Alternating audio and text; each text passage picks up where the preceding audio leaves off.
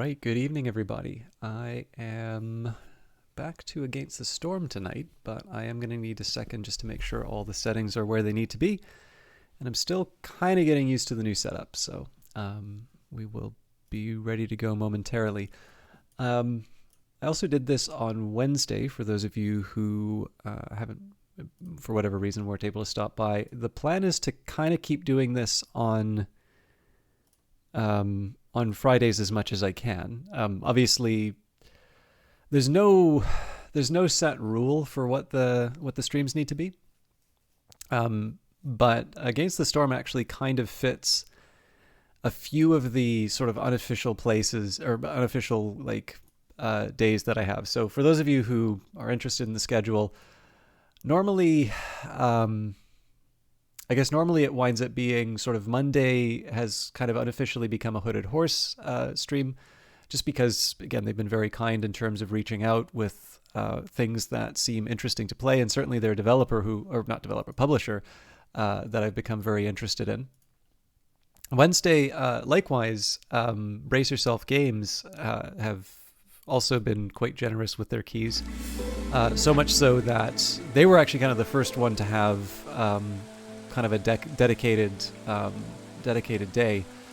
And so Fridays kind of wound up being a bit of a free day. Now, the thing is that Hooded Horse is releasing a lot of stuff, and it makes it a little difficult to sort of go in depth with games while also sort of covering the things that I'd like to. So in the case of Against the Storm, this is a game that I was given from Hooded Horse for promotional purposes. That's, of course, a good disclosure to put out at the start of a stream. I'm obviously quite a fan of it, so it's certainly not that I'm only playing it for that reason, but it's definitely something that I want to be as clear about as I can at the start. But yeah, I mean, and again, like the purpose is, I don't really know if people come to the stream specifically for a given game, or if they are used to saying like, okay, like I'm always looking forward to Wednesday because I love Brace Yourself stuff, or, oh yeah, I always want to see a strategy game, so, I'll always be able to show up on Monday. That's very useful feedback for me, incidentally, if you are watching for those reasons, because I'd like to try and give people good reasons to be watching, and some people just kind of want to hang out and hear me babble over some games. Other people may be looking for something very specific, and if I can try and do both in a useful way, obviously I want to try and be as helpful as I can with that. But we get two sessions of Against the Storm this week, because I think I did say I was going to do that anyway. But number two, I kind of feel like playing it. Although, if I'm completely honest, I would like to get back to Old World at some point, and then I'd also kind of like to make a little bit more progress on Terra Invicta. But I feel, I don't know, one thing I really like about Against the Storm, and I think this might actually be one of the reasons this game it feels like it's kind of found its audience. I like the fact that, the sessions wind up being relatively short. Like, you can sort of imagine sitting down and completing a settlement in a play session. So even if you don't wind up going through the full sort of overworld and all of that, it's still one of these things that really, in my opinion at least, it's one of these things that's good for just sort of sitting down and spending some time with, and you don't feel like you're making a major time investment. And I contrast this with RPGs, and I'm happy with RPGs, but it's very rare for me to sort of sit down and say, oh, I'm going to spend a few minutes with Divinity Original Sin. Usually if you're going to do that, you're sort of committing to a long play session, and if you just nibble at an RPG, I sometimes feel like maybe you miss some of the thrust of the story and such. So now again, I don't mean to compare Against the Storm to an RPG, but I kind of hope you get the idea. So anyways, those are a few reasons why Against the Storm is getting a little bit more playtime than you might expect with some of the other ones. And again, there's way too many games for me to try out. I want to try and be just to all of them, but in this case here, I'm very happy to build more fantasy cities and see if I can get a better handle on the kind of the supply lines. So, Lighthouse update. Discover new Glade events, place large decorations, and complete brand new deeds. We also introduce balance changes to the Scarlet Orchard and manipulate UI improvements based on community feedback.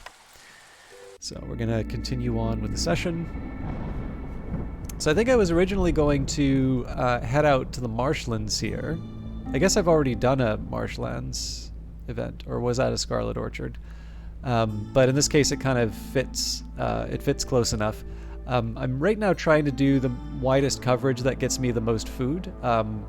It may be that that may not be a good approach. It does seem like there are, like, the cost of going wide seems to be missing out on some of these question marks. Although it's fair to say that, these very far ones, there's not much hope of me,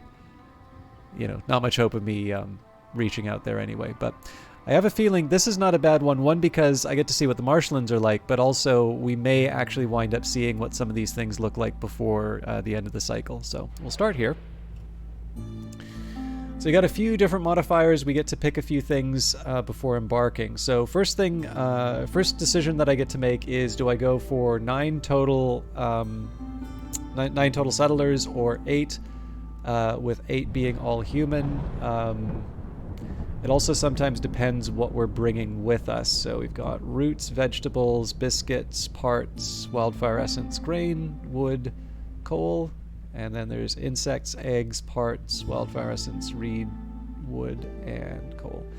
It's not a whole lot that really compels me to say we want to be going for the human-only run.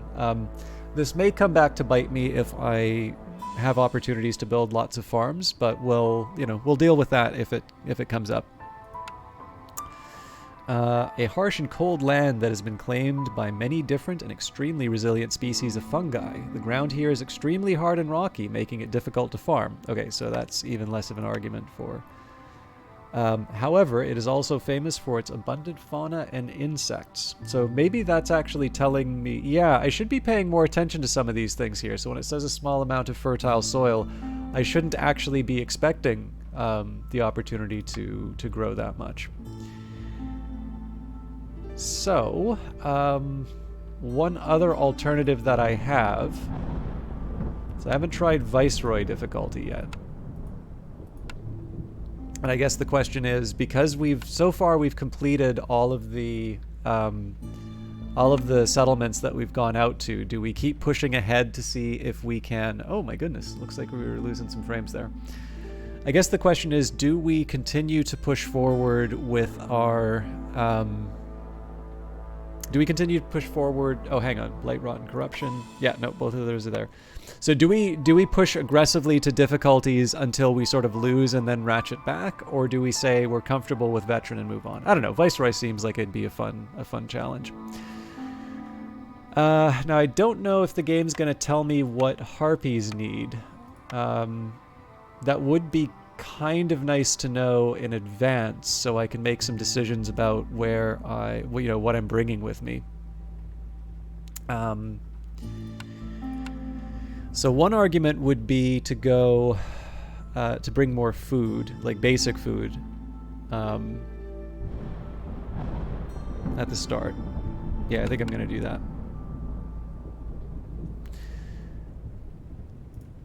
And away we go. Okay, so gathering knowledge. The marshlands are a gatherer's paradise. Gathering speed is increased by 10% for every 2 workers assigned to the gathering camps. And giant organisms. The marshlands are home to enormous life forms. Giant resource nodes can be found in forbidden glades. Each glade will have a different one. So for positives, we've got mushrooms after rain, +3 to mushroom production. Gain additional mushrooms every yield from gathering, farming, or production. And then we've got Looming Darkness, so -4 global resolve for each, for each hostility level. We've got No Contact. Harsh weather conditions make it impossible to reach the Citadel. Gathering reputation doesn't lower impatience. Ooh. And I think that's only... So that only seems to be if we're in the storm. So I suppose the answer to this is once we're past Hostility 2, we try to get a little bit more careful in terms of reducing the impatience. Piercing winds, extremely strong winds make it difficult to sustain the holy flame. Fuel efficiency is 200% lower. Okay, so we're definitely going to need to find better sources of fuel than wood. Faint flame. Strong gusts of wind strike the holy flame. Resources you sacrifice in the ancient hearth burn 40% quicker. We haven't actually really done any sacrifices yet, but we'll think about it. And a humdrum and peaceful atmosphere brings back memories of the Citadel, home-cooked meals, and cozy beds. So, Melancholy, active from Hostility 3, villagers have a -2 penalty to the resolve, and a stack of this effect is added every 60 seconds, my god. So to prevent it, fulfill the following needs: complex food and housing. Okay, yeah, we've got our work cut out for us here, so I think honestly probably the best I can do is I'm probably going to want to clear out the I'm probably going to want to clear the level as soon as I possibly can. Easier said than done, though. So, actually, before we do that, let's read about trade routes. Once you have a trading post in your settlement, you can access trade routes. They allow you to export goods to other nearby settlements in exchange for the main currency of the realm, Amber. You can open the trade route panel by selecting the icon in the top right corner of the screen. In the trade route panel, you can see the goods your closest neighbors are willing to buy from you. These are called offers. Offers change with each season and depend on the biome a settlement has been built in. There are 3 main parameters to keep in mind: payment, how much the settlement is willing to pay; travel cost, how much it will cost to send a convoy; and travel time, how long it will take to traverse the trade route. After accepting an offer, the chosen goods will be sent to the selected town. You'll be able to collect the amber you've earned for the resources you've sold when the trade route's travel time expires. Each successful trade with a neighbor will increase your standing with them. The more a given settlement likes you, the better future offers will be. So trade, I'm certainly very happy to have more opportunities for trade. Now, before we go too much further, let's refamiliarize myself with the needs of my various subjects.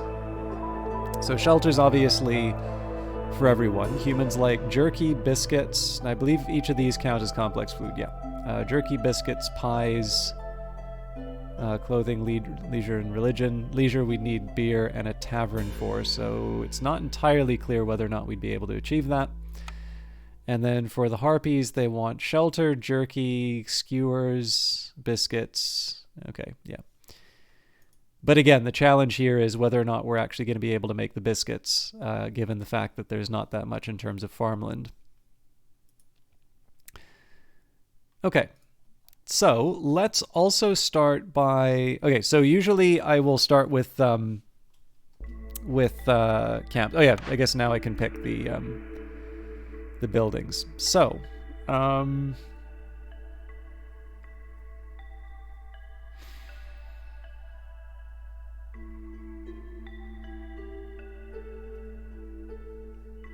the carpenter is actually very tempting here, because I haven't normally had an ability to access simple tools. Also want an idea here, so Scavenger's Camp, which I believe we already have? Yes. Okay, I am going to try a carpenter.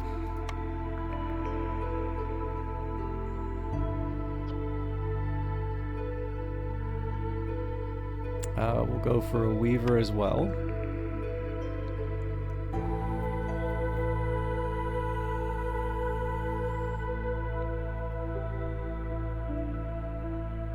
It's kind of hard to turn down a smokehouse when two of my races like jerky. Okay, so let's start with the basics. So first thing we want to do, I usually put down 2 woodcutters camps. And it seems to me like we have the most opportunity by sticking one here, because we're going to be able to access... nope, not 3, only 2. So if I put it down here, Debatable as to whether or not we could. Well, let's start here because these are small ones anyway. And then,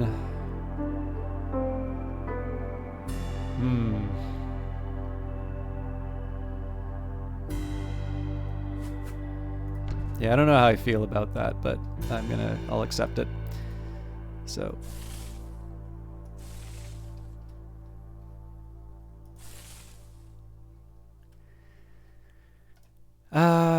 Okay, so,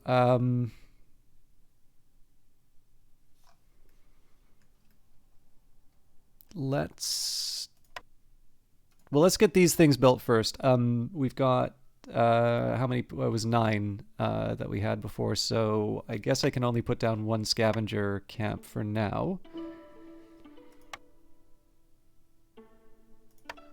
And then at some point I want to put down a trading post, although maybe it would be nice to get it out of the main range. Well, we'll figure it out.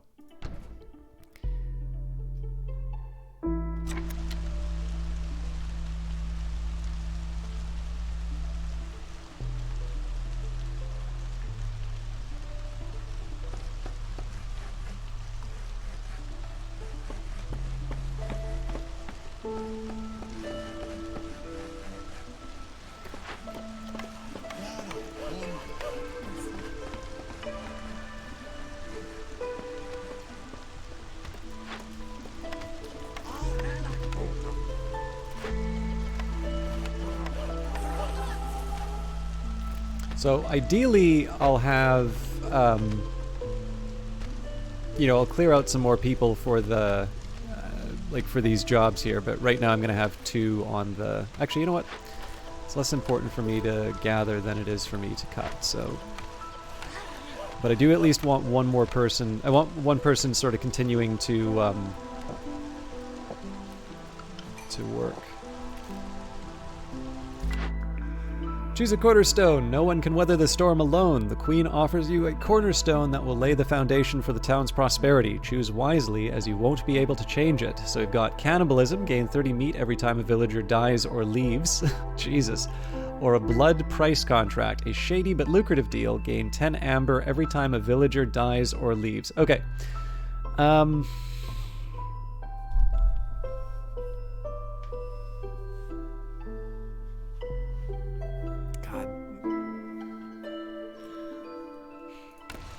Go for the blood price contract. Not even necessarily because I don't like meat. It's just that I have the opportunity to buy other things with the amber. All right, I should also be working on this shelter. So let's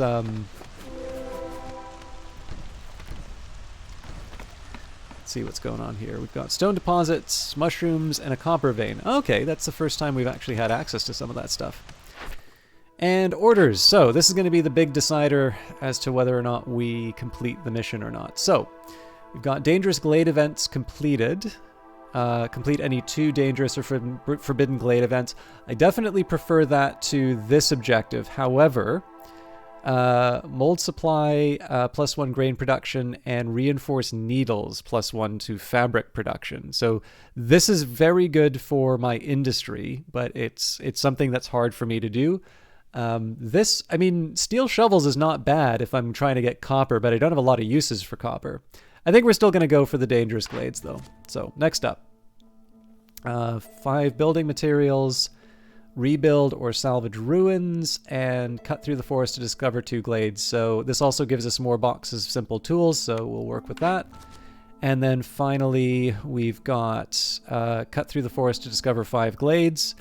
That'll give us workers assigned to glade events can carry 5 more items, bricks, and planks. Alternatively, get more simple tools. We get some biscuits. We get some, give them 10 amber and traders. Oh yeah, so this is definitely one we want to go for. Okay. That was actually not as painful as I thought it would be. So that was a bit of a blunder for me not to start the shelter right away, but we should be able to sort it.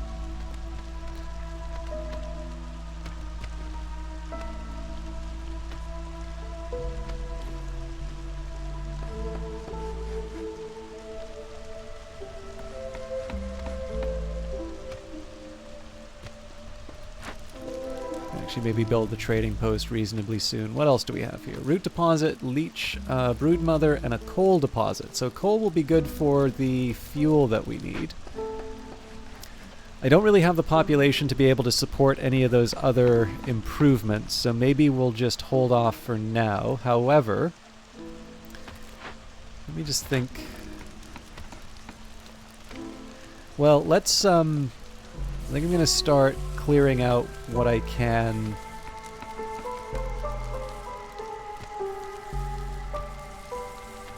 I'm going to start clearing out what I can here first. Eventually what we're going to do is move the...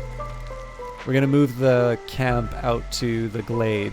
Obviously it's a higher priority for me to get that stuff sorted, but we do want room for our kind of our living spaces.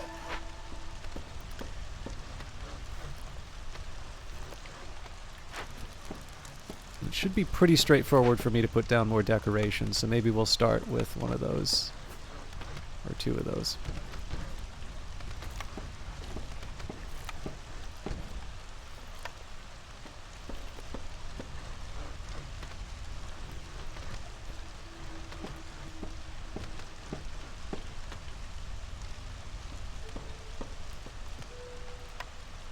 Oh, that's bigger than I was expecting.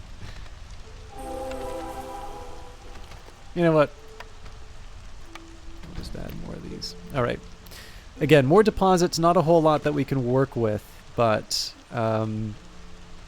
it gives me a start. More importantly, we've got some space outside of the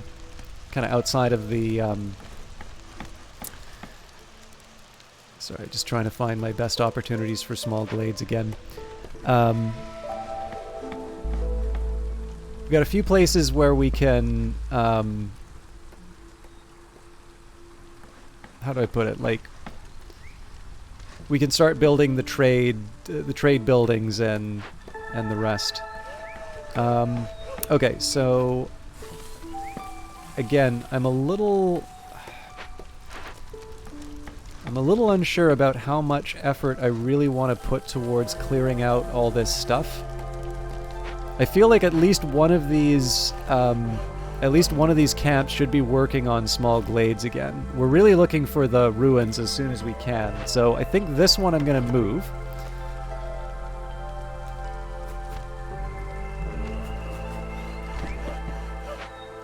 Maybe we'll put down the trade.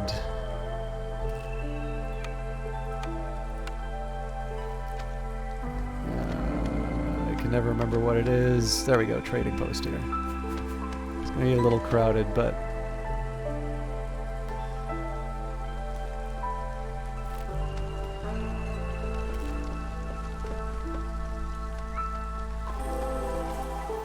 Okay, what's the story here? Snake nests, grass cap mushrooms, and a small encampment. Small encampment's going to want vegetables, or...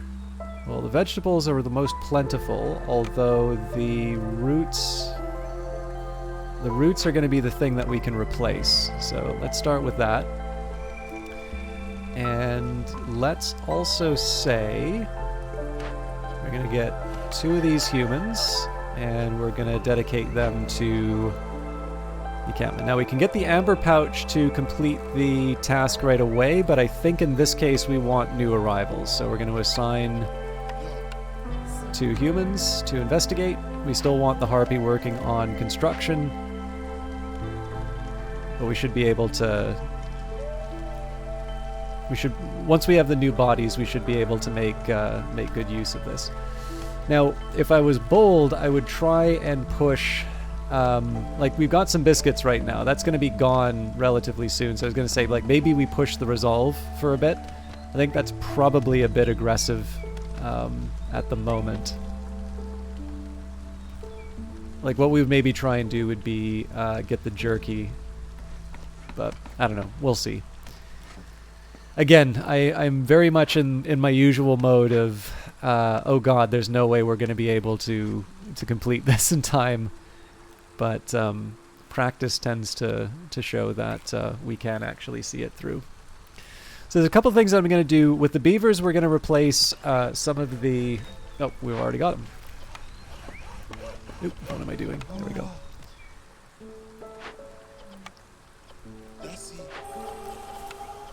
So we also need to build more shelters.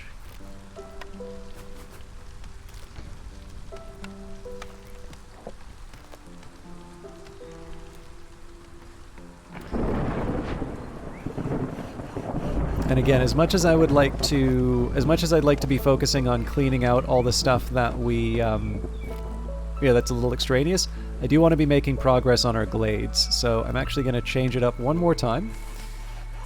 And I'm gonna try and do a Forbidden Glade early. This may come back to bite me, but I want to see whether or not that's viable moving forward. I'm also going to reset the... So again, I don't mind this one sort of clearing out space. This is close to the shelters and all of that. So I think there's some sense in... Oh, and this can be moved for free, so we're just going to put this a little bit closer to the roots. Oh boy. I don't know what we do about this. We'll see if the shelter saves our bacon.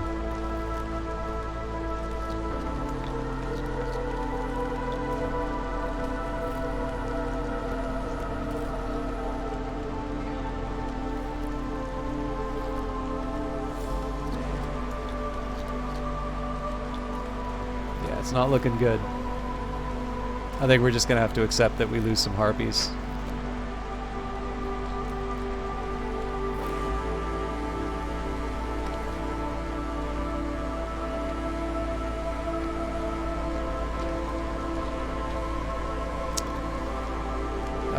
The tricky one here is if I show too much favor to the beavers, then I'm going to lose humans as well. So what I'm going to do is I'm going to hold out as long as I can.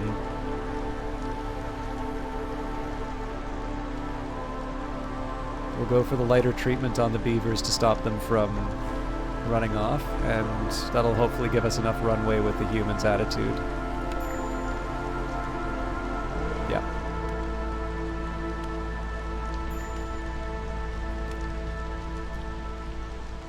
Now we won't turn in the trading post yet because of the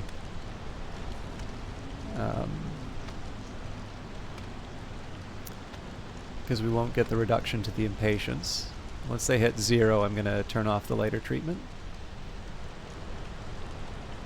Okay.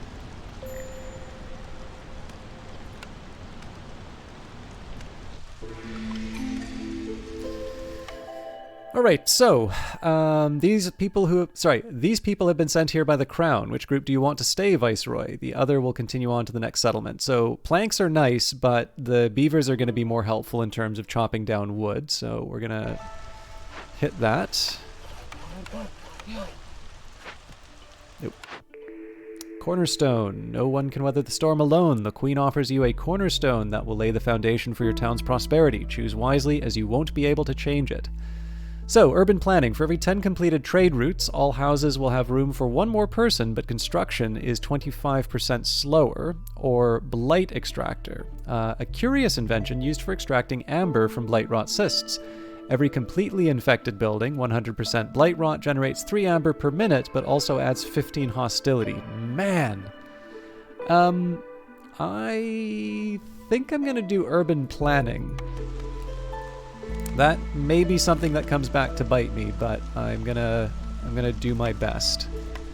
And I almost forgot, we need more shelter, at least until we complete the trade routes, which reminds me I should be looking into that. Okay, what's the deal with the trade routes? So they want planks or leather. That's the smoldering city. Vegetables or skewers, fabric or training gear. Oh, and they need provisions. Okay, so this isn't quite as useful to me until I start making packs of provisions. The amber's nice and all, and I can see how we would want this to be something we follow up on, but until I have a good line of provisions, I don't really feel like this is an option for me. We can, however, deliver the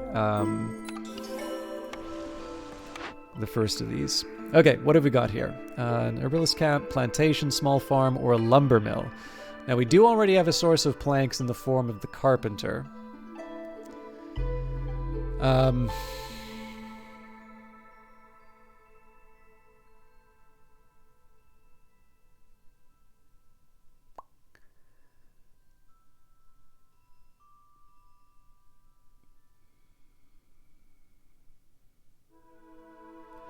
I'm going to try a small farm.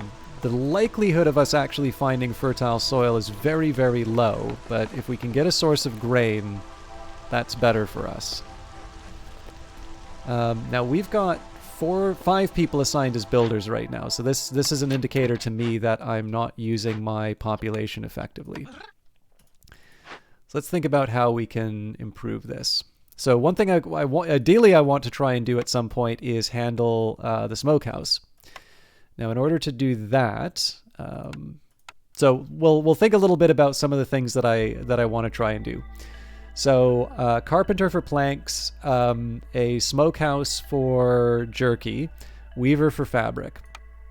So let's say the smokehouse is the biggest priority right now. So that needs planks and fabric. So with that in mind, we would want to put down a carpenter and, okay. Right, so I guess the best we can do right now is just put down a crude workstation and take the hit for 8 planks. Not my favorite choice, but it's unfortunately a necessary one. So put one of those down for starters.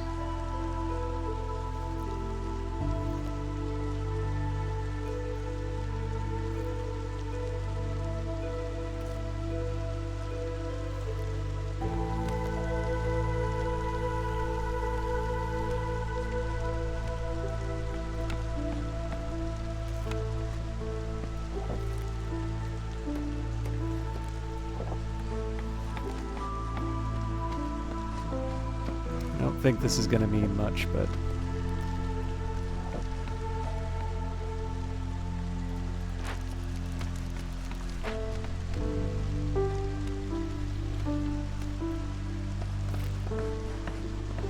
so I'm going to start going for some more dangerous glades earlier on just to see if we can get any of those ruins to rebuild, but that may, there may be consequences for that later. Okay, so let's say we're going to do a limit of 4 on these.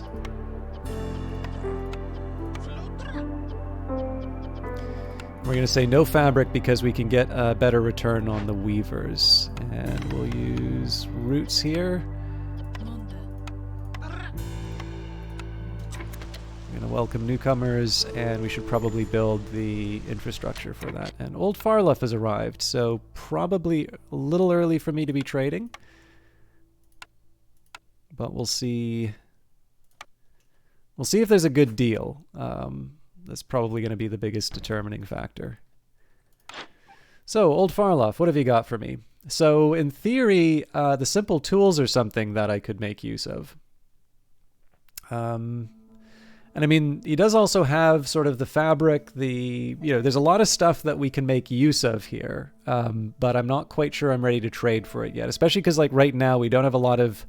I'm going to want the parts. The wood, the reed, leather, these things aren't really worth all that much as far as trading goes. So I think I'm gonna hold off.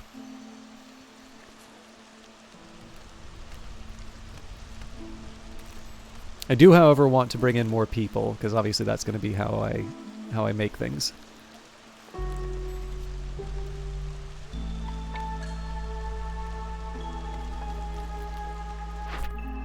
More missions.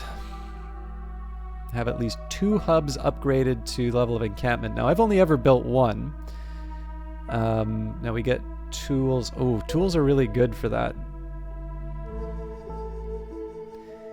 Alternatively, the Blight Post. Well, hang on. We've said that we have a way of building tools now, so maybe we'll hold off on that. Blight Post is probably something I'm going to build anyway, and Purging Fire in the Blight Post. Now, this is going to be very expensive fuel-wise, but we do get Creative Sea Marrow in response, as well as extra Purging Fire. So I'm a little reluctant to choose this one because I know what it's going to cost, but I do think it's going to be worth it in the long run. And I think this is pretty much an automatic. This is tempting because of the extra harpies. Oh, and the extra harpy resolve is good too. Okay, let's see if I actually have a way of generating those packs before I go too nuts. I need to build a special building for them.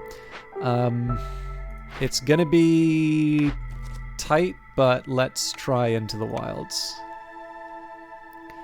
I've been kind of aggressive in terms of pursuing the glades, so like a lot of the easy stuff we've actually already broken through into, so we'll see how it goes though.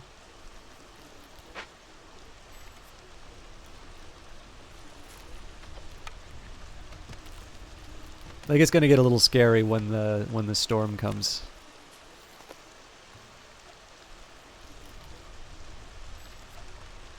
I don't know. We'll see how it goes.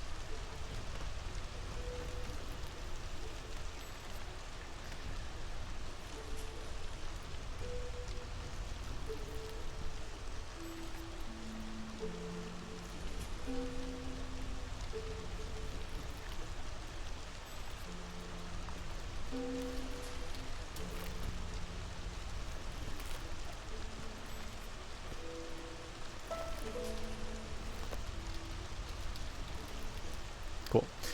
My apologies for checking in on chat every once in a while, but I feel whenever there's a little bit of a lull in the back and forth, I'm always a bit worried that I've been kicked out of the chat room by Twitch again.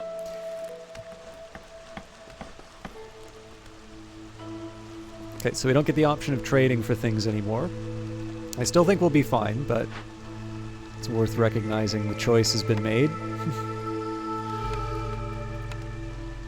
Now, did we complete the job and I just... Ah.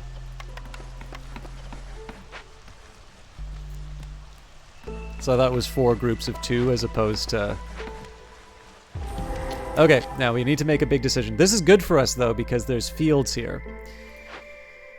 So, for Forsaken Crypt, so in 10 minutes we've got... Buried riches, what was once taken must now be given back. All stored amber and wine will be lost, and an impatience point.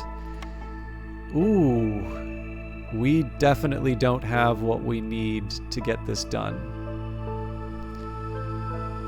Now, fortunately, well, no, because the impatience point is still tough for us. I really don't want to have to give up simple tools, but I really think that's the only option we've got here. So this is a nice big return, but Send to the Citadel is definitely where we go with this. So the thing we got to think about now is how do we get these and how do we get them as soon as possible? So the Carpenter is the answer to fast production there.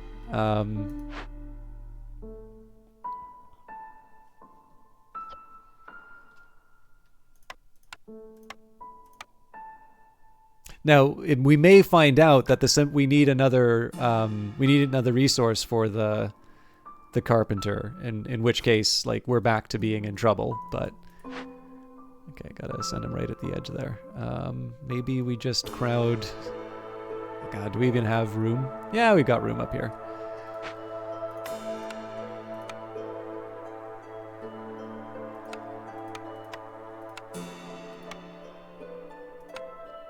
Oh, right, but I need fabric. God, I made the wrong choice here. All right, well, that's fine. We build the Weaver.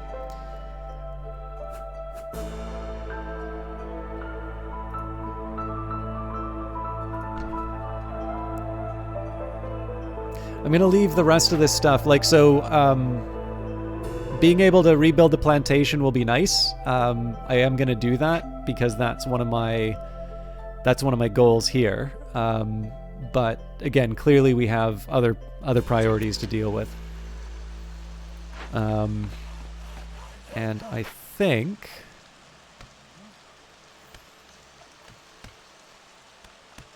I'm debating as to whether or not, yeah, you know what? I'm just gonna highlight as much of the woods here as possible. I'm going to hold off on any additional glades for the next little while. The impatience point is really going to be what sinks me.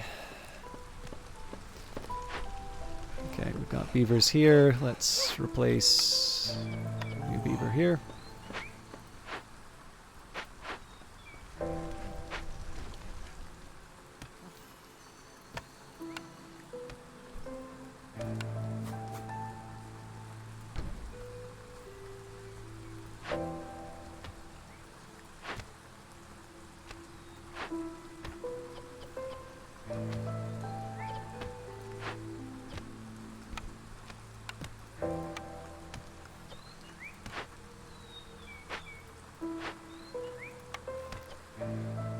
We're going to move this down to 5 after.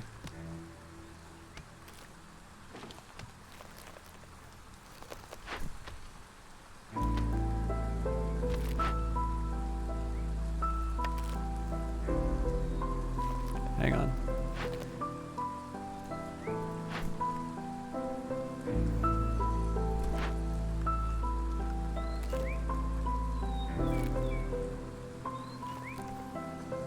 Okay, I want to limit the rate at which I'm acquiring the planks. So we've got the 8 for...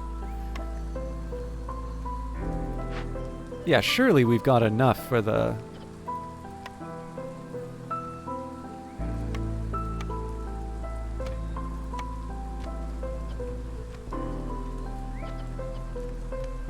How you doing, Beepo?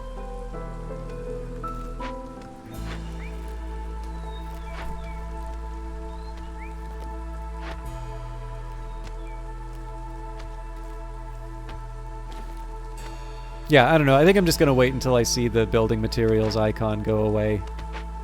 That's probably not the right way to think about this, but I really do not want to be... Like, I really don't want to get an extra impatience point just for being a little tight-fisted with my resources. I do hate that I've got 4 workers kind of sitting idle, but we know we're going to be building up the Weaver. Okay, so we've got 2 of 5...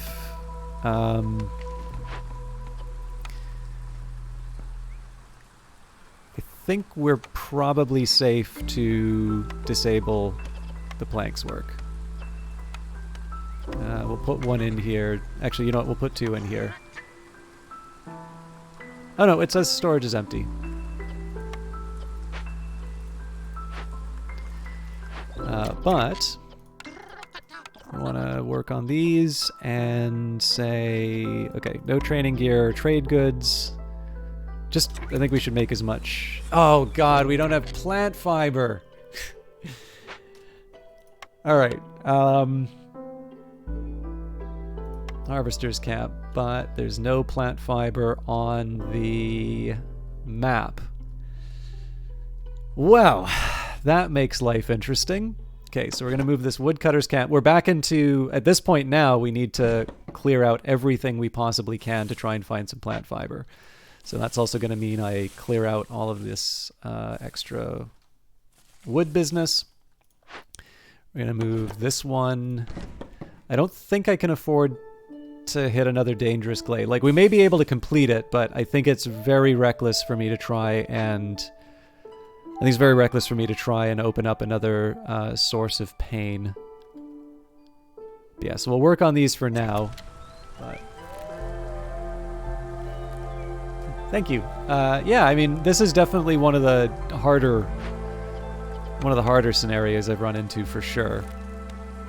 For some reason, I thought we had a lot more plant fiber than we actually do. We could call someone immediately, but I feel like that's going to cause more problems than it's worth. So I think I'm just going to eat the impatience and see if we can... Oh, hang on, we can use reeds.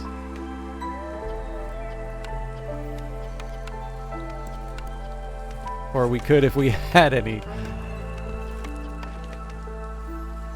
Okay, leather it is. It's probably not an efficient use of it, but it gets me what I need right now. And we probably lost some precious time on the crypt, but...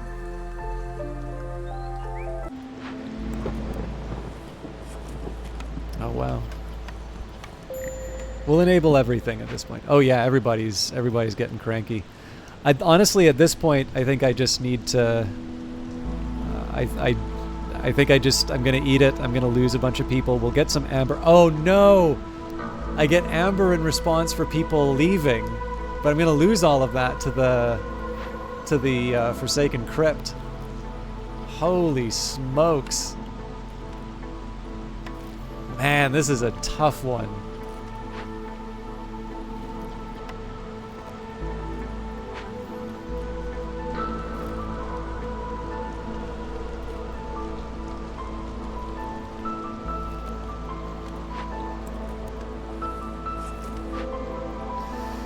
Okay, for more fertile soil, which is going to be good for making biscuits, but it's definitely... Oh, hang on, the plantation's going to get me the plant fiber. Okay, yes. I need to start thinking straight again.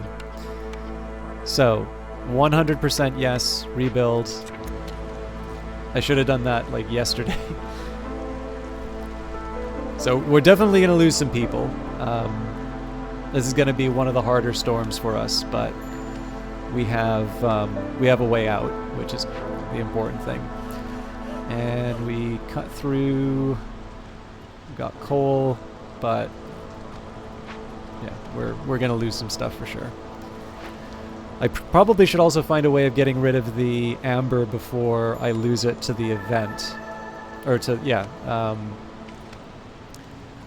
again, we'll see what we can do with all of this. Right now, I'm just gonna clear out whatever I can with the woodcutter. But this definitely is not a high priority. Like, this is just so I can get more stuff. I think we're gonna wind up losing like 3 people out of this. Oh, maybe not. Cool.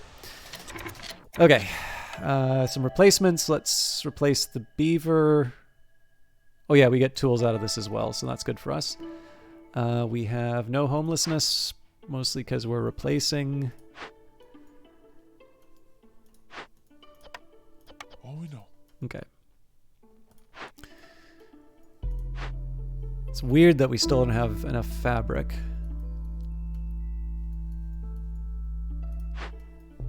Definitely don't have enough tools.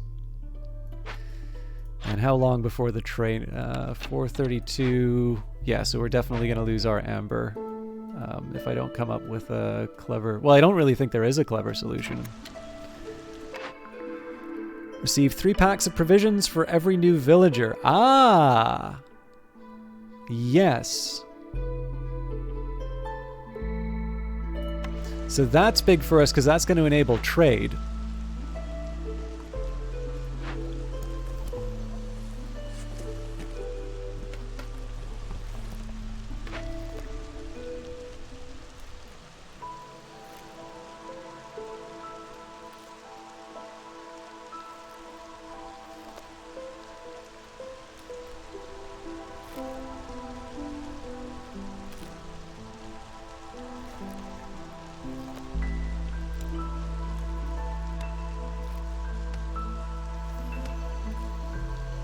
So we'll see where we're at once we get the plantation up and running.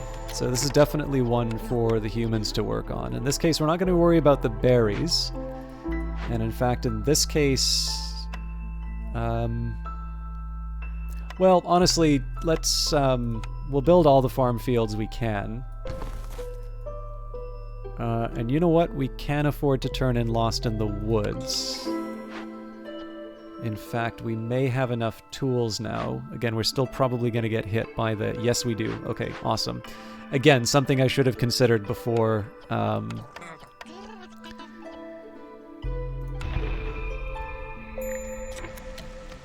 Jesus. We're going to lose more people. Yeah, I mean, we do what we can. We're going to lose our amber, but we're on track for a slightly better future.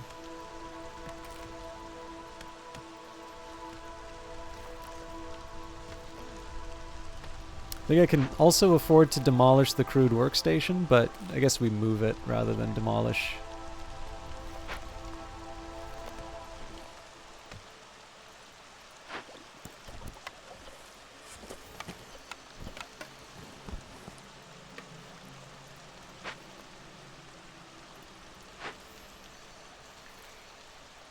We're gonna lose a beaver.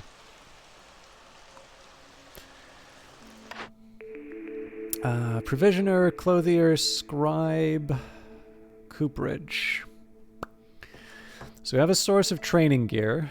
Coats would be nice to make the humans happy.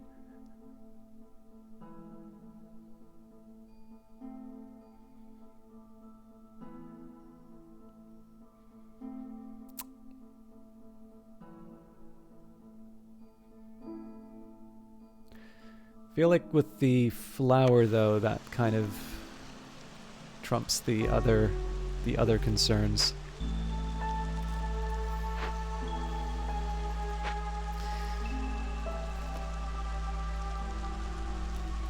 Not looking good right now, though. Okay, so let's get the purging fire down. Oh, we can't because we need bricks. Good lord. I am in so much trouble.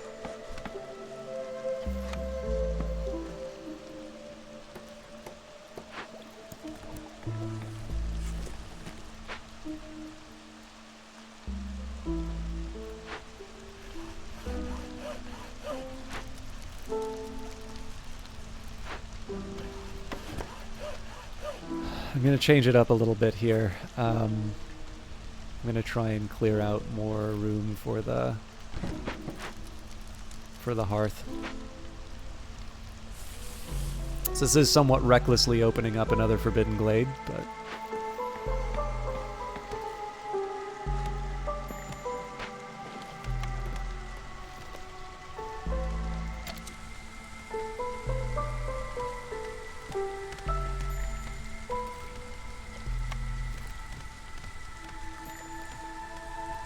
so many villagers lost.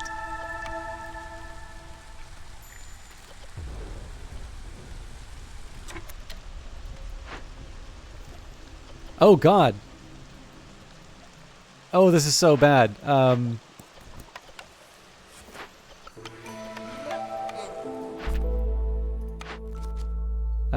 Okay, 15 harmony decorations or the need for leisure fulfilled. Neither of these are really realistic for me. We're making grain though, so basic rights is a possibility, and we will almost certainly be able to mine copper.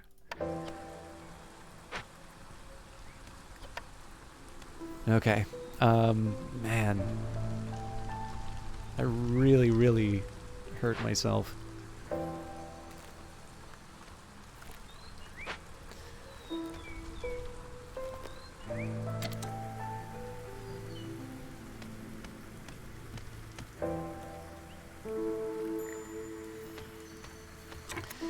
Let's see if the trader can give us anything that we really need. So all of that amber would have been helpful for trading. Tools would be helpful, but we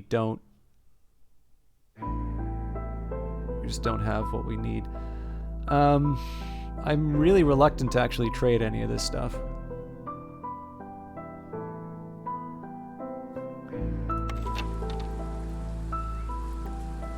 I also need a farmer. God, we don't have anybody working this stuff. Yeah, we just don't have enough people anymore. I let too many leave.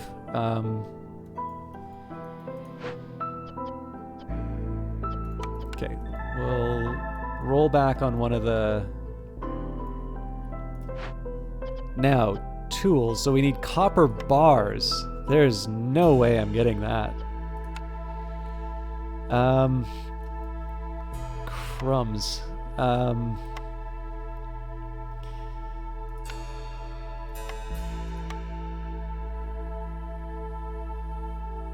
Yeah, Viceroy is probably... I mean, in fairness, I've been playing this very arrogantly.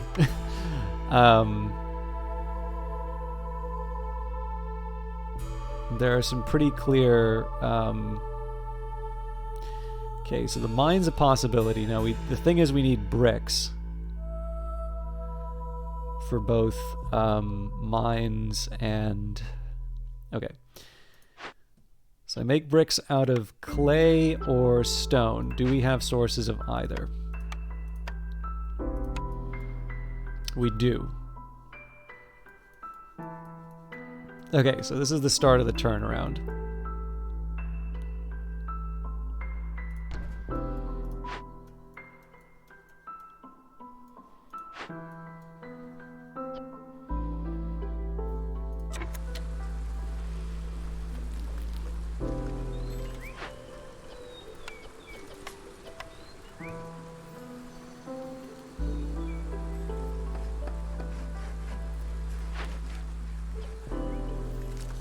Now, it's debatable whether or not we actually need the humans running around in the plantation right now. In fact, we probably have better uses for them elsewhere at the moment.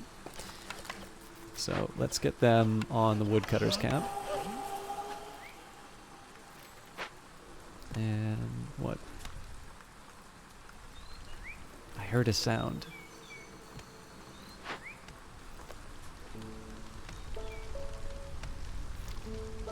Good news is we'll get another building soon, and hopefully that will be reducing the Queen's impatience.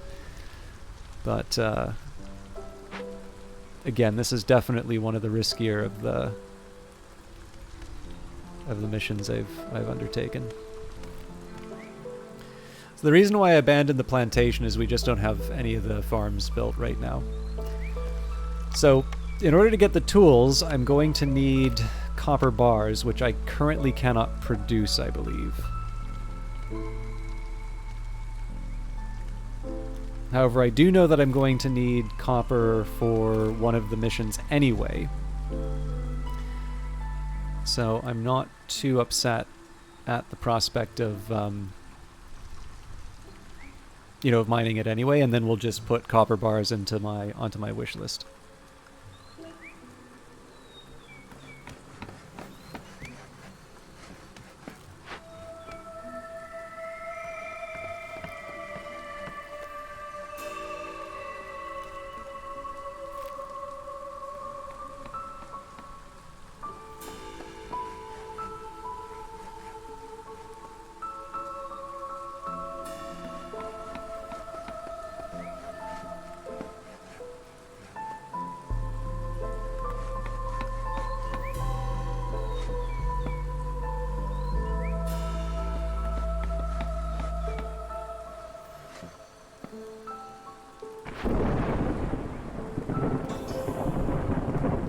Never a sound that makes me happy. So we're going to need quite a few tools. I'm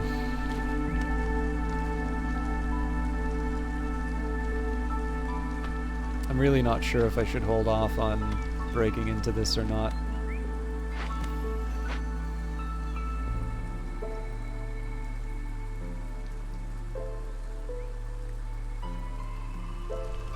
Two more glades that I need to get into. One is pretty clear. I'm definitely going to move towards this. Oh, this is good news. All right, well, we know what we want for the smelter. I think, yeah, it's one of the easiest choices I could have made. I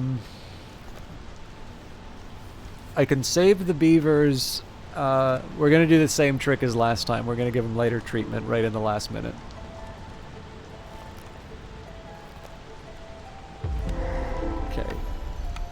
What are we gonna get savaged by now? You're kidding me. Oh, no, we have a hope here with the fabric.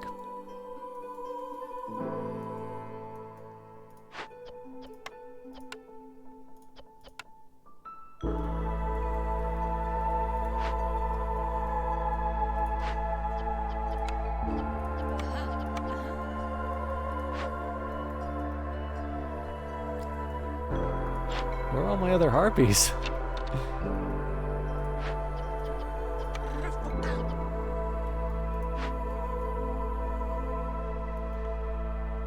Okay, let him finish the job here.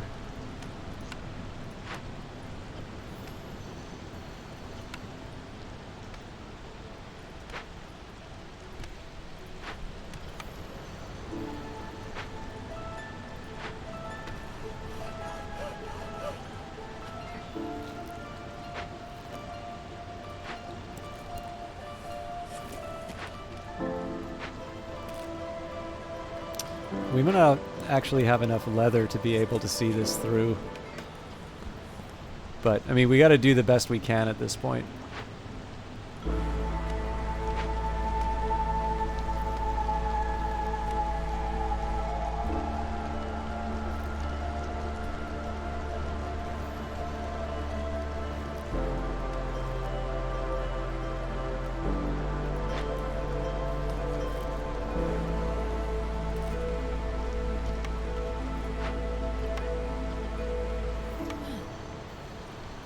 We're still going to ascend to the Citadel where we can.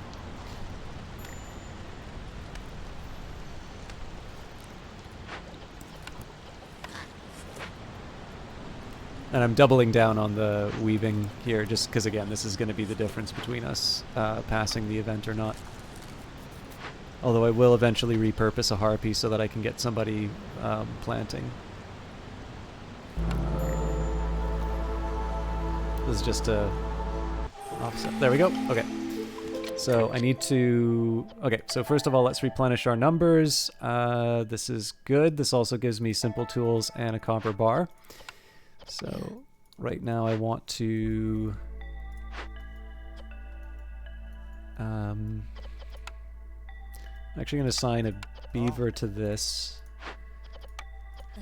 So humans making plant fibers is going to feed the weaver. Now that's not something I immediately need, but it is. It's right now a priority. Again, we still don't have the fabric that we need. We're producing what we can.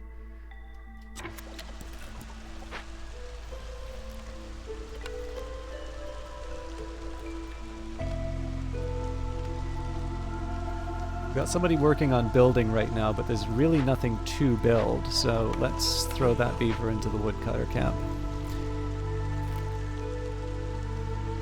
Well, I suppose there's bricks. Alright, Woodcutter's Prayer. If you want to take, you first must give. +1 to wood production. Lose all stored fuel upon picking this cornerstone.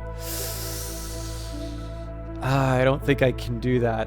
Some workers just can't stop working. Gain 3 barrels for every 10 planks produced. That I can work with.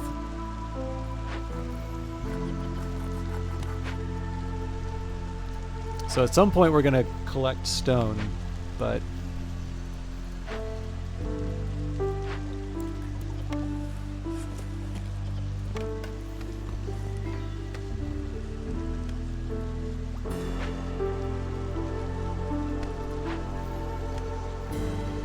kills 5 random villagers? Oh my god.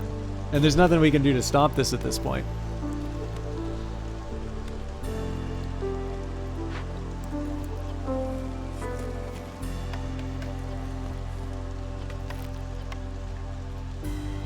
The best we can hope for is trades in 6.5 minutes. So I'm pretty sure this is... I think we're going to lose to losing all the villagers before we lose to impatience. One Hail Mary I can do is to cut my way into another one of these glades and hand in... Yeah, we're going to move this one over here.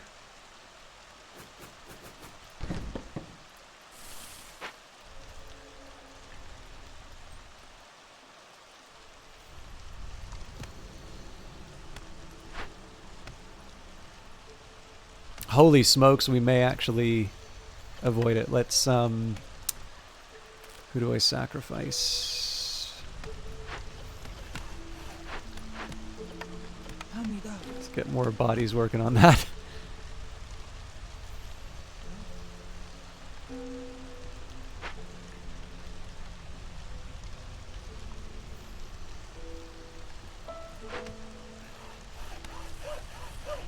Good news is, we will have cleared out some room for new houses when we get back on our feet as far as population is concerned.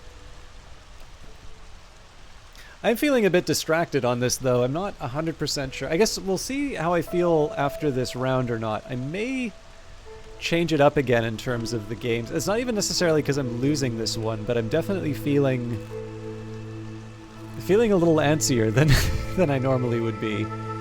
And I'm not sure if this is translating into... I'm not sure if this is the reason for the bad decisions or what. I don't know though. Like I like this game quite a bit, so I'd like to stick with it if I can. But I was feeling a little unsure about what to play. I'm very tempted to oh, Cooperage. Sorry, I thought this was a bathhouse. Okay, let's do TikTok. Okay, we'll hand that in. Again, bought us a little bit of time. This is for luxury, not leisure. Harpy House. So that makes the harpies happy, which will give me ticking resolve. Now the bakery would be good because biscuits make beavers and humans happy. But the Harpy House costs fabric. This is a tough one.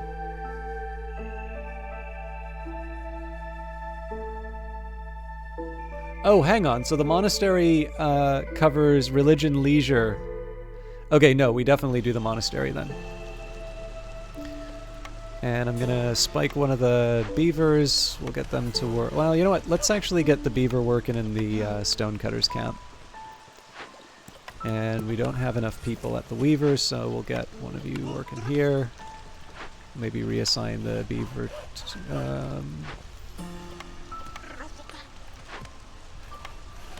Reassign the beaver to logging. Okay, so what do I need for a monastery? A bunch of bricks. Okay, so I can't avoid this any longer. I gotta. Even if it's inefficient, I need to build it out of the bricks. Okay. Also, at some point, I need to...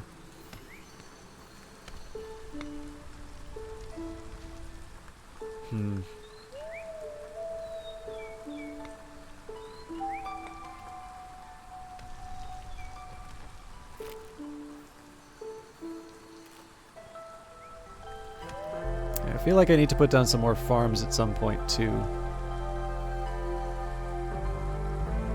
I don't know, let's worry about clearing out the glades first.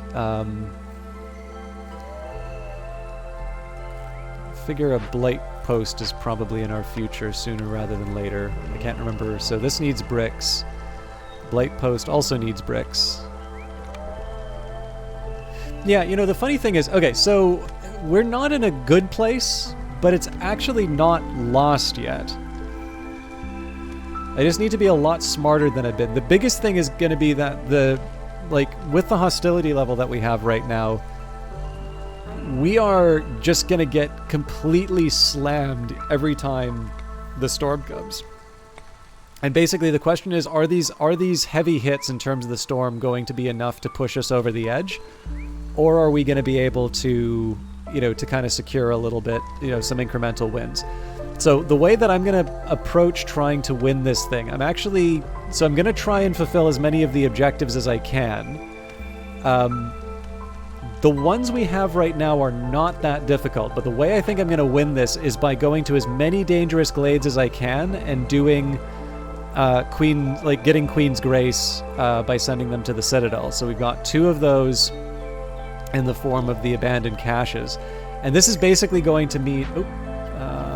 we can work with that. So I just got to figure where I want to move them.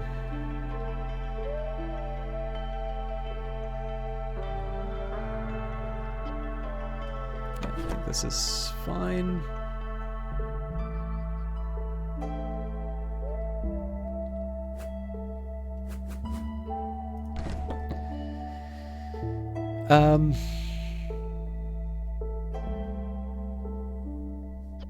More orders.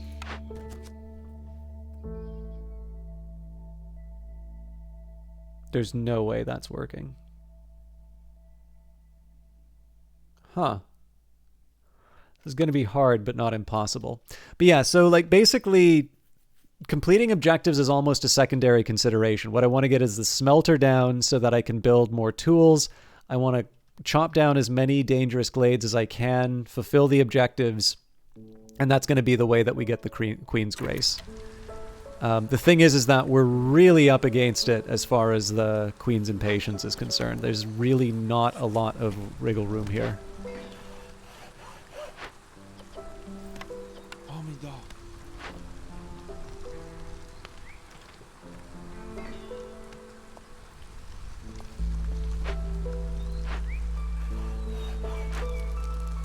Also, we haven't done a bad job of cleaning all this out. Okay, so at this point, let's get one person working on bricks.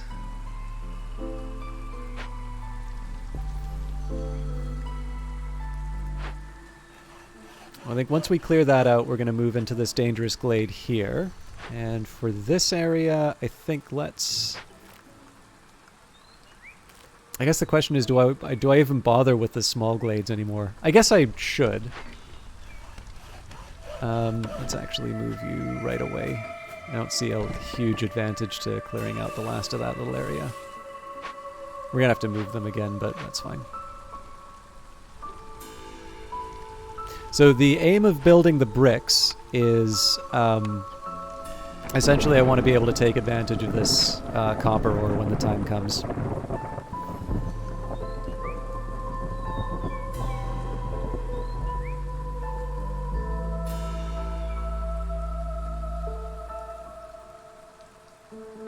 So there's a lot of dangerous glades. Again, it's a sort of it's a dicey proposition. Like it's not at all clear that we're going to be able to get what we need.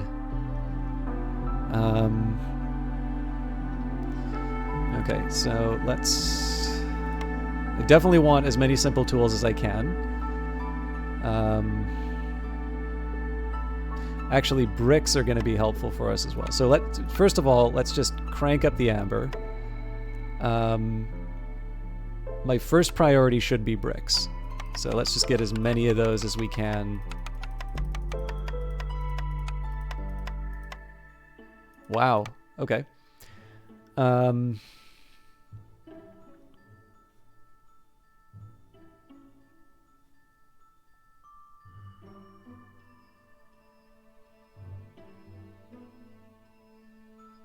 Don't really have a source of vegetables, so let's see how many more of these we can snag.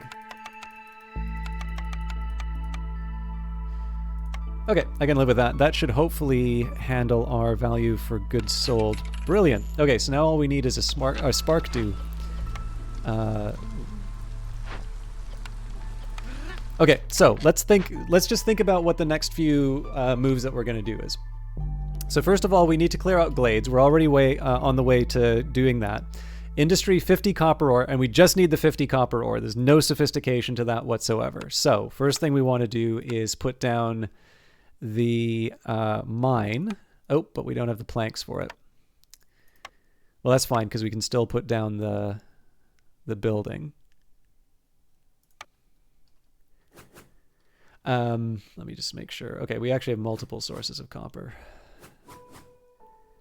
We need to chop down some woods for that, so we'll put it down here. And apparently I don't have the parts? Yeah, lies.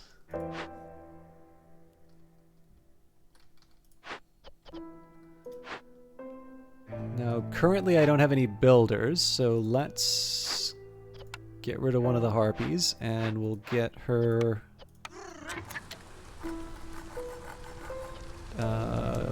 yeah, we'll work on the planks. Okay, next up, I'm going to want to build a smelter. Now, we actually have all the resources we need for that, so... honestly, it doesn't even matter where we put it, so I'll just stick it here. Everybody's sad.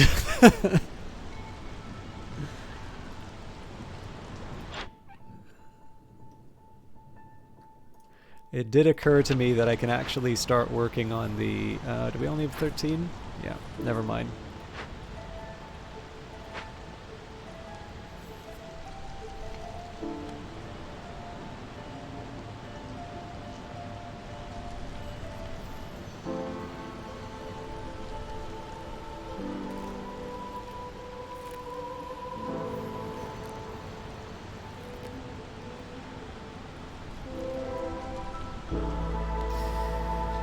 Roots, snake nest, and copper vein. Well, I mean, I'm glad we're getting so much copper. It's just not what we need right now. And the fire is going out.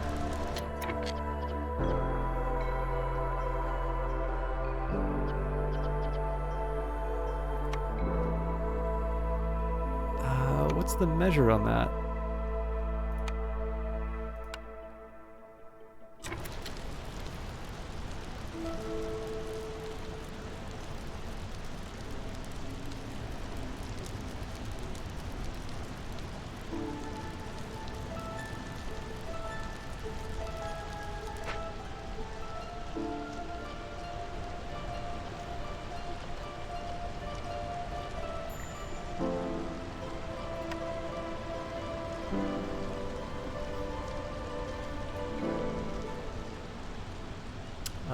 If I give them light treatment, that still isn't going to be enough, so we can do that for the human to stop them, but we're in some serious trouble. I think our losses from departures exceed the replacement. Oh no, we lose the human no matter what.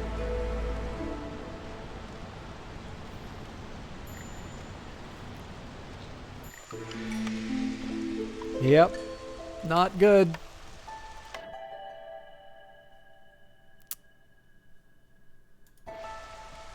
Okay, we need to take stock of what we've got in all of our buildings. So first up, keep humans on the...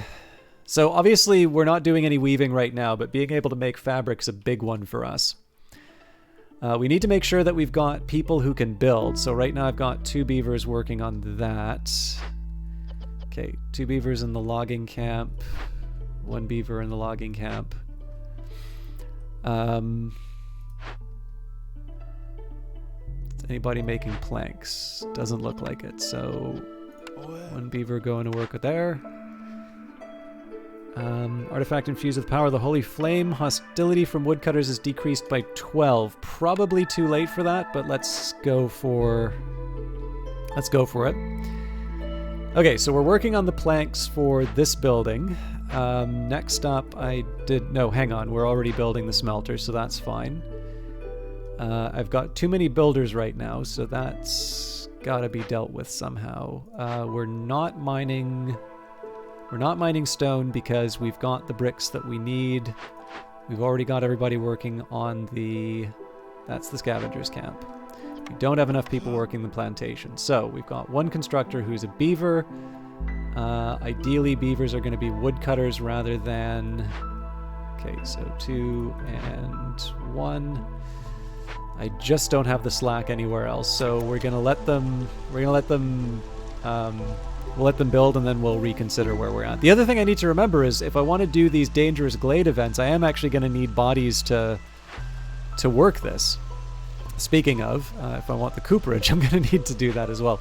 I think we're going to hold off on restoring the cooperage just because we don't have the bodies for it. But I can do Into the Wilds. Cookhouse, cooperage, brewery, temple. Well, the monastery should clear the... Oh yeah, actually, hang on. Let's get that monastery down.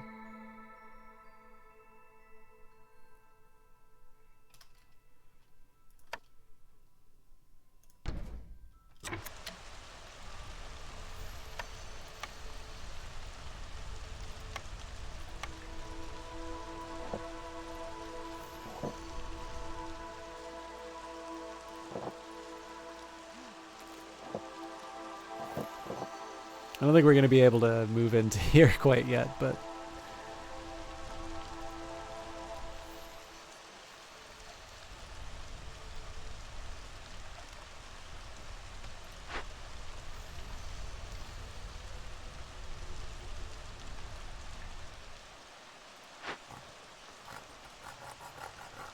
Now that was unexpected.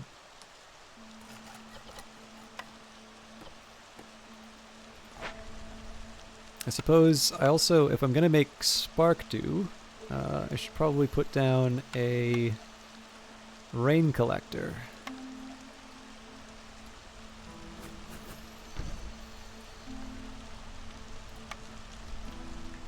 So this will take a while for all this stuff to get built, but that's fine. Okay, so I guess the next question is, what's the next dangerous glade that I investigate? I guess it doesn't really matter which one, but it will take me slightly longer to unlock this one, so...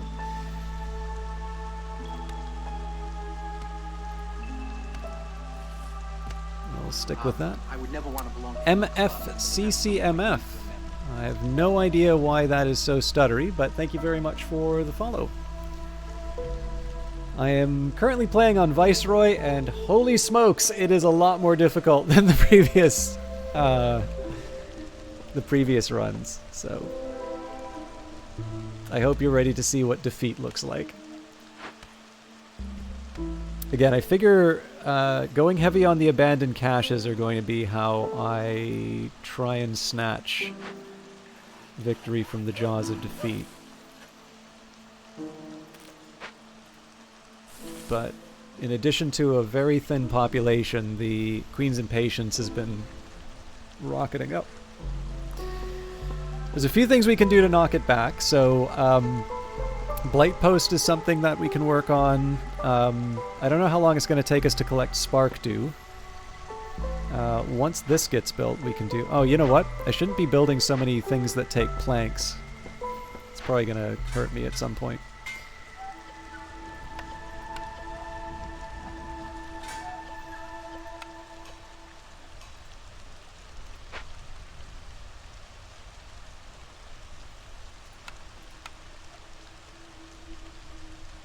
Yeah, well, let's leave the Blight Post for later.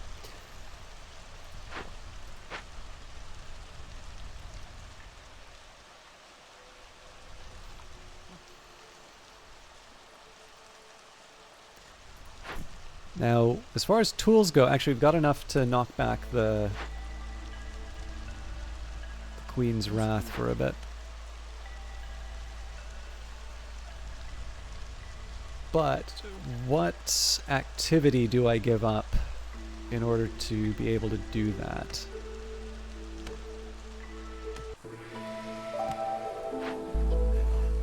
Let's spike the beaver for a bit now.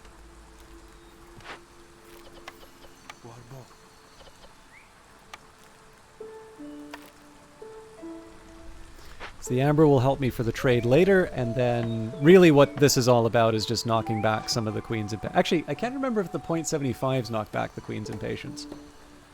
I guess we'll find out sooner rather than later.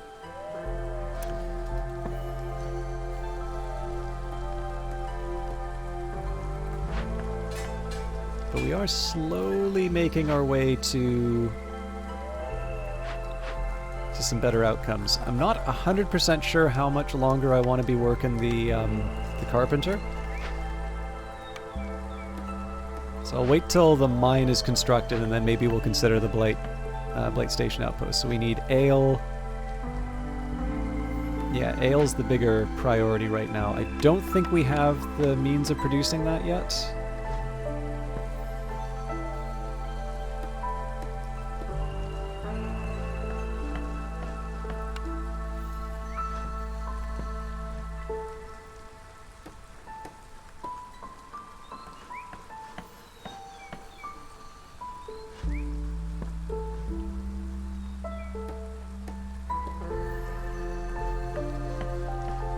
Nope, ale's definitely a tough one for us to build.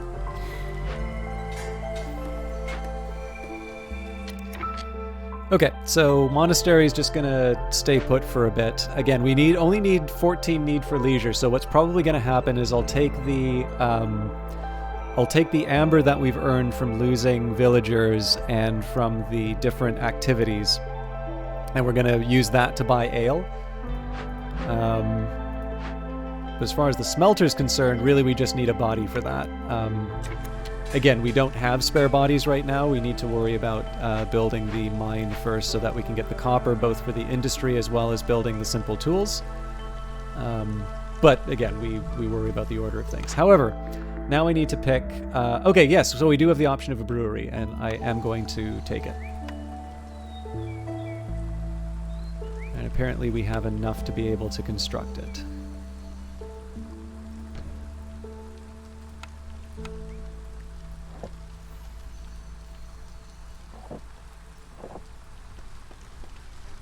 Gives the builder something to do, I guess.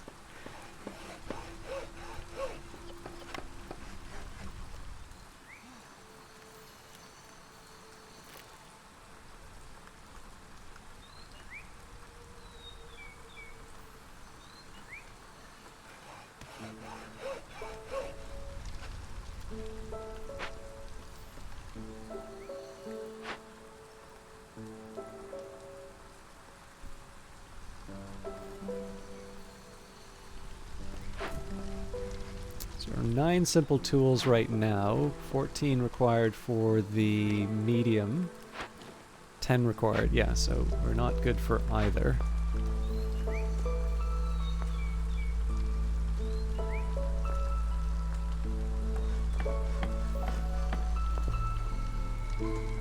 So if I wasn't trying a strategy of clearing out as many dangerous glades as I could, I would probably be reassigning the beavers to mining operations. But for now, I'm just going to let this beaver do its thing. I'm going to have the one beaver... Oh, actually, in 38 seconds...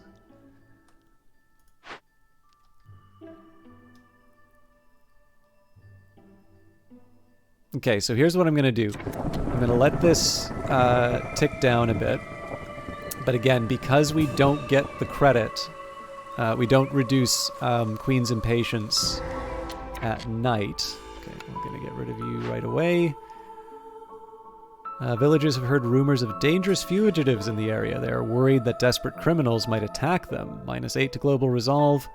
It's active only when the corresponding glade event is being worked on. Now it looks like that's just a straight up work this thing no matter what. Now,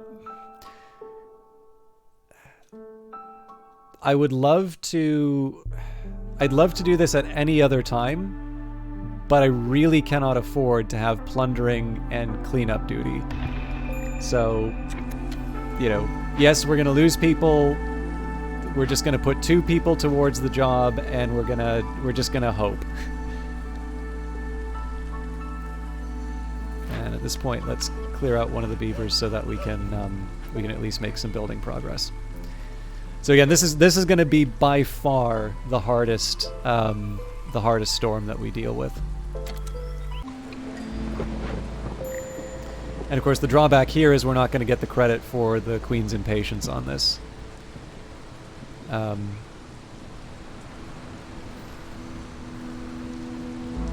Oh, actually we are, because we're not going to complete this in time.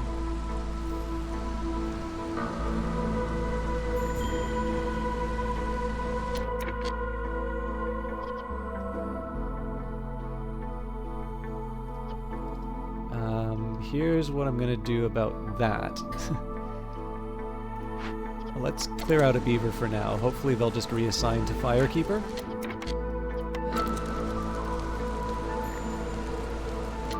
Okay, that was one of the ones who was working the Escape Convicts event. It'd be nice to have another body to work on that. Oh, we have no harpies now. Okay.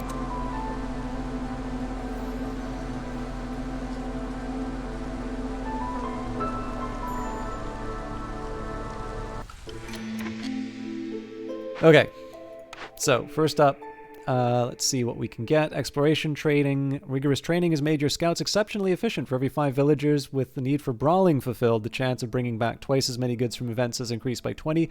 No way we're going to finish brawling, so without restrictions, villagers have a 10% chance of receiving bonus yields from production, but consumption control is disabled. That's fine, I never use consumption control. And what have we got orders-wise? Jesus, neither of these are really going to happen for me. We need the bodies, so... Well, no, hang on. We get 4 people there, so that's something we can theoretically achieve. Okay. We'll put down a blight post. Whether or not it actually can get built is a whole other question. Oh, come on. I'll treat you favorably. There we go. Now we can go back to the normal speed. Okay, we've got 1 human work in the scavengers camp. We've got 2 working the plantation. Now, we probably have a lot more plant fiber than I really need. Yeah, 78. So let's maybe get rid of 1 human on that. We'll put 1 human on mine duty. Oh, now we've got more people we can add. Probably need more beavers. Let's move that out, put a human in place.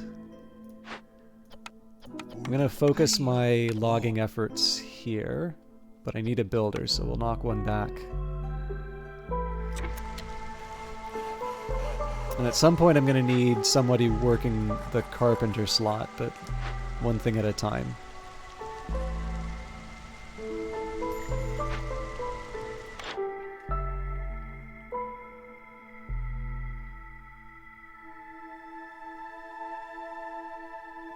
Okay.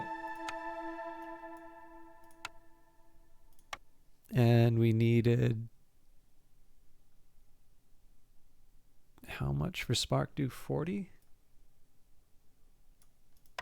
I cannot believe we actually are getting away with this. Okay. Copper bars I can produce. But I need those for tools. Alternatively, copper ore. Now we'll go for the copper bars.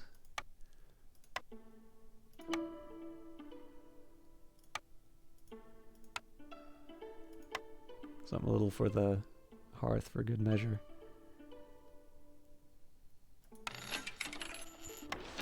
Okay, so let's just trade in what we can right now. 200 wood scares the hell out of me for giving this up, but we need to get this. We need to get this knocked back. So there's 1, there's 2. Harpies are sad because they're always sad. I guess that's just going to be another source of amber for me. Okay, so it is a higher priority now to get more logging done. So we're going to focus our... We're going to get the beavers to focus on logging.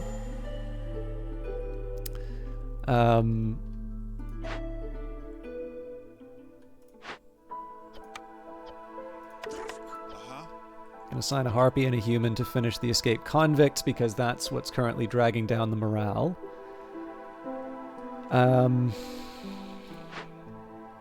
We've got someone already working the mine, but we want somebody making tools so that we can...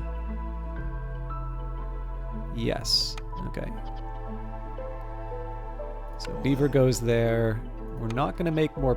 Actually, maybe we will make more planks. Yeah, we do need planks.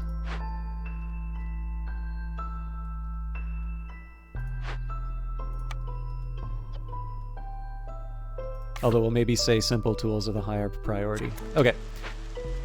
And I may need to try and get a little fancy with the lighter treatment, but let's see if we can... Let's see if we can just get through the working effect here. Oh, hang on. We had... No, we still have orders to do. Okay. John's Thong, thank you very much for the subscription. I'm going to let the Ark of the Covenant do its thing.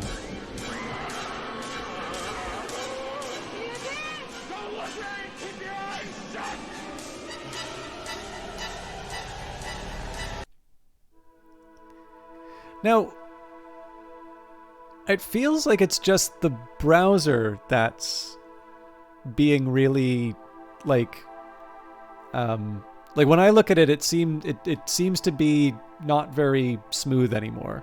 The game is fine, right? At the very least, I know people kind of want to be quiet right now, so that's fine. But if it's if the stream is not like if the game is actually stuttering in that, please let me know.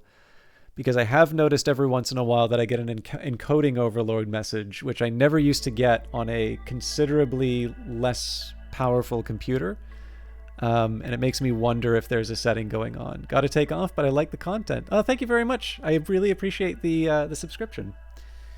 But I will see you next time you stop by. And please don't...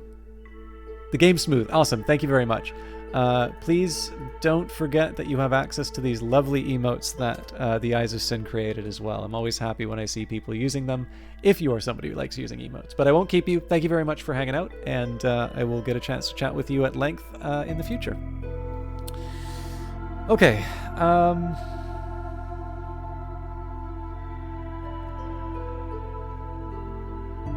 There's a side of me that wants to do the human house because it's something that doesn't require... Like, so the thing about the human houses is that they don't require anybody to be... like, they're not like workplaces. So I've got a limited population, and they're not going to...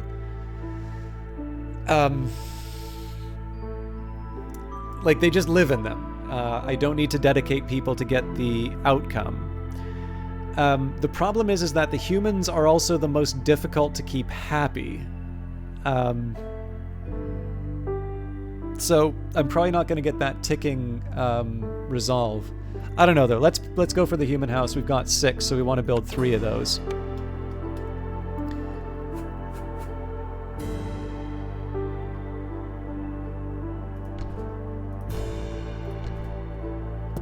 This may be a waste of bricks, but we'll worry about that later. Have a great night. Alright, yeah, we know Harpy Resolve is low. We're hopefully solving that in 1 minute and 38 seconds. Whether or not that's enough to stop them from leaving is another question. Obviously, if... Well, okay, no, we'll do the fancy footwork as before. So we'll do lighter treatment at the last second to... Well, I can't do it last second because this is still going to be ticking down, but... we'll try and balance it. I'm not sure why this is not being worked on. Oh, because they're traveling. Damn it! I should have thought of that.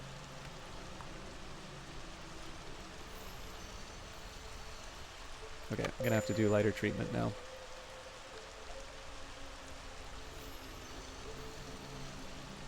So this will reset the timer.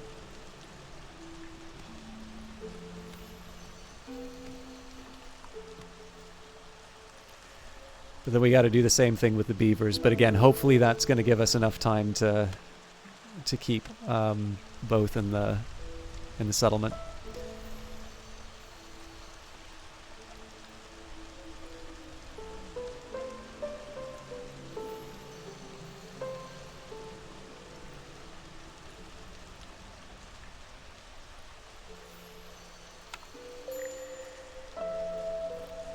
Oh, nuts. The game knows what I was trying to do.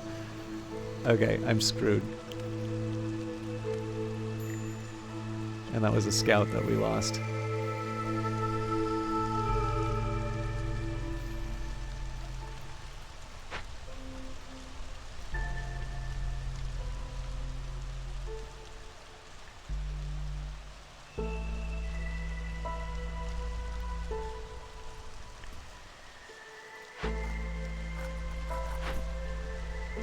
We've got 39 tools, so there's really no reason for us not to be working on these. But we'll wait for the effect to finish.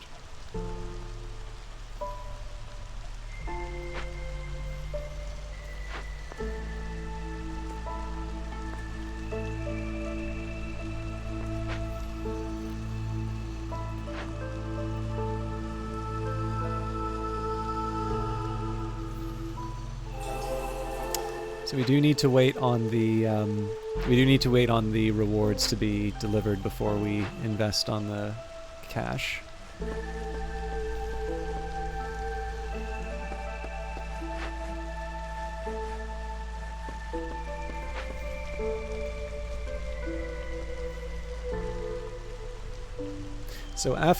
So let's assume that I'm able to complete the Blight Post, the Need for Leisure, and the 50 copper ore, which is a pretty heroic assumption, by the way. So that's 3 accounted for. From there... Okay, so basically, 1, 2, 3... So we need... Okay, so technically we need 2.75 to see this through. I'm bad at keeping the decimals in my head, so I'm just going to write this all out, because there's a very, very narrow window for us to actually win this thing. Okay, so we've actually already spent the tools for the abandoned cache, so that's 75 off. We can knock off another 0.5.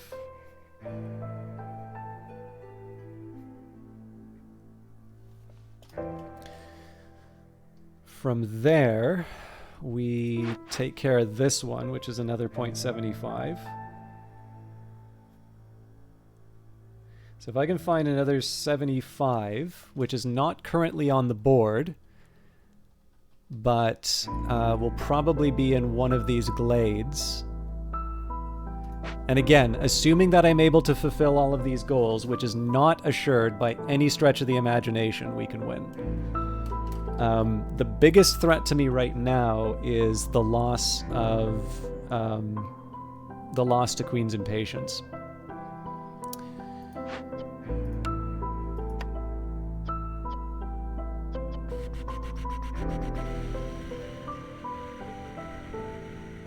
So apparently we pay ore to get these things. This doesn't seem right.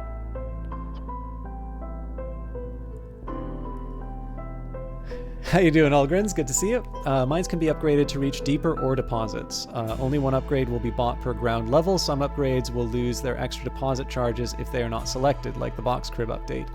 And building a new mine won't change that. Okay, let me see if I can get this. Where machines can't, a pony will be sent. Strong workhorses will help miners carry excavated materials, increasing production speed by 50%. A deeper mine level reveals new ore deposits, 50 copper ore. I'm assuming that's the cost, but maybe I'm wrong.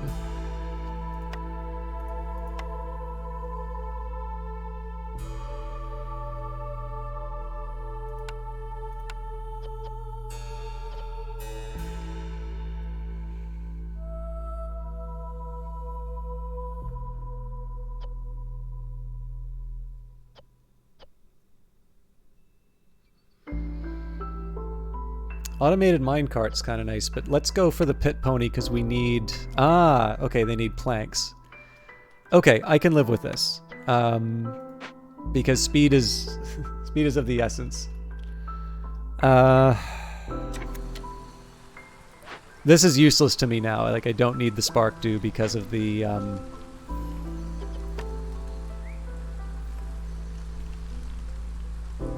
We already achieved that.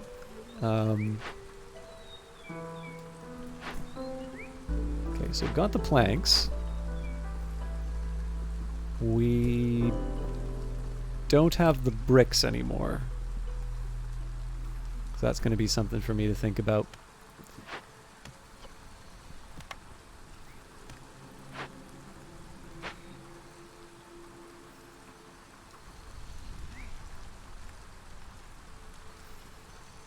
Yeah, I don't know. I don't see a way that we overcome this without the Queen's Impatience taking us out.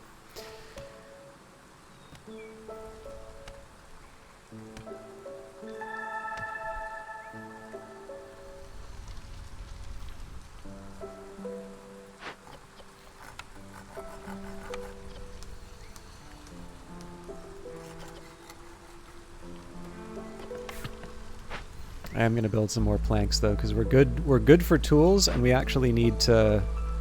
We kind of need to get on with it with the...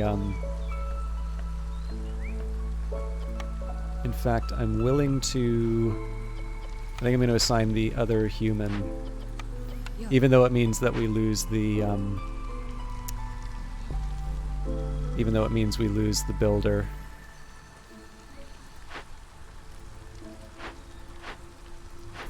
Kind of want to know what happened to all of our bricks, but...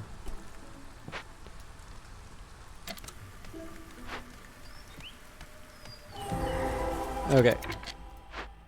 What am I gonna get hit by? I can give up tools. Now, we can get an Harmony Spirit Altar.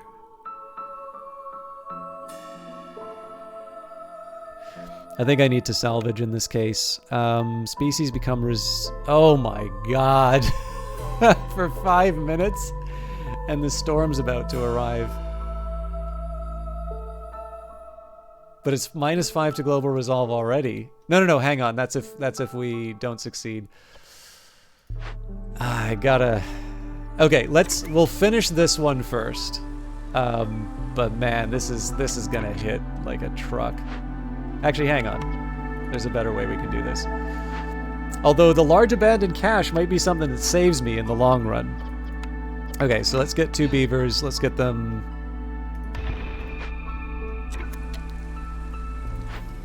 We'll get them working on that.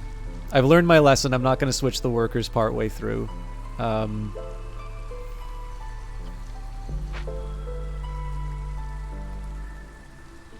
think what I'm going to do is I'm just going to wait for the next trader to buy some more bricks. We should have enough amber when the time comes.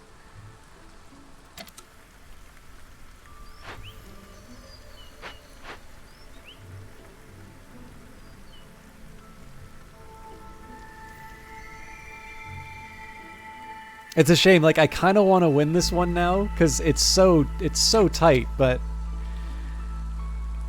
I just don't see how we get past the Queen's impatience at this point. The best I can hope for is a little bit of cleverness as far as the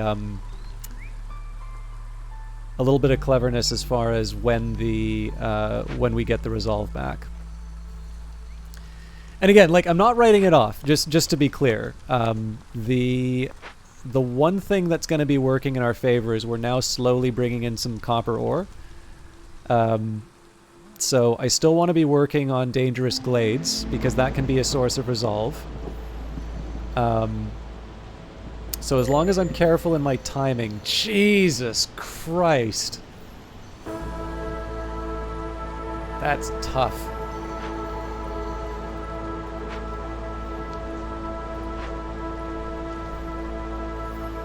I think I'm just gonna have to get hit by it. Best I can do is make the humans happy so we avoid losing them, but I'm gonna do that as a last resort. Okay, so now we give them favorable treatment.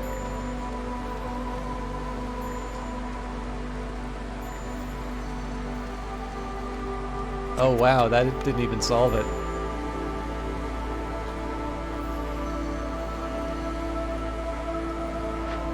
Not looking good.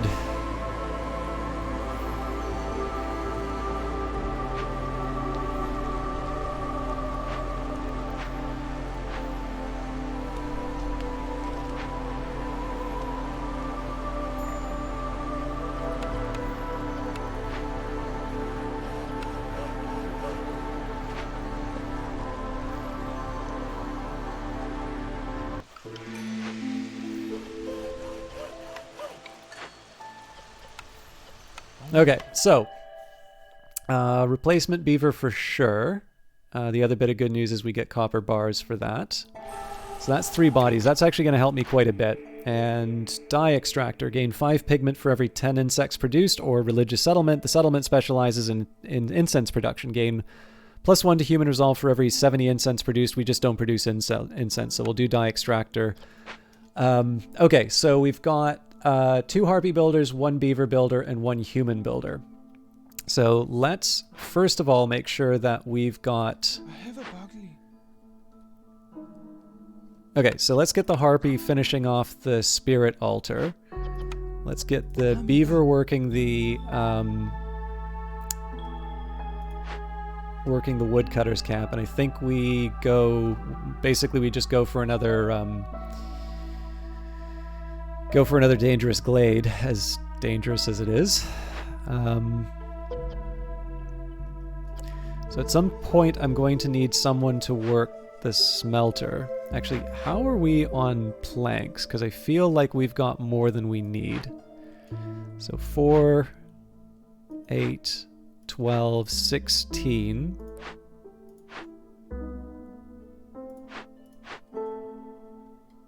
Yeah, I don't think we need any more planks right now, so I'm going to change it up a little bit. We're going to say simple tools is the higher priority.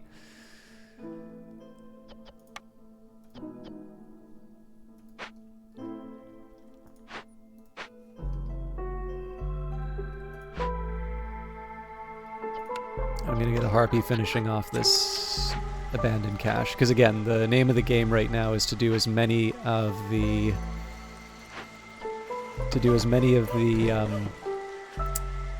benevolence or whatever. What is it? Well, whatever it is, I need to get the Queen's Impatience down. So this is going to be some low-hanging fruit for us. How many tools do we have? 29.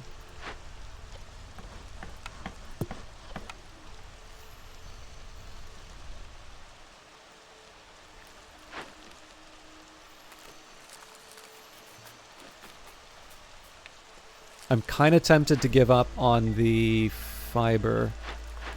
Yeah, you know what? We're going to skip fiber for a little while.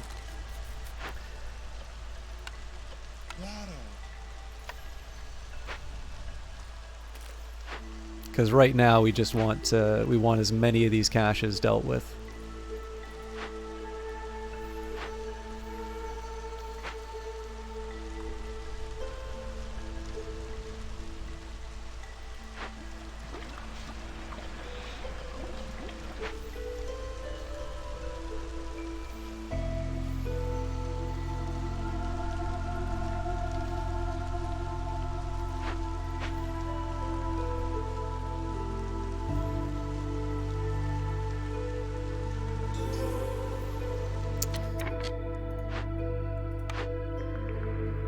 Alright.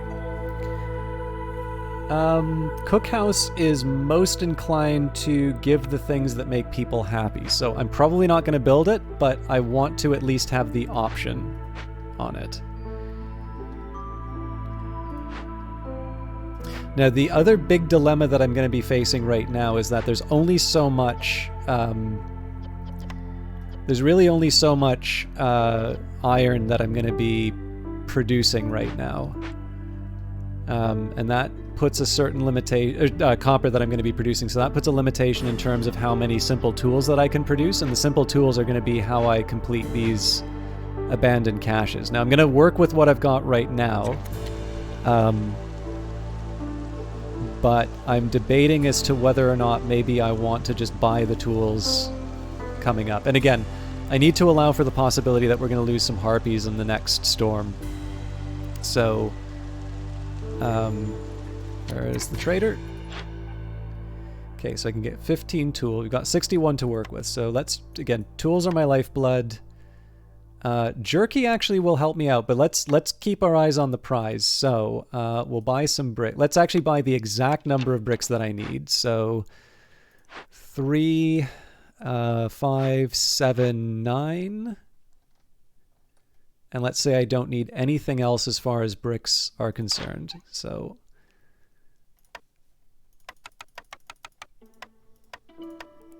max tools. And I'm going to get the jerky, as much of the jerky as I can anyway, because that's going to keep people happy. That's a complex food, so that's going to set aside some of the negative effects. Cool. Now, the one thing that would have been nice is if I could get something to make the fire out of, or ale. But I'm not gonna, like, I'm gonna work with what I've been given here. This is still a lease on life, so... well, that worked perfectly.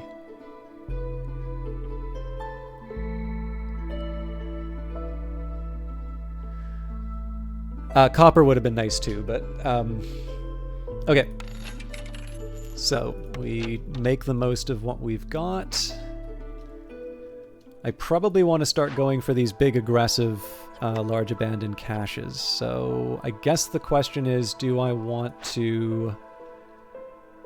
well, let's make sure... okay, so we've got 14 of 14...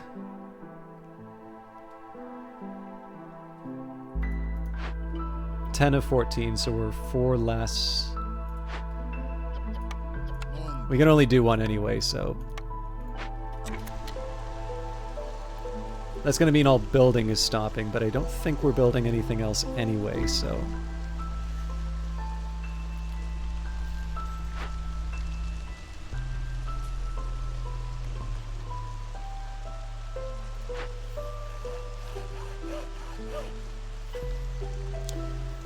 Actually, let's leave aside the beaver now. I'm going to start putting the beavers in the mine.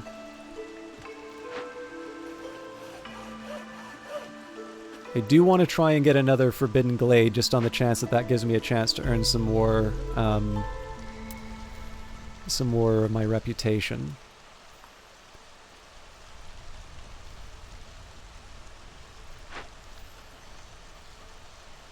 But I'm hoping before too long we start seeing some returns on these. What I'll maybe do once these are complete, we'll do an audit of sort of the remaining tasks, and we'll see if there's a way that I can angle my people towards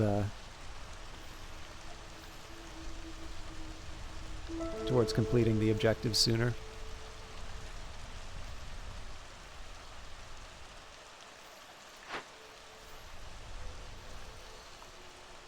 The transport is the big killer as far as time is concerned.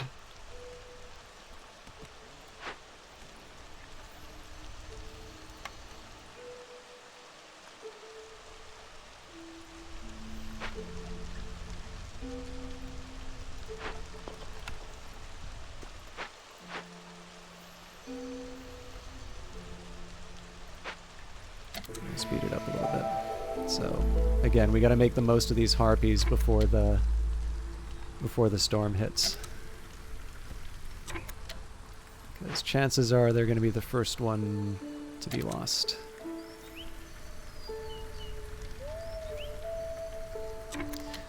Now we should have allocated all of the tools, so it looks like we've got 15 left. That's not going to be enough to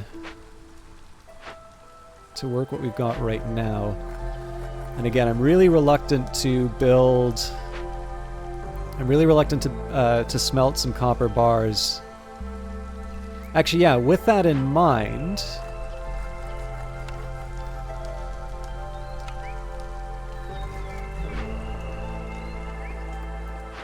So let's say the beaver's out of tool duty for now.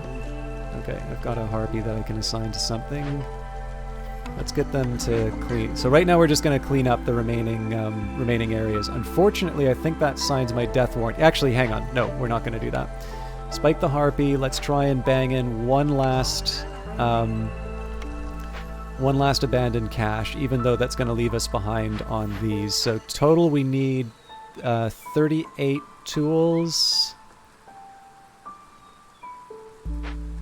Or a couple miracles as far as the copper ore is concerned.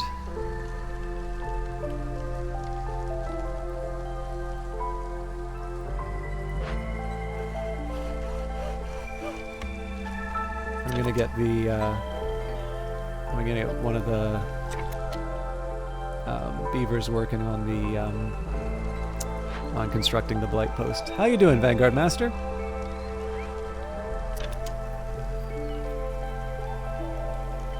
I'm hanging on by my fingernails in this one. Okay, we have to change all of our priorities now. So, what is this thing gonna want from me? Ouch. Okay, well, here's what we do. Beaver, human,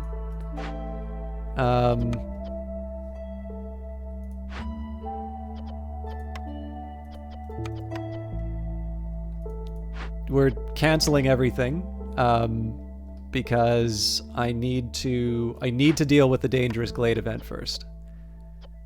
So say harpy and human here. Get beaver to work in the mine.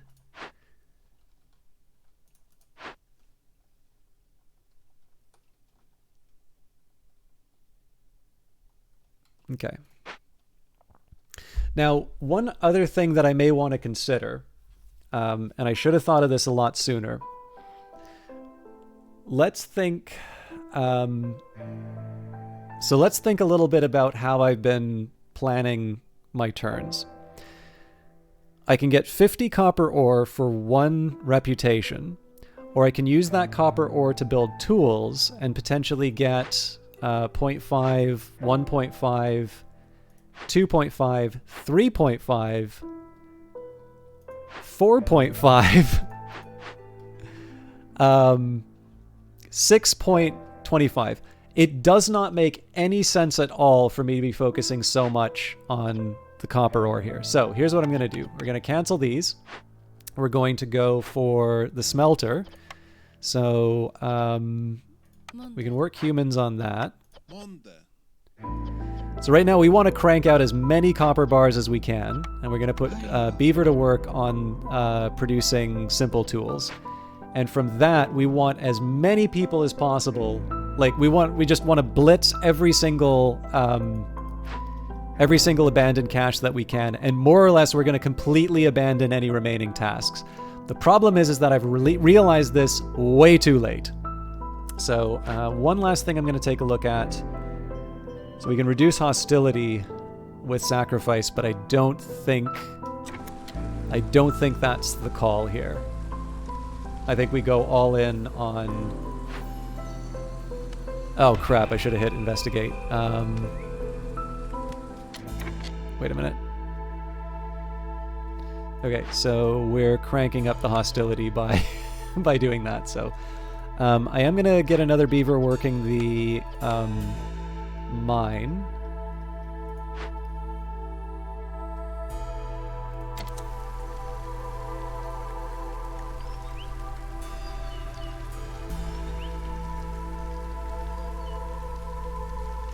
It's like right now, basically, I'm trying to avoid the hostility going up by mining out some more stuff. Yeah, we basically need to hope that we have less than one point of Queen's Impatience by the end of the day. Okay, so we built the blight post.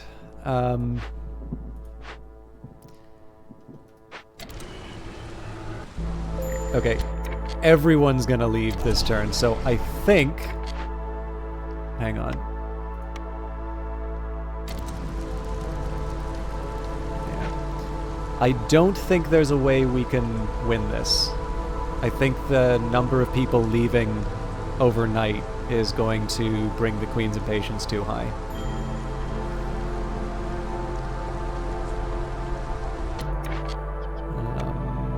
I shouldn't have allowed that. Ouch. Yeah, that's gonna hurt a lot, actually. Please tell me we didn't make Purging Fire.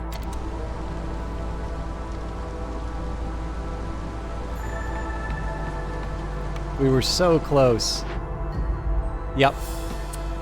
What a shame. The Queen is not satisfied with your efforts here. You were summoned back to court and have lost the right to this land. So, yeah, that's a real shame. I don't think I think the time... I haven't touched my tea, by the way. It's probably really cold. I really feel like if I'd been a little more sensible on the tools, I could have brought that together. But unfortunately, that wasn't... I didn't realize it soon enough. So let's go to the Smoldering City. Let's take our deeds, and so trade goods with 600 amber. Let's go back to buying upgrades. So we don't have the artifacts. This is all about food. So we can choose a embarkation bonus, or we can get bonus trading arrival speed. I think the trader arrival speed is the more attractive of the two. Oh, or bonus embarkation points. Or better walking speed. Well, walking speed does help me out. I only get to pick one of these, unfortunately.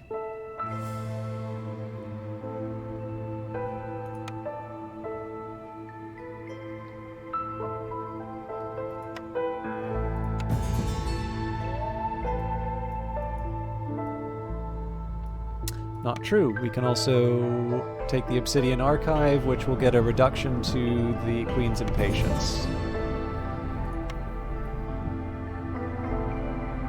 Yes, yeah, it's one of the selling features. So I'll be honest with you, I still call it roguelike, and one of my pet peeves about gaming is the weird insistence everyone has in terms of specifically defining roguelikes. Like, I really don't get why that gets so much attention in terms of, like, telling people what, how they should be referring to certain games. Like, when I tell you FTL's a roguelike, when I tell you Risk of Rain's a roguelike, when I tell you Hades is a roguelike, you know what I'm talking about. I don't think anybody's imagining ASCII art and, a Crypt of the Actually, this is a weird thing. I very rarely hear people refer to Crypt of the Necrodancer as a roguelike, and that one's actually inspired by Rogue. But anyways, that's not specifically pointed at you, Algrins. I just wanted to get that off my chest. But as it is, the game description highlights roguelike. Yeah, so I mean the base or roguelite. So the way, actually, we can take a quick second here. I'll go to the Steam page because I need a break after that. After that crushing defeat. Let's read what you'd see on the screen.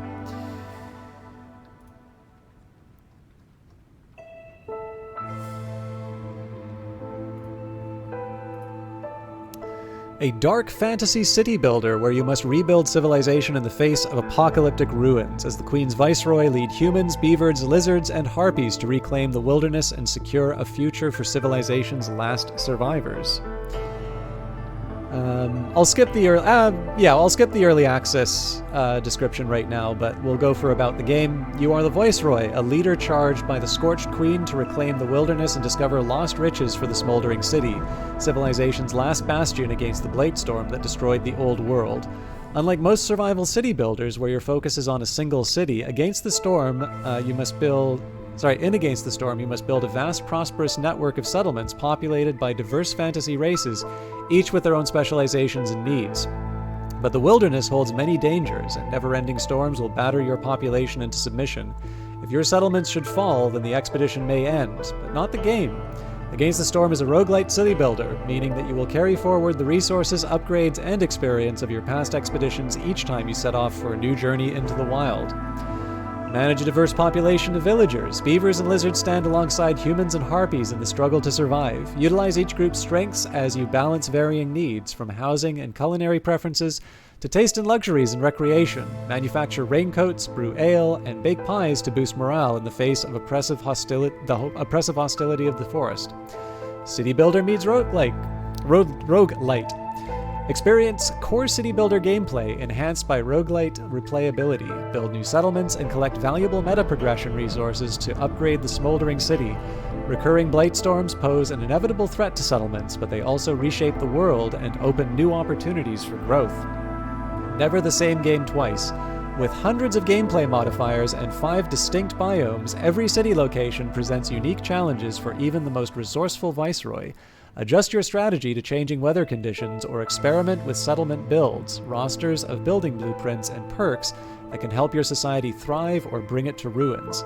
Mix and match ingredients to take advantage of the resources at hand. You never know what wares the trader will bring next year, and the forest holds treasures, resources, and ancient threats. Build an endless number of cities. Laying the foundations for a new city is one of the most exciting moments in a city builder game, and Against the Storm, you will have the opportunity to repeatedly create new settlements while still interacting and trading with previously established cities in a growing world. So, this is definitely one of these kinds of games where Ted Elliott and Terry Rossio, who are names that you're probably not that familiar with, but I'll name some of the movies that they've worked on, because I think they're a pretty common writing duo. But some of their writing credits include, I'll just bring this up right now. So we've got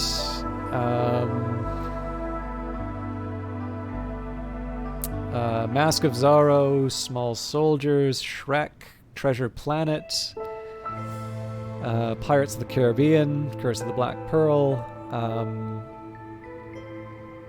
also some of the sequels to those movies.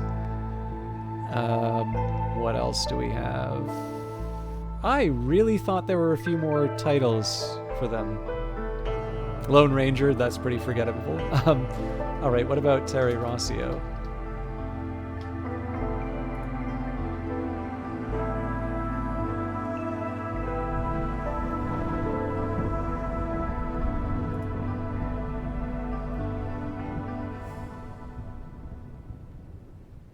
National Treasure.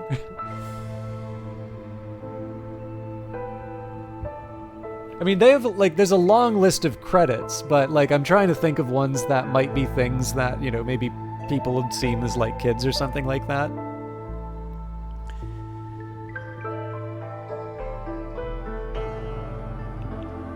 Yeah, neat. Okay, yeah, so I kind of got the timings right.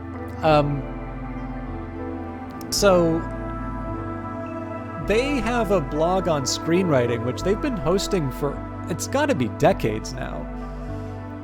At the very least, it feels like it should be a decade. Like there's definitely some old posts in there, but they give this example in terms of.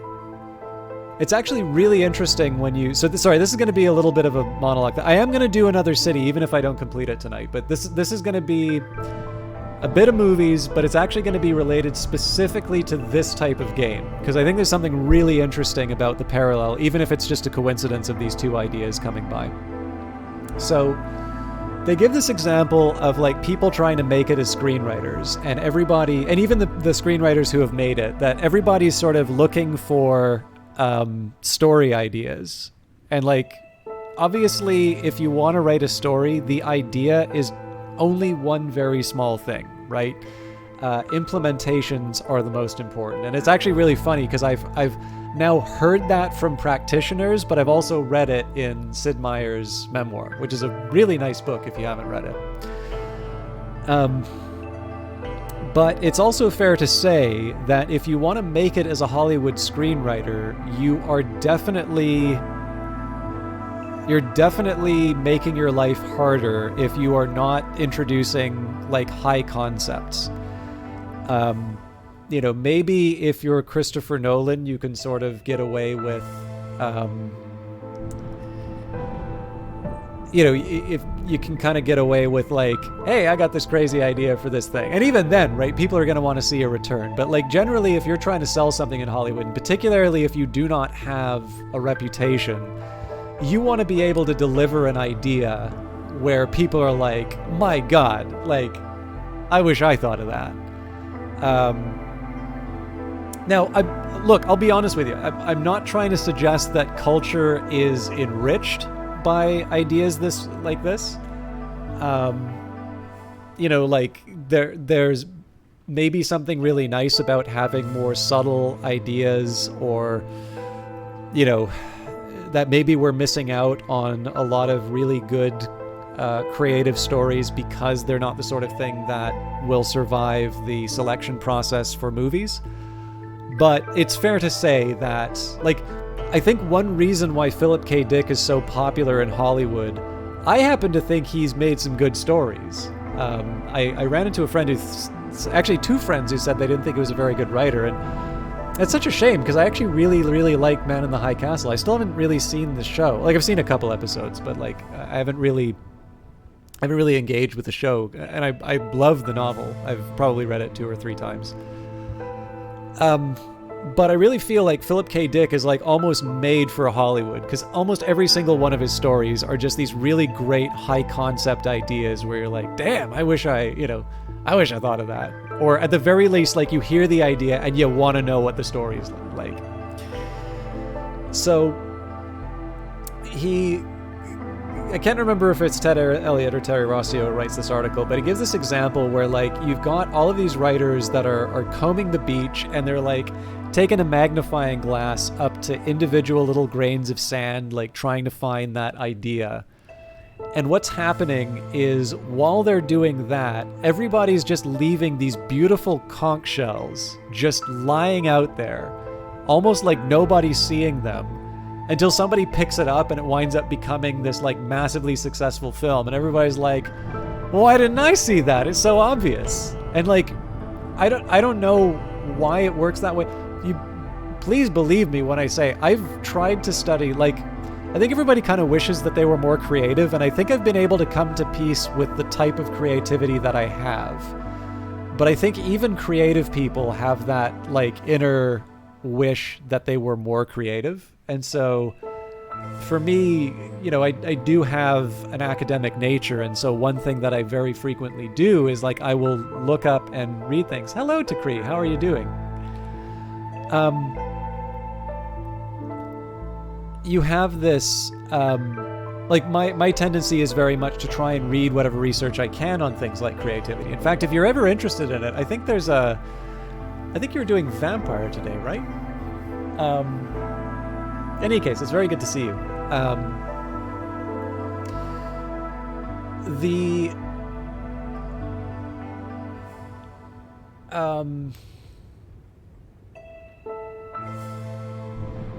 One of my favorite books on creativity is actually one called How to Fly a Horse.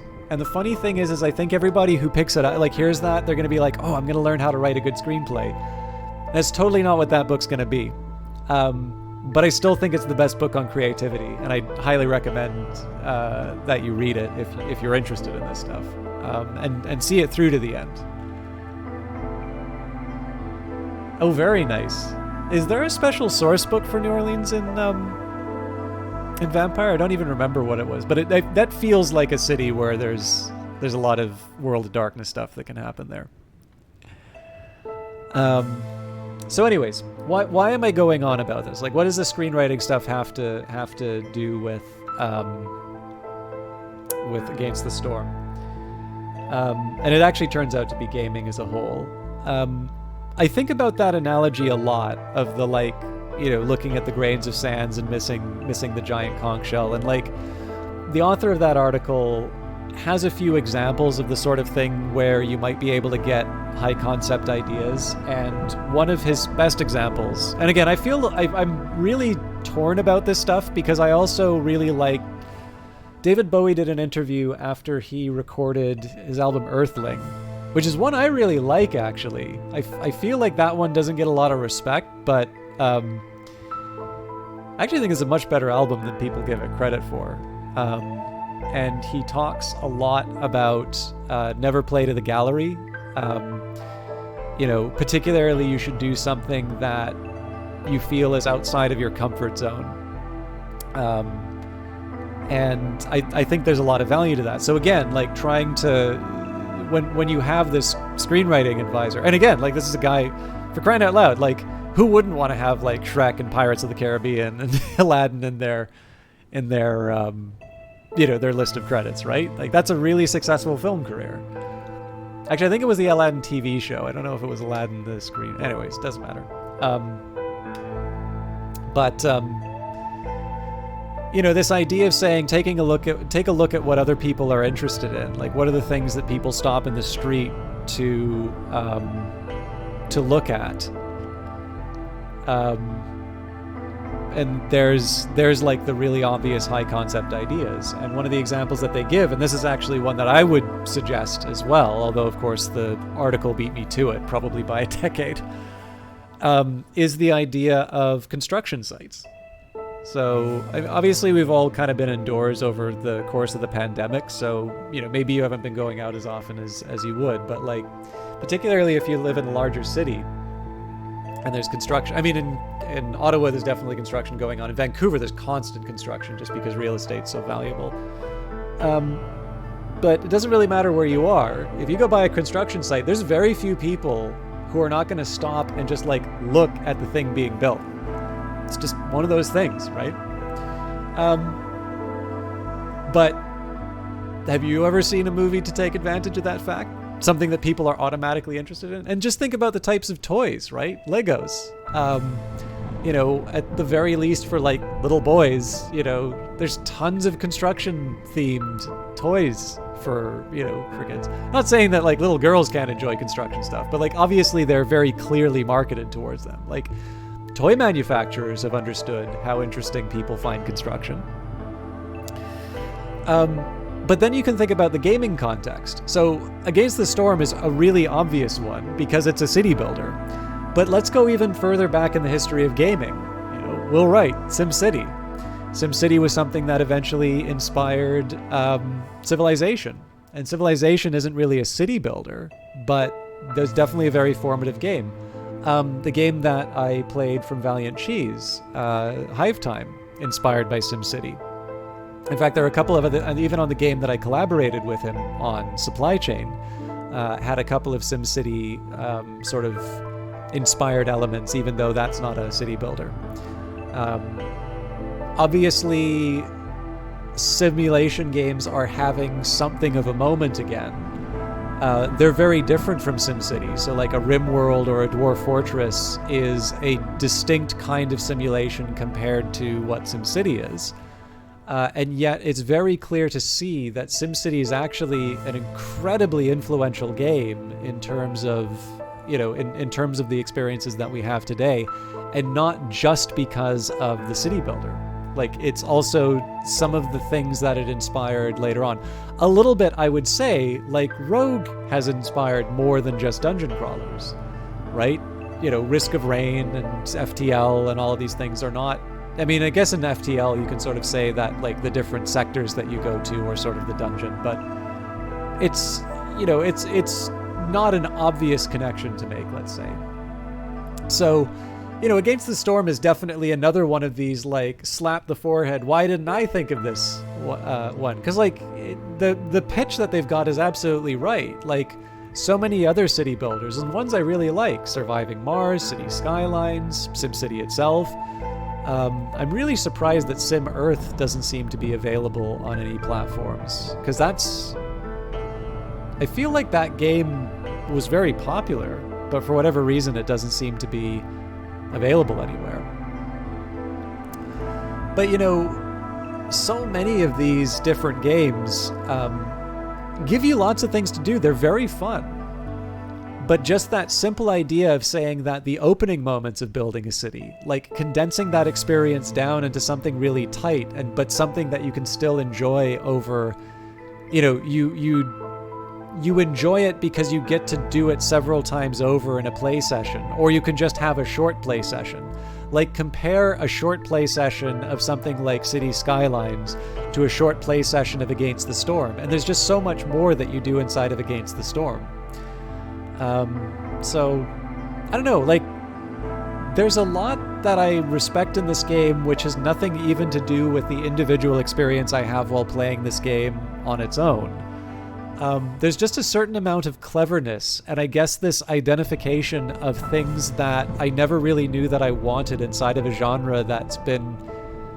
Like, actually, I guess one of the tips of the hat I would give to this is the fact that they've been able to find the thing that we've always wanted in city builders, but nobody's really been able to identify until now.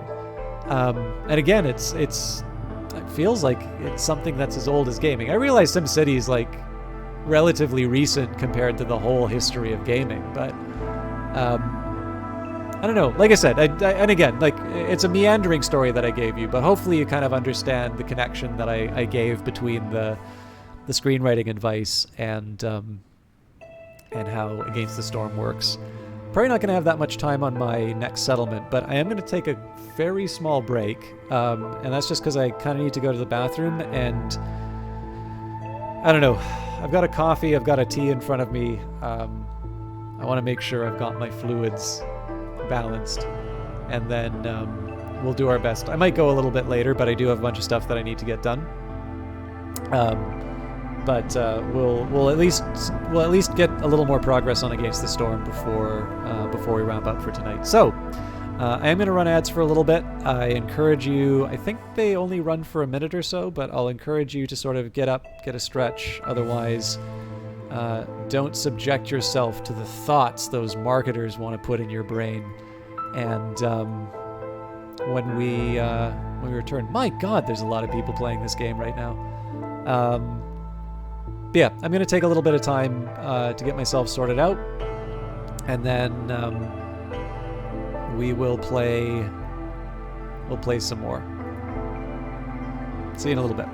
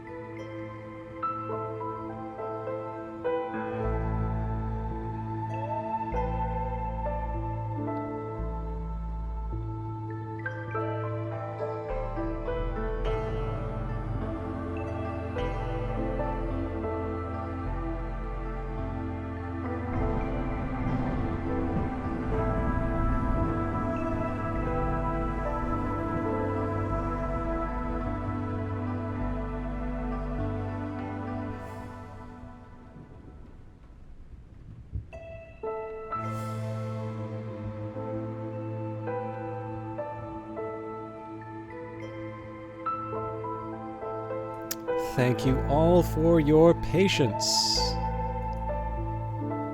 Wrong button. There we go. So, let's see what we can do with our remaining time together. Actually, I was talking about... Actually, here's an interesting question. So I got... What was it? 50-something for...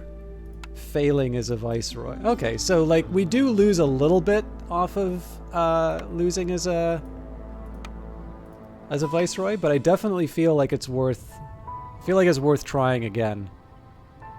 We're actually just gonna go to the same area as well. Oh man, that's a totally different lineup. I don't think I can afford to go all lizard, but I'm liking what I see here. I was also going to ask, because I was talking about sim games, anybody following Dwarf Fortress? Let's go veggies. Yeah.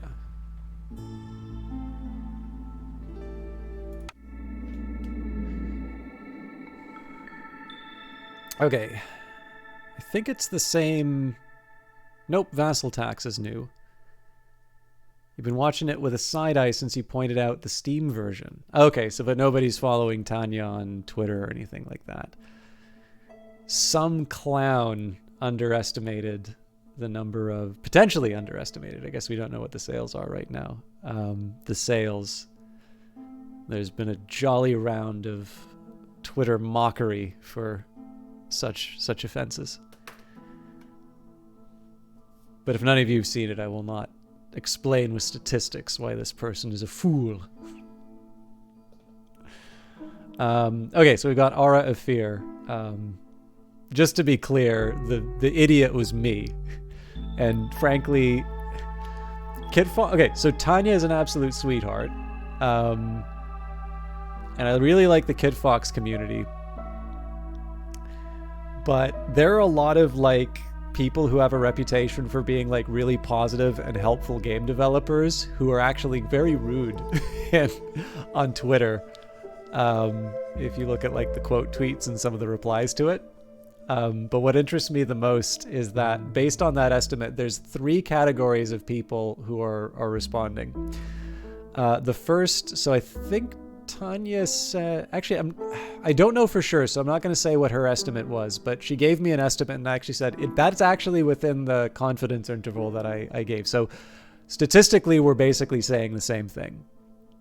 And there's a number of people who are like that, who basically, like the way I take that is basically they're saying they agree with me. They just don't know statistics well enough to say they agree with me, which I that's the one I find the most amusing. The next group wildly overestimate Dwarf Force. So there's some people who say like 10 times that. Now the thing is, 1 or 2 of them are actually well-known developers. So, you know, I could be wrong, but like the thing is, the way I looked at that is that I'm not going to go to a developer who's got, you know, over a decade of experience on both sides of the game industry to say, hey, here's my hunch.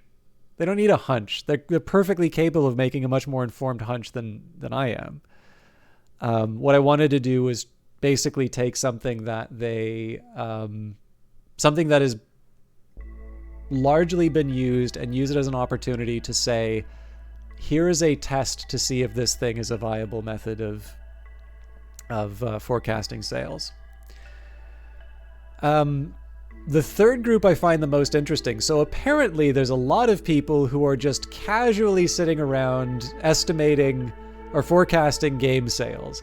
And apparently everybody's got a forecast for Dwarf Fortress. They just never bothered to publish it. And what I happen to notice is that for these ones, they're basically like grounding it in whatever number I came up with and then adding some, you know, some value above it. And then claiming, like, there's just some nonsense that's going on. I was like, you know, based on social trends. And it's like, it'll be this unless social trends change. And I'm like, okay, yeah. And I could also talk about phases of the moon and you know, give myself the hedge for saying that this thing isn't actually, you know, why that number didn't turn out. Like, show your work or shut up, right? Because the point of the thing is not to say I'm going to nail the Dwarf Fortress forecast. I don't think I said in the email I sent her that I think this number is low, but I did tell her, like, this is for a curiosity. This is not to make a business case for any of this stuff. But it was an education. Actually, there is one other thing. I wanted to get into the game right away, but there is actually one thing I want to take a quick look at. The really tough one for me is that under normal circumstances, I would be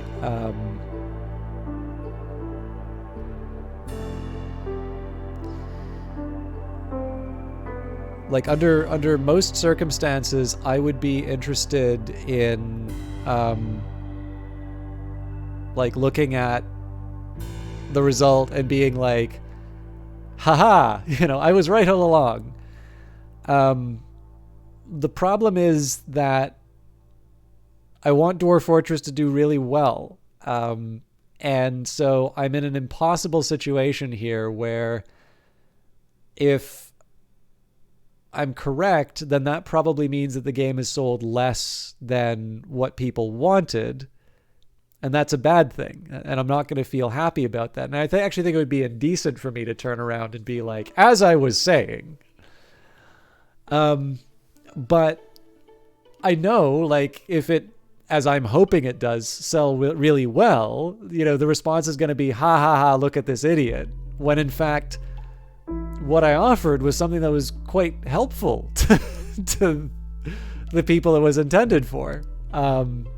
Well, okay, not helpful in the sense of like producing a forecast, but like there's something going on there, which is a little bit less about getting a particular forecast so much as seeing what things can be done for more releases in the future. And I think especially because people don't really seem to understand the concept of confidence intervals, it feels like I kind of have all of my work ahead of me to try and get people to understand that. In any case, people will come up with other things to talk about in future, and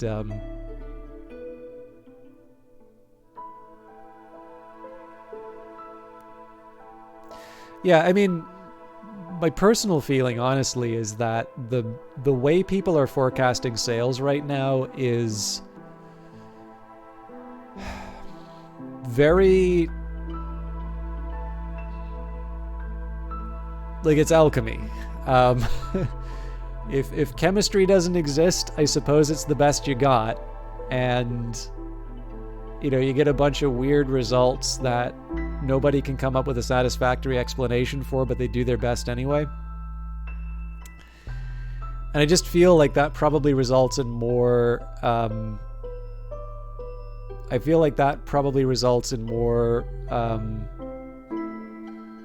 like negative effects and disappointment than it than it should produce. So, but on the other hand, right, like I can sit down and do like a heuristic argument against why I don't think this is a good method, but I'm just some guy, right? Like, I'm not affiliated with any developer. I don't make games. And one consequence of that is if I'm not coming with data, then, basically the response, and not unjustly, is, well, who the hell are you to say this? So, I do my best here and say, well, given what I know about this developer and what I've been able to put together with the data that they've given me access to, if we were to treat this like any other game that they've released, this is going to be what happens. Now, the thing is that my feeling is that this isn't like any other release that they've made. But the problem is that for everybody who wants to go out and say, oh yeah, obviously 10 times that, it's like, okay, but like, surely you're begging the question if you're just saying, well, compare this to Stardew Valley. Like, everybody wants to make another Minecraft or Fortnite or Stardew Valley or something like that. How you identify a game like that before it does its sales is a really hard question. Like, surely if you can identify that a game is going to be a massive surprise, then you don't not a massive surprise, but like a massive seller, you don't need the forecast then. So I don't know, like, it's just, I don't want to be too unfair. Like, again, I'm definitely feeling like I've been kind of hard done by on some of the responses to it wasn't even an article, actually. It was Tanya tweeting about the article. But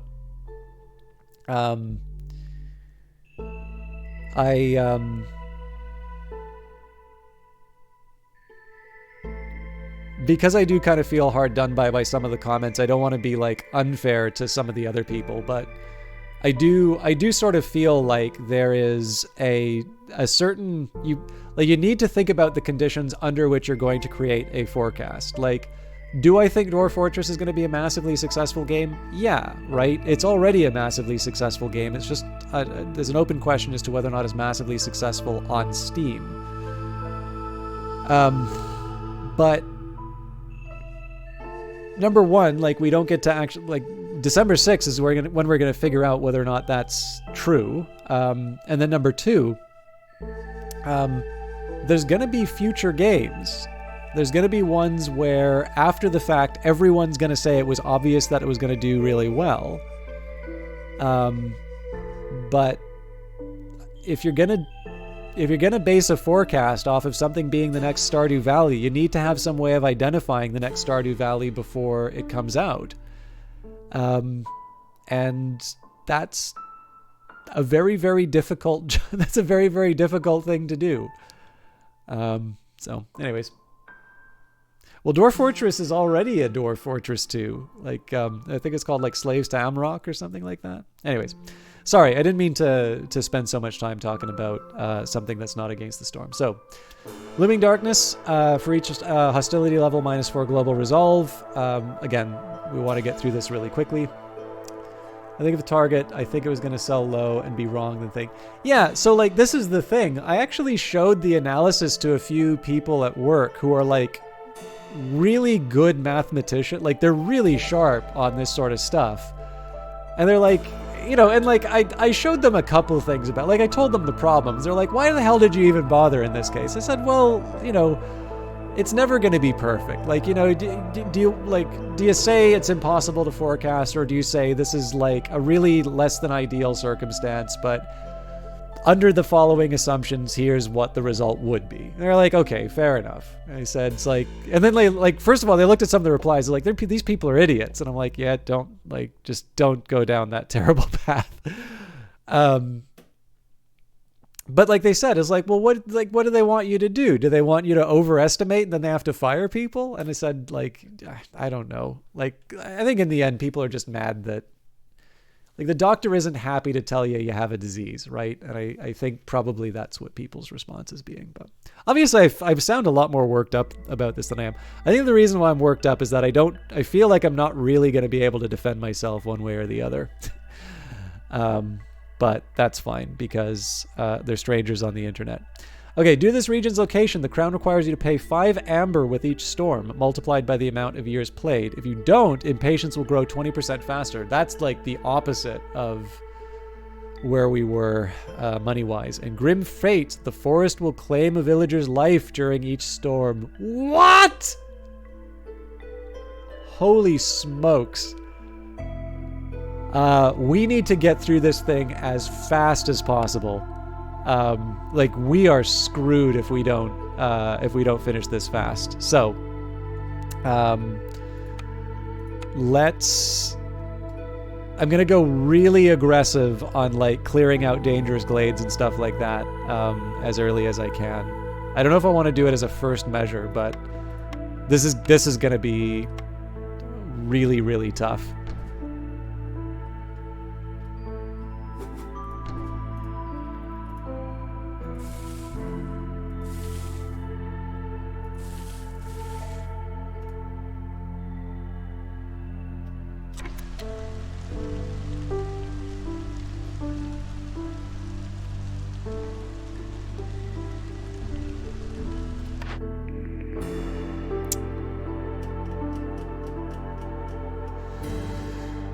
Beaver House isn't a bad idea. It'll help that resolve.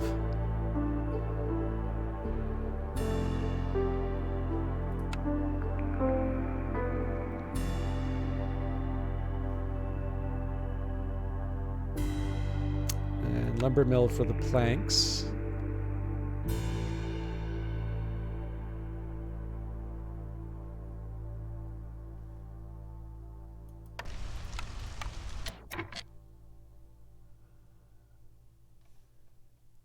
Now, I don't currently have a small farm, but I feel like the cookhouse is a good neutral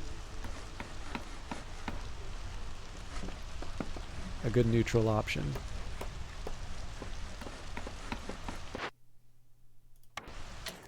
Okay, so cram as many beavers as we can in the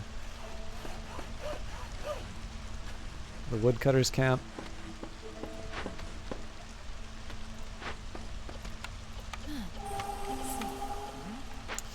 Okay, let's get some roadways down.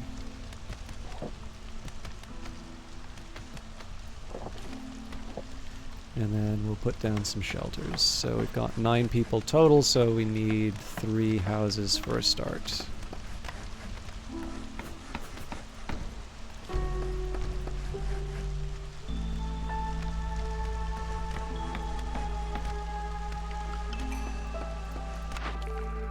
Okay, so we can get reinforced axes. Woodcutting is a lot easier. Woodcutter's camp production is 40% quicker. Or silent looting. Your scouts have learned how to be cautious when looting abandoned caches. Every open cache lowers hostility by 15 points. Absolutely we're doing that, because again, we need to keep the hostility as low as possible.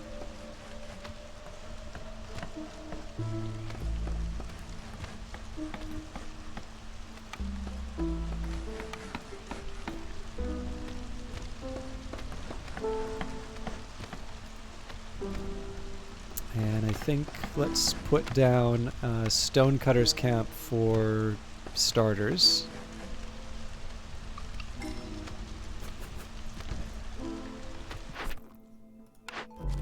Okay, building materials or provisions and crops.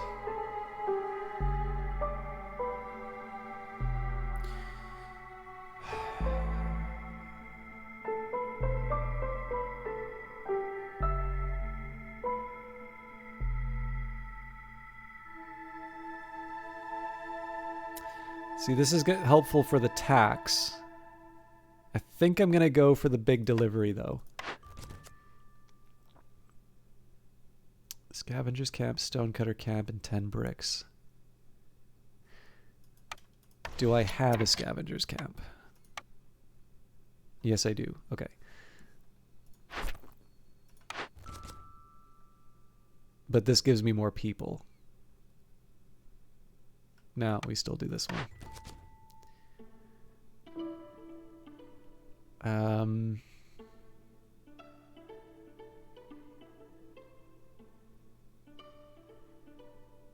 I think we're gonna do the Glades event. That's gonna it's gonna make the hostility go up because of the woodcutters, but again, it's about how can I get these numbers up as quickly as I can.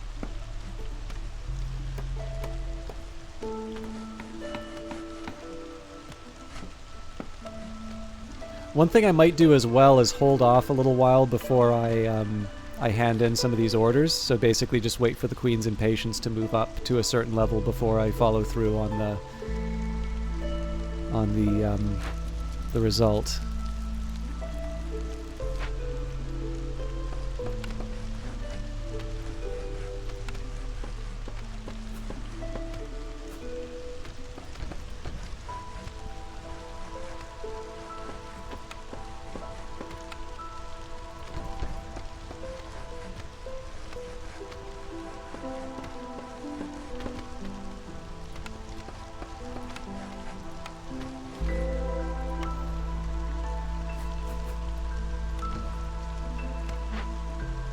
So 10 tools. Do we have those now? No.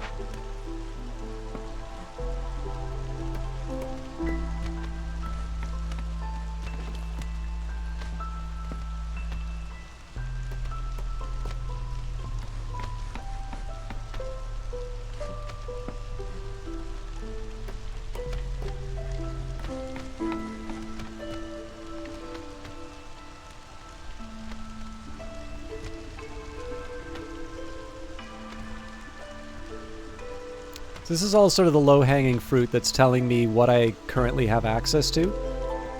Right, what have we got here? Wormtongue nest for insects and a leech brood mother. In a perfect world, I'd take the time to sort of clear out the surrounding area, but I think here I'm going to be a little more aggressive in sort of clearing out, clearing glades.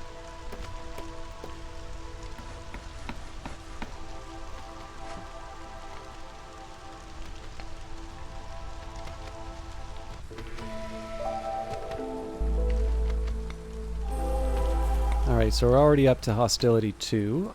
Coal deposit, grasscap mushrooms, and a stone deposit. So, we're going to move I think I'm actually just going to go into this one for starters.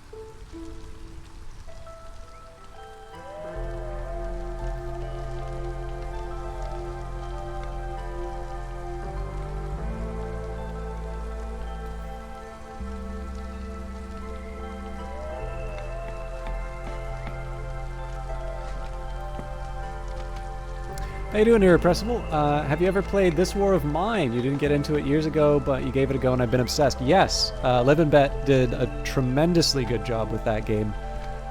In fact, if you like that game, I highly recommend checking out the podcast Designer Notes, where Soren Johnson and Layla Johnson interview at least a few members of 11-bit and specifically talk about some of the decisions that they made for making that game and some of what went into it.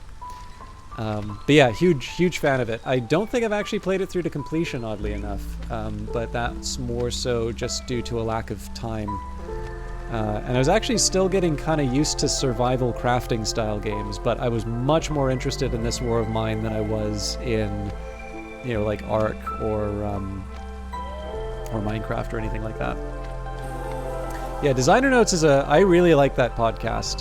If you're not familiar with Soren Johnson, he's a game designer. He's worked on Civilization 3 and 4, the 4X component of Spore.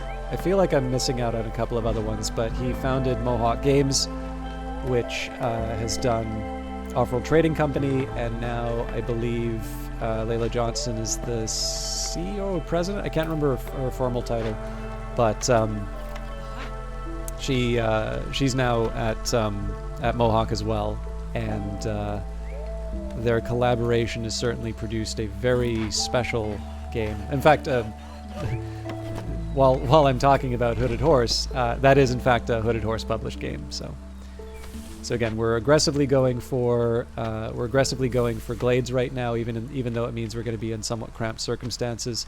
We don't have people in the settlement yet, so we don't need to worry as much about. Okay, so we're doing okay for abandoned caches. So here's a big thing to remember, right? We've now completed the exploration, and we're up 1 Queen's Impatience, so it makes sense for me to turn in this delivery. That also gave us the 10 bricks, so I could use that to build something, but in this case here, I can also use it to knock back the camps. I'm going to wait till we have 1 Queen's Impatience, though. So we've got a weaver, scribe, clothier, or brewery. Currently don't have a source of fiber, but then again, the brewery is not necessarily going to get me. Well, okay, all of these are bad options, but let's go for the brewery. So again, I'm going to wait until we're at 1 Queen's Impatience before I follow up on any of this. Moving right along, we're going to move the woodcutter's camp into a spot closer to something that we can claim. Actually, you know what? Now is not a bad time for me to stop and smell the roses. So this is going to make the hostility go up, unfortunately, but now's a great time for me to start clearing out some of this area for housing.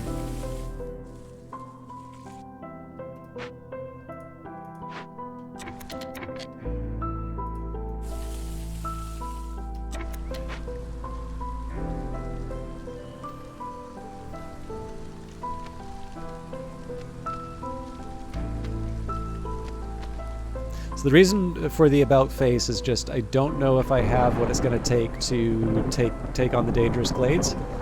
So we're going to go for some of the easier stuff for the next little while. At least until we have a few more bodies.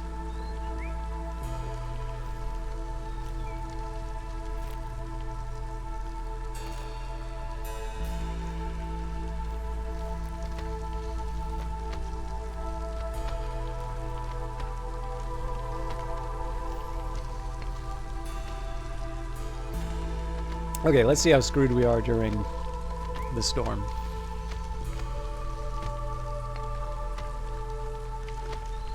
We gotta start paying taxes after the next boost to hostility. Jesus. So we're already losing beavers. Well, not exactly. It's going to take a while for that resolve to go down, but not the best place for us to be.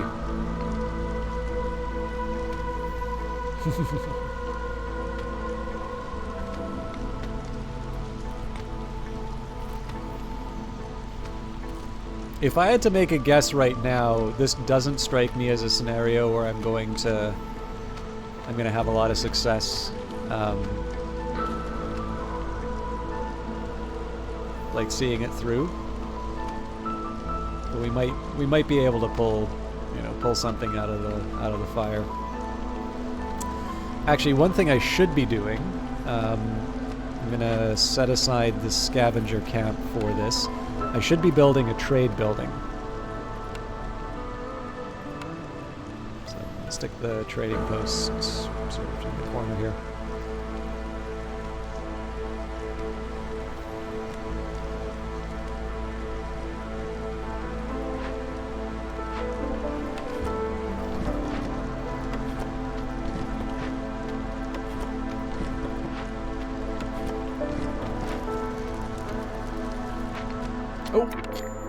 I think I screwed up.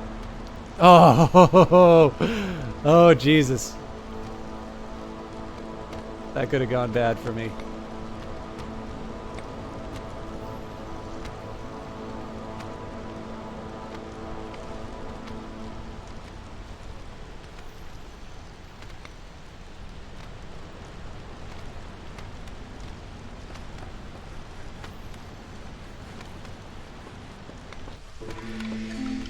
Okay, what are we up against? Beavers and humans, or humans and lizards? We definitely want the beavers for their industry.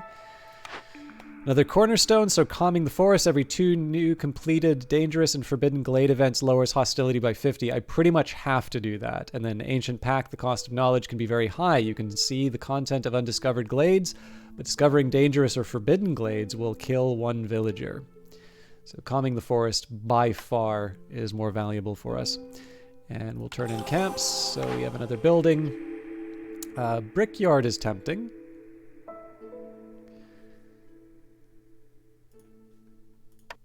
Okay. I didn't think I was going to go for something like that, but we're in a good position for it, so...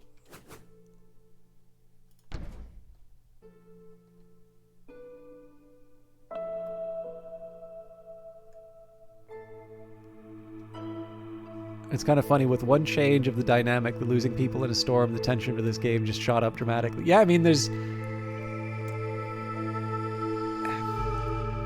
I don't know how much of this is a thing in design, but I do feel like I feel like there are choices that get made in terms of how long certain things take. So, like, here's what I mean.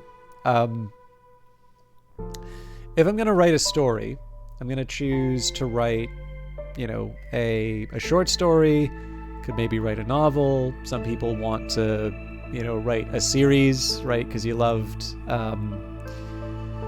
you love the Lord of the Rings, so you want to go for something like that right off the top. And there's no rule saying what's like right or wrong for this stuff, right? You want to do something that speaks to you. But it is definitely very common in, like, when you read writers on writing. Like, I've been reading Ray Bradbury's book, Zen and the Art of Writing. It's fair to say that a very large number of writers do seem to feel that like, writing short stories is a very good way to start, because it teaches a certain discipline. Like, it teaches you the basics in a way that some of the other styles maybe don't. I'm thinking maybe we go for a dangerous glade now. The problem is I don't think I have the resources I need to actually finish the event.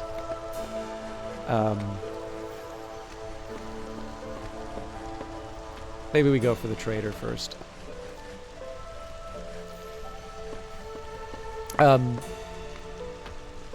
But anyways, you make a choice, right? How long is this experience going to take the reader? And is that time being well used, I guess, are some of the questions that you ask. You know what? I'm going for the scary place.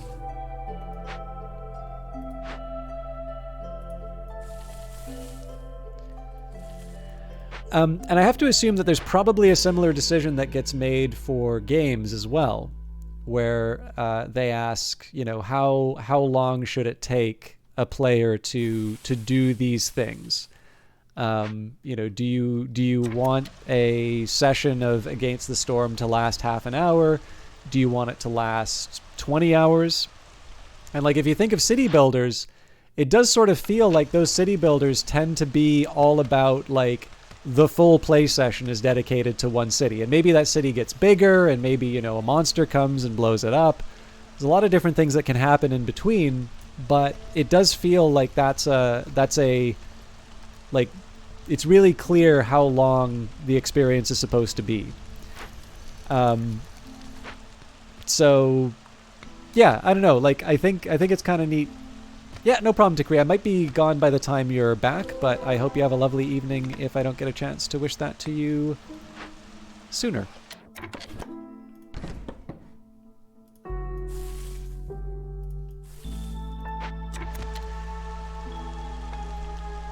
But yeah, so I mean, again, I don't know if they make games that way, but it sort of feels like they would. Let's just see what we can get here. So some of these resources might be good for building some of the other buildings that I want to build. No tools, sadly. That's the one thing that I would really like more of. So,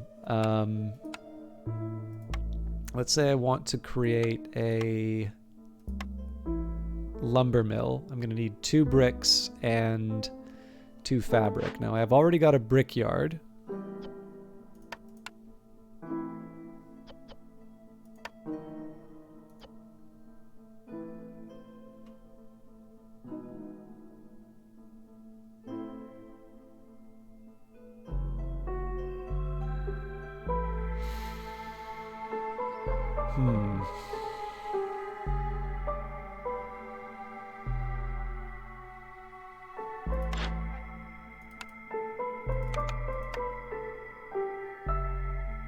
So what do I give up for it?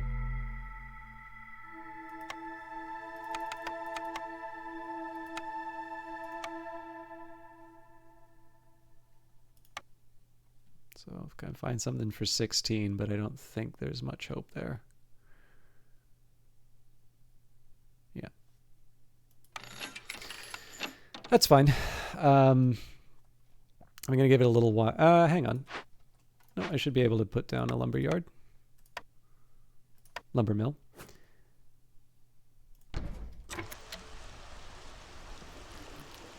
Basically, whichever dangerous glade gets activated first will work on. But yeah, I don't know. Like, it's I have to feel like there's probably a design decision that gets made in terms of how long the experience is supposed to be. That just sort of feels like something that people would think about. And, you know, you would think for a city builder, you don't want a short experience of it. And yet think of how many really interesting indie games have come out recently. You know, Into the Breach. That's kind of like an XCOM experience that's done in a very small package. And it's great for it. Other people want to write 2 parts of a trilogy and then start streaming on Twitch and complaining about their did this actually happen? I'm not familiar with the reference, but cool. Okay, 4 glades is good. That's also tax money.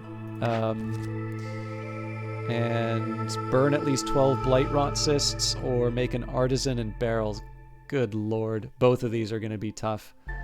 Okay, I don't exactly want to provoke blight rot cysts, but I prefer that to the alternative. Do I want somebody working here?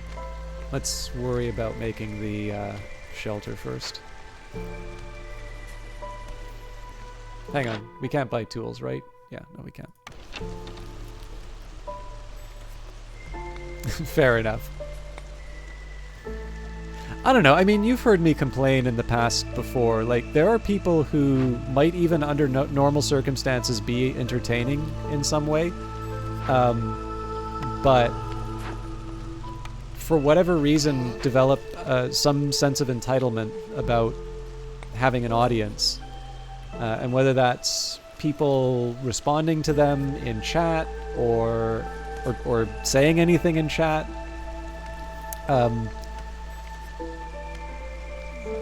There's people who would otherwise be fun to hang out with who become very not fun to hang out with, purely because for whatever reason they have some goal for their channel.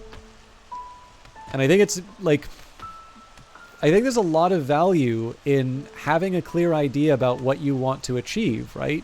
Again, whether you're writing something, making a game, writing a paper, like there's lots of different things you can do. And I think there's a lot of value in being really clear about what you want to achieve.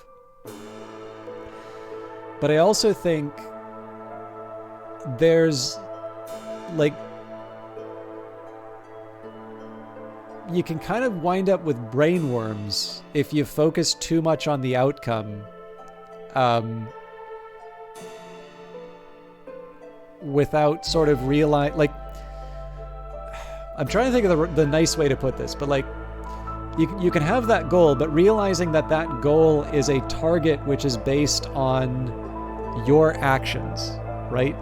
What are brain worms? Oh no, that's just like me trying to kind of come up with an explanation as to, like, basically just the idea that there's like some sort of disease that's rotting away someone's mind. Brain worms are not like a formal term. So yeah, you're not unlearned. I'm just using silly terms for things. Like, what I'm trying to say here is that, like, it's I don't think it's actually a bad thing to turn around and say, I would really like to, have 200 concurrent viewers on a Twitch stream. I think that's a legitimate goal, and I think that's a good thing to aspire to. I think having that goal and then turning around and yelling at an audience for not being 200 followers or for 200 concurrent viewers is a terrible idea. Because if, number one, the people who are there are not the problem, the people who are there are watching your stuff. But number two, the larger number of viewers is going to be a function of your abilities as a broadcaster. It's going to be based on your ability to get the word out and to have other people recommend your stuff. Like, there's lots of things that are not necessarily related to talent that will be involved in terms of getting attention. Again, I don't mean to speak too authoritatively on gaming or that, but I've played a lot of games that are not necessarily successful, but I haven't really played a lot of bad games, right? There's definitely more unsuccessful games than there are bad games out there. And I think it would be fair to say that I think there's a lower appreciation for marketing. And part of that's just because it's a really competitive environment. Like, obviously the tools for making games have gotten quite inexpensive. This is, again, me speaking more as an economist than somebody who knows about game development. But again, all of these ambitions are really good things to have.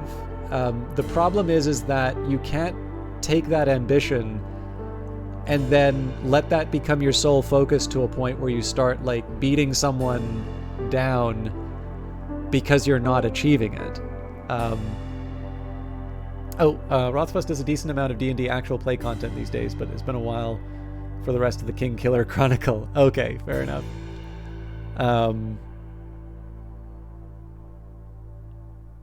Yeah, I don't know about 99% marketing, but yeah, there's like, I don't think, like, there's a lot of very popular content that's not for me. But it's hard for me to turn around and say that these are talentless people. You're crying inside. Yeah, I'm sorry, Vanguard. For those of you who don't know, Vanguard Master is actually making a game. So I'm discussing some of the harsh realities of his business. But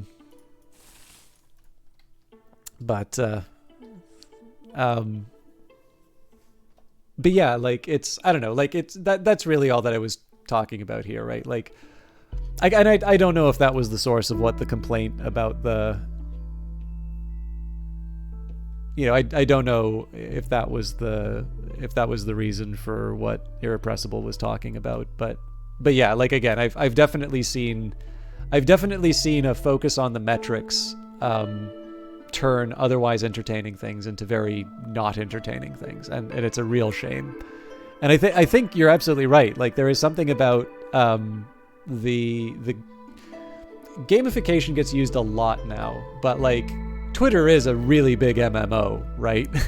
You get to see yourself on the leaderboard based on like likes and retweets and stuff like that. But I feel like the metrics have started to really, like, obviously they're getting to people, and because they're getting to people, it's turning otherwise nice people into not so nice people. Okay, clearance in 34, so we will possibly have enough time. It's gonna be close, but let's go for it.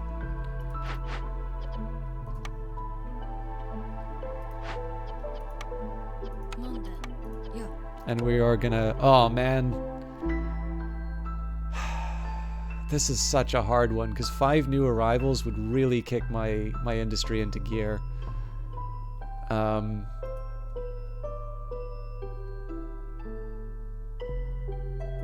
The building materials will get me 1 for the big delivery, so for that reason I'm gonna keep it. But again, -8 to global resolve. That's gonna be a hard pill to swallow. Let's see how it goes.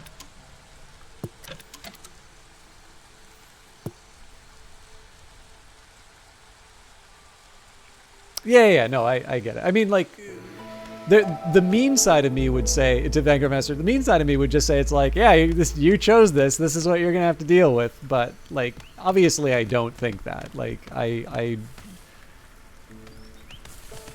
even there are developers who I think are jerks, but given that this is someone's livelihoods, there's actually very few cases where I could sort of turn around and say, yeah, this person really deserves, like, to be miserable.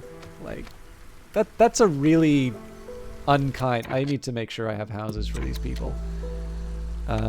So we have beaver houses. Oh, darn it.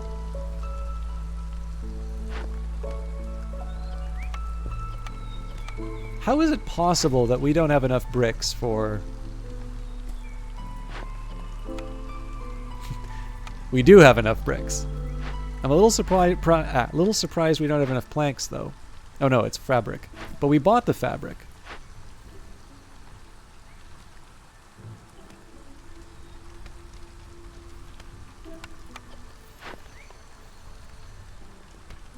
Anyway, I'll let them deliver their thing. Hopefully...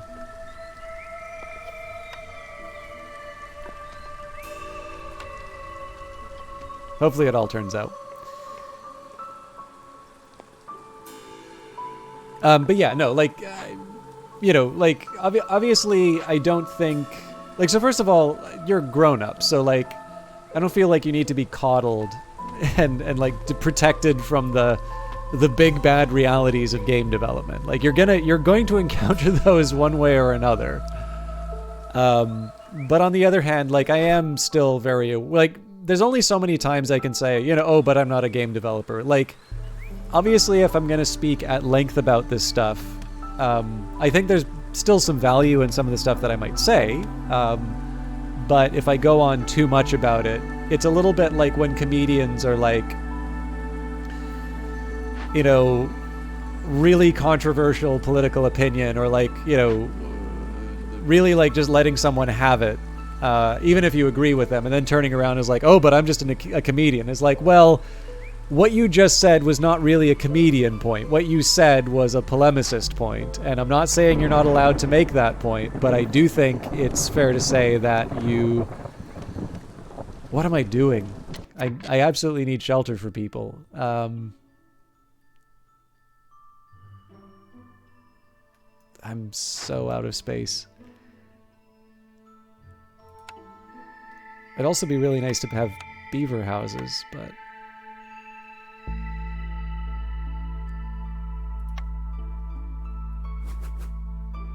Okay, we'll start with this and hope for the best.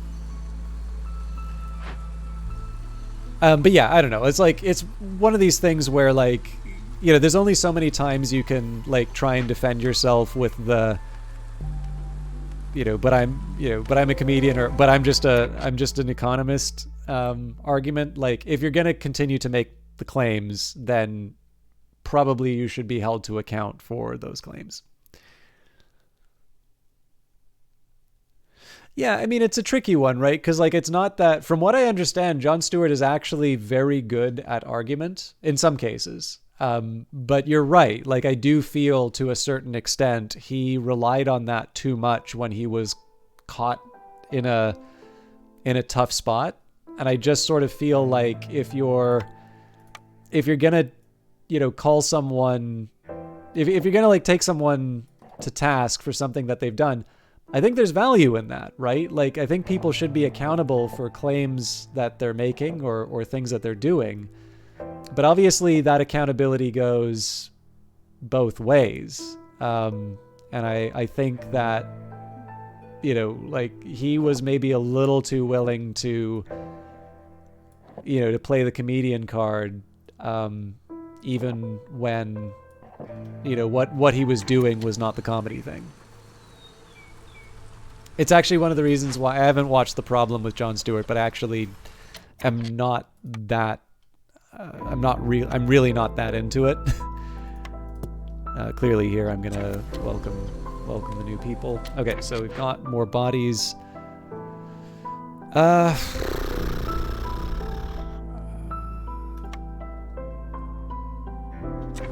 need someone building, so I'll have one working on this.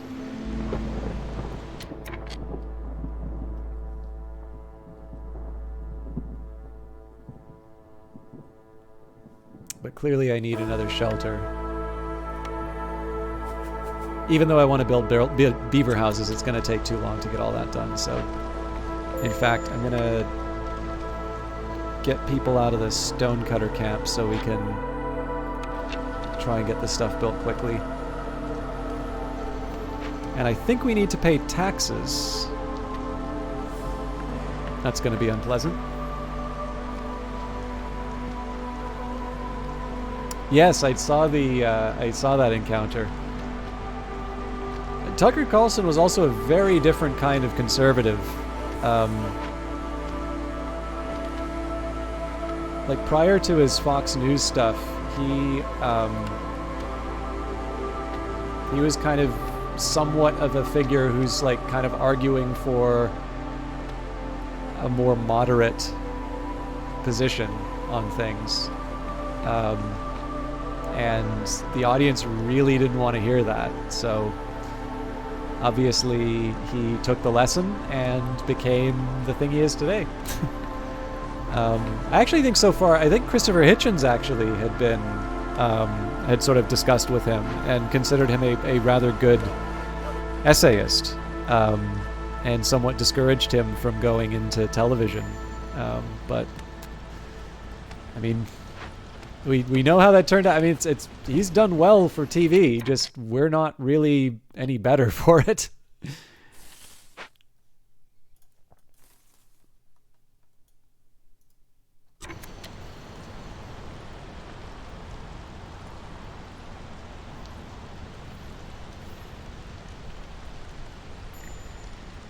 God, we're losing a lot of people here. I feel like we could have avoided that human loss as well, but...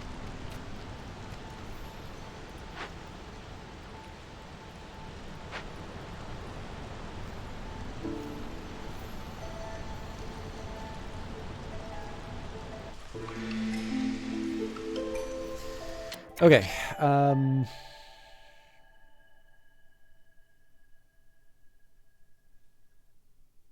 We'll go for the humans and the beavers.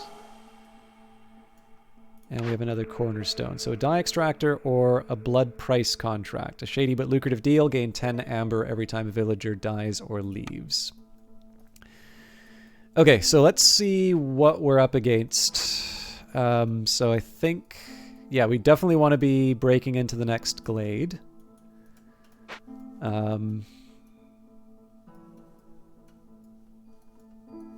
I want to be building planks. Okay, so first of all, let's make sure all the lumber or woodcutter camps are full up. How many beavers do I have to employ? Quite a few. Okay, so we're gonna shift them around. We do not have the tools for the abandoned cache. It actually probably makes sense to put a human down here. Still makes sense to have humans in the stone. So again, the reason why we took this camp and the people is so that we can boost our industry. So essentially, I want everything to be at full capacity before I move on.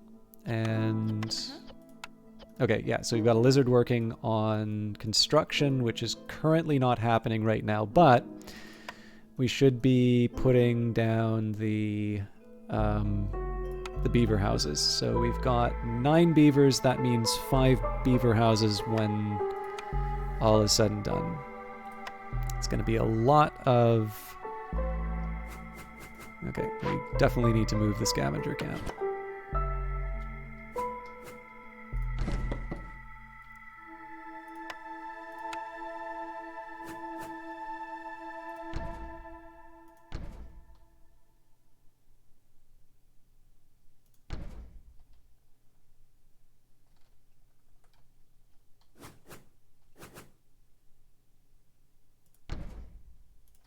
That's going to take us forever to fill that job, but... Oh, come on!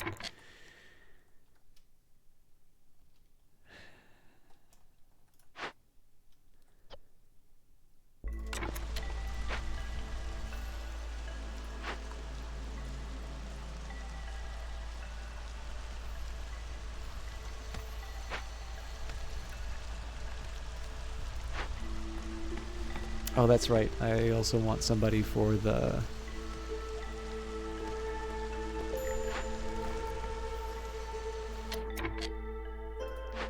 Okay, we're gonna move someone out of the stonecutter camp. I don't think we actually have any resources for it.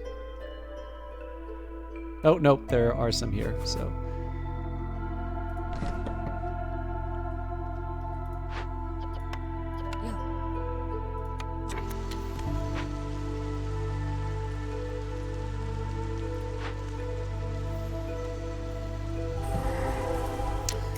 Okay, another dangerous glade, but that was chosen by design because, again, we want to knock back the threat as much as possible.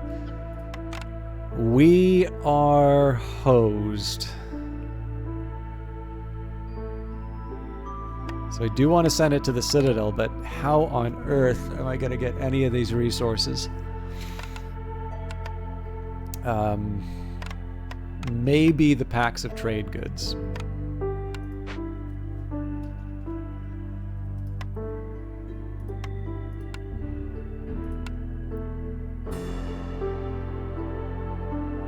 Nope, we can't make trade goods from a makeshift post.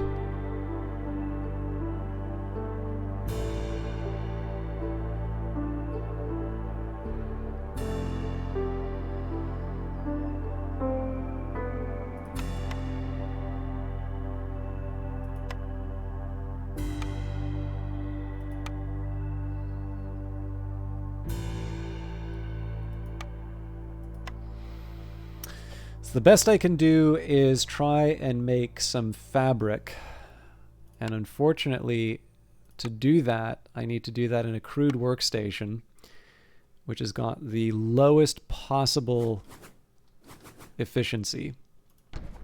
So we may not have enough fibers to be able to do it, and we don't really have a way of getting any more fibers. But we'll do our best. Like, we need to make it happen somehow.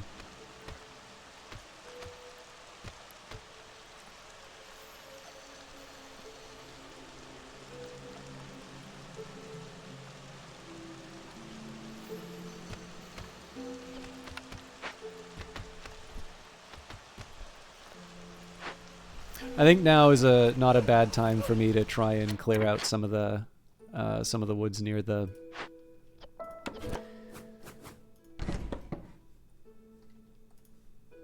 So.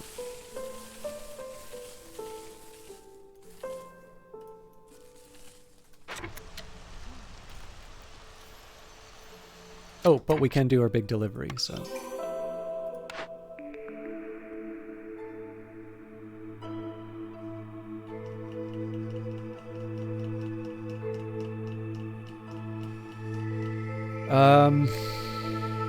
Provisioner is... So, like, it's nice to have the specialization of the rain mill, but I think the provisioner helps me a little bit more because I get the option of a pack of provisions. Not quite going to build it yet, but...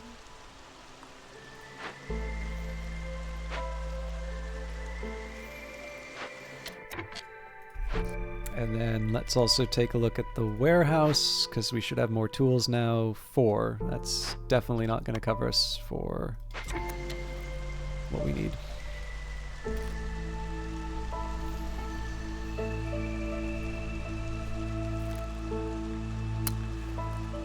So, yeah, right now we just wait to see what happens with the crude workstation. Fibers-wise, we're sitting on 10. That's not nearly enough. We might be able to make it up with the leather, but even then, that's pretty doubtful. I might be able to trade for the building materials, but it's all up in the air at this point. Holy smokes! Clearly I've not been paying attention to who's available. So, okay, woodcutter's camp are full. Brickyard. Yeah.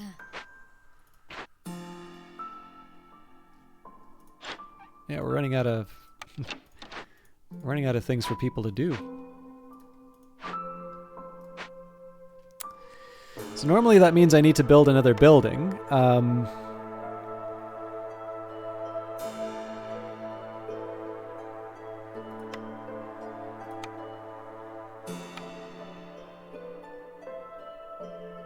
A small argument for a scavenger's camp to help with the root deposits.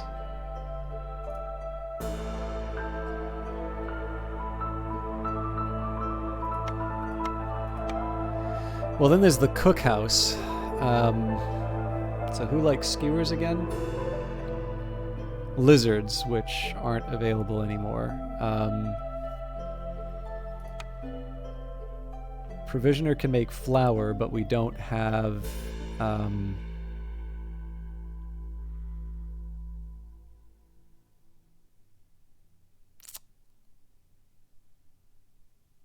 we don't have a source of grain right now.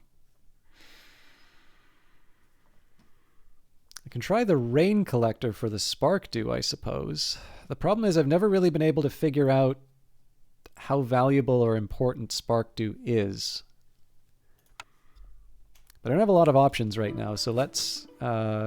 this gives me something to put my people towards, so let's at least start with that. Yeah, I don't know. I feel like I've been managing my... I feel like I've been managing my people a little bit better, but I'm really short on the things that I need to achieve my goals. Like, I'm nowhere near being able to make the tools that I need.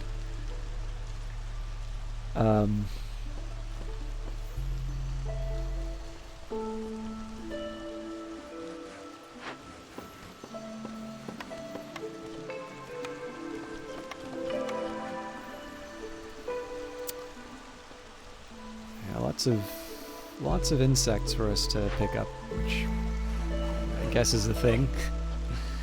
Okay, while we're waiting, so right now we're already working on a dangerous glade, so we're gonna hold off on messing around with that. So what I'm gonna do here, same story as before, we're gonna use the woodcutter's camp to clear out some more living space for our people.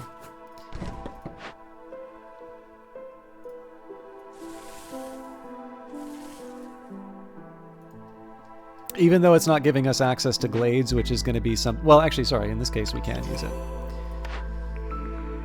Oh, God.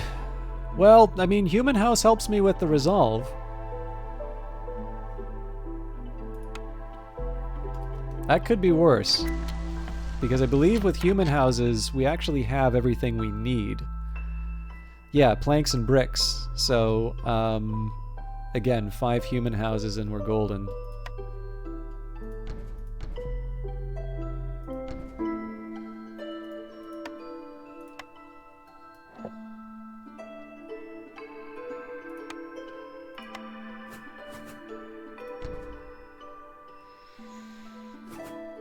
It's a little bit of a weird placement, but...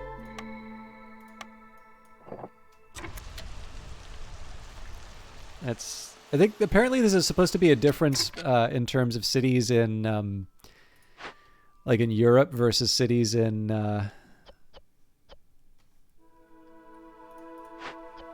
It really would help if I assign people to this stuff.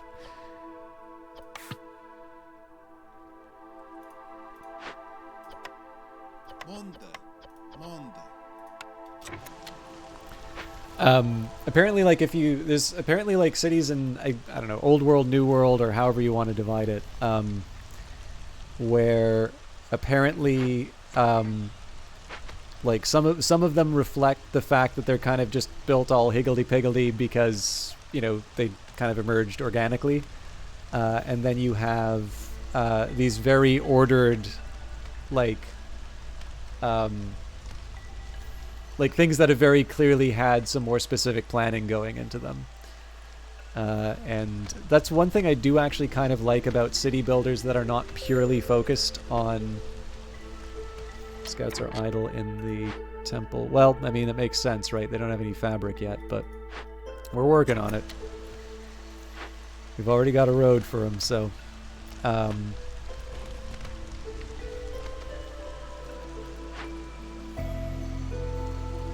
The temple demands offerings, destroys all trade goods in the warehouse.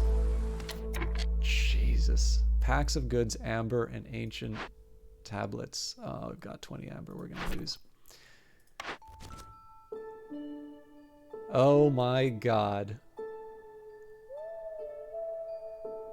Let's try need for clothing, because we can buy that at least.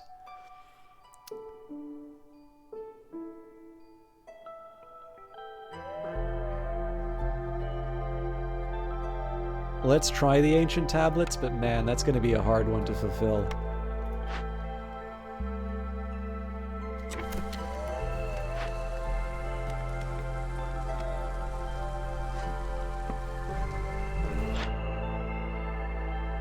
Oh, this is nice. Okay, so we need to trade away all the amber that we can get.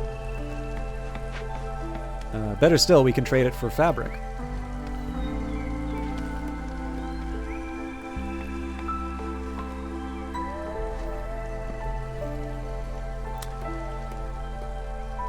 Yeah, I actually still... The weird thing for me is I actually still kind of need to get into RTS. Like, I'm getting better at RTS, but it's one that I think a lot of people assume that I like. And I'm actually not... I'm really not that confident in. Okay, so we've got some specialized goods that we can get here, but I don't think that's the right call. First thing we want to do is acknowledge... So, like, unfortunately, there's no... there's nothing we can turn into... reeds, leather, or fibers. And none of those are currently in here. So it'd be nice to have sort of like the refined... like the complex food in that, but simple tools are going to be something that we can actually turn into resolve. So again, I'm trading the amber here because we know we're going to lose it because of the effect. And then let's go... I don't have clothes, so let's buy jerky.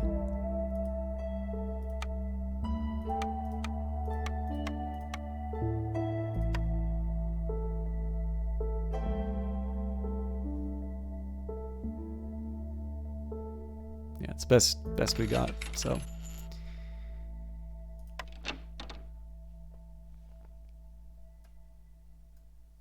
Yeah, definitely. So I've slowly been sort of building up my ability. Oh, hang on. Okay, screw this. Stop. I think we're too late, but if I had rebuilt the workshop here, that would have been much better.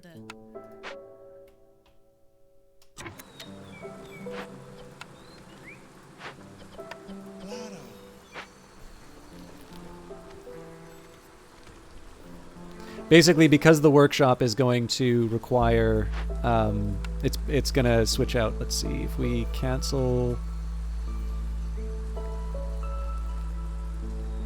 I'm assuming that means they go back to the workshop at some point. But yeah, basically we're gonna have to we have to trade less for this. So, but yeah, so I've been I've got the remaster of Command and Conquer. I'm working on that. I'm gonna try the new Age of Empires by Relic. I'm kind of waiting on the Activision Blizzard acquisition to close before I play Activision Blizzard games again. So eventually I'll try StarCraft and StarCraft 2. And I'd like to try Company of Heroes 2 again. Oh, actually I also like Dawn of War 3. So yeah, I'm getting accustomed to real-time strategy the more I think of it, but yeah, like I feel like it's something that I need to spend a little bit more specific time with. Yeah, like right now I'm just focused on single player. I know if I play like multiplayer, I'm just gonna get completely demolished by some veteran wearing the scalps of people like me. But I think there's ways to have fun with that stuff without putting too heavy of an emphasis on winning. Okay, so let's turn it. So I've got like a specialized building for bricks. So as you can see here, 3 stone for 2 bricks, as opposed to this, which is actually it's the exact same apparently. But 3 for 2 for fabric, as opposed to this, which was 6. So our resources will go further.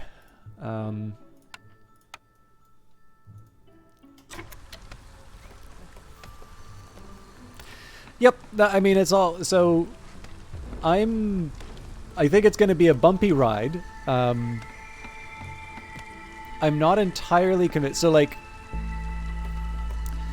if the FTC brings in a lawsuit, that doesn't mean that it's game over for the acquisition, because it's still possible that the courts say that this is like this is something that's okay to go ahead. There's obviously a gap between the acquisition price and the... Please tell me I did not build more beaver houses. Okay, those are human houses. Obviously there's enough of a gap to suggest that markets are uncertain, and that's completely fair. Like, it's obviously not a done deal.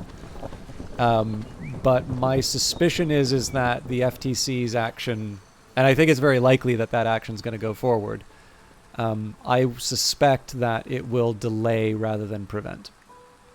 But, like, nobody knows, right? My personal, to be honest with you, like, I'm definitely not opposed to the FTC sort of flexing its muscle on this stuff. I'm not entirely sure that this is the time for them to make that particular stand. I do sort of feel like I feel like there were other actions that probably merited that kind of a response where they didn't act. And that, I mean, okay, to be clear, like, the Activision Blizzard deal is not, it's not just like a big deal in general. Like, it is, that deal is the largest acquisition for Microsoft, which is saying something, right? So, you know, it is completely fair to say that there's... I'm always trying to... So I'll admit, I'm not 100% sure... I guess it's the Blight because we've been cranking the... Oh, yep, nope, that's exactly what it is. So eventually we are going to have to build that, the cleansing fire. So yeah, I definitely don't feel that it's unjustified to look into this sort of stuff, but I do also sort of feeling that they're waking up to some tech stuff that perhaps they could have been maybe focusing on a little bit sooner. Okay, we don't have any builders now, so let's... what can I afford to sacrifice? I think...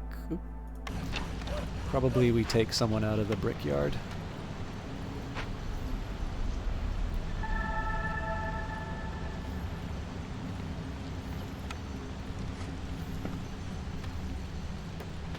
I'm gonna hold off on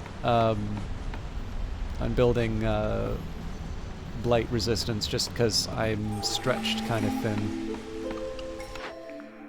Okay, crowded houses. All houses have room for one more villager. We don't really have that problem. And then a set of specialized tools made to extract artifacts. Gain 6 artifacts for every completed dangerous or forbidden glade event. Absolutely going for that. And again, more beavers. So, let's start by... We've got some spare people.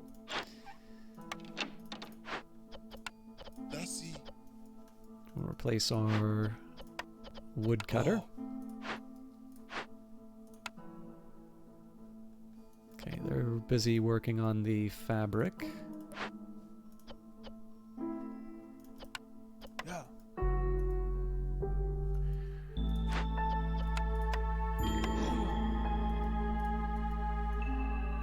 And we're back in this situation where we have more people than jobs.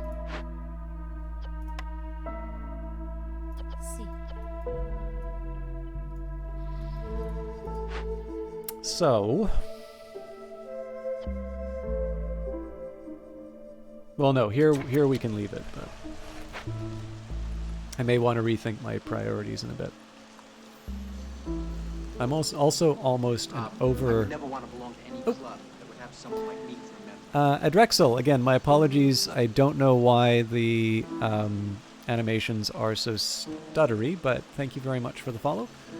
Generally with you, we should have more antitrust enforcement in many areas, but video game development and publishing isn't one of them. Microsoft taking platform holder cuts on Xbox is worse than Microsoft having relatively small percentage of development and publishing. Yeah, I mean, the thing is too, like, there's so much attention. Like, so to a certain extent, I sort of feel like Sony's posturing here is less the fact that they see Microsoft as an existential threat, as the fact that this is an opportunity for them to really beat up on Microsoft and get a sweet deal on extending the time that they have access to Call of Duty. Again, I feel like the regulatory bodies have been a little too sympathetic to Sony's arguments and a little bit less focused on the reality. Because, like, the thing is that, like, a great example you can look at here would be, like, Google Stadia or Amazon, right? Like, these are like, Google and Amazon are companies that have put considerable resources into buying up very, very talented game developers to build out their gaming capabilities. And they, like, it's basically like they set fire to that money. Like, even New World, like, which was kind of considered to be the real, like, the first real hit for Amazon Studios, like, I don't know how well it's doing writ large, right? Like, it definitely seemed to have its moment, but it's not like that game's going gangbusters right now. At least that's the perception I get. Again, I don't think it's a failure, but it's not, you know, it's not the sort of thing that, it doesn't like just roll off the tongue when you're thinking of like massive game successes, right?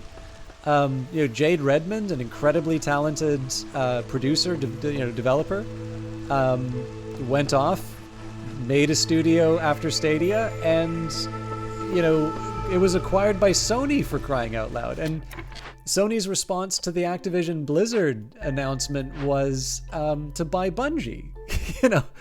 So it'd be a little silly to just sort of turn around and say, okay, the Call of Duty maker is the last straw, for the simple reason that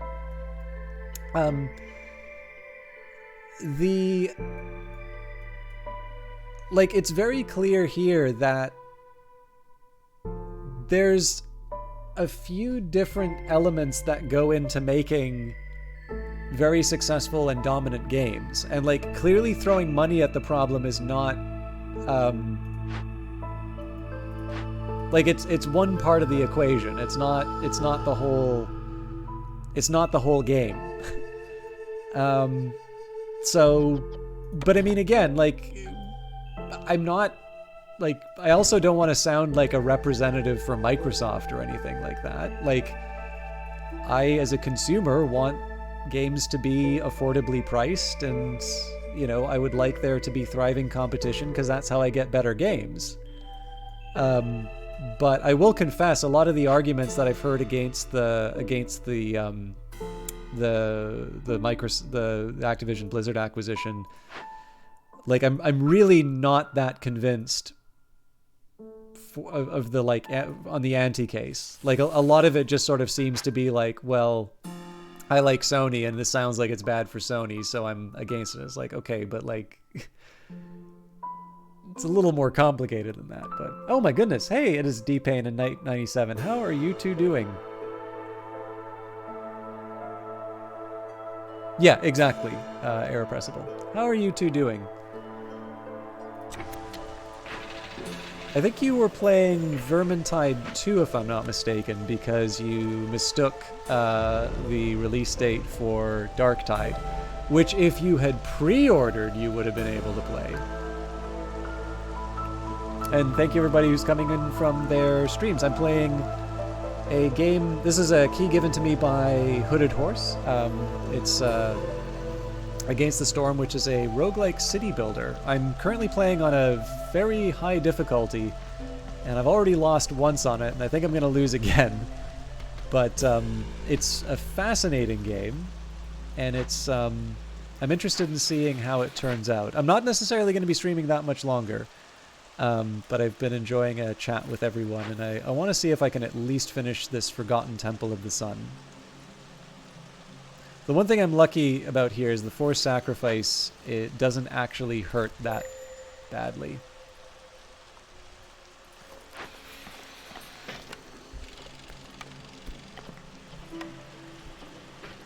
Yeah, so we're basically counting on leather here for this to take us through.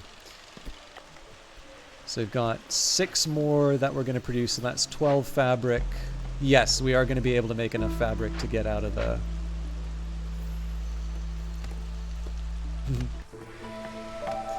They are my good woodcutters.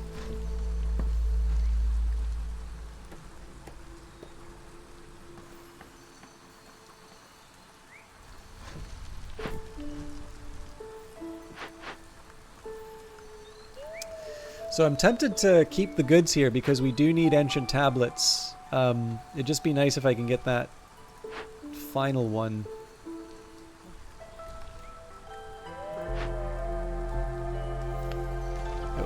Should have been paying attention. Are there... Oh, are we totally out of stone? Okay, well that's fine. We just, put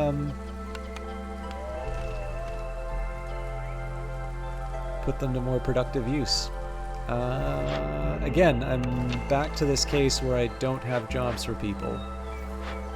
Well, I mean, we've got the crude workstation, but that's that's not a good job to put people in. So yeah, the one thing I don't want to do is I don't want to take the abandoned cache now, because that's just gonna lose me the tablets. So maybe what I'll do is I'll take the 2 abandoned cache. Once we finish this event, I'm going to take the 2 abandoned caches and we'll get 1 favor knockback.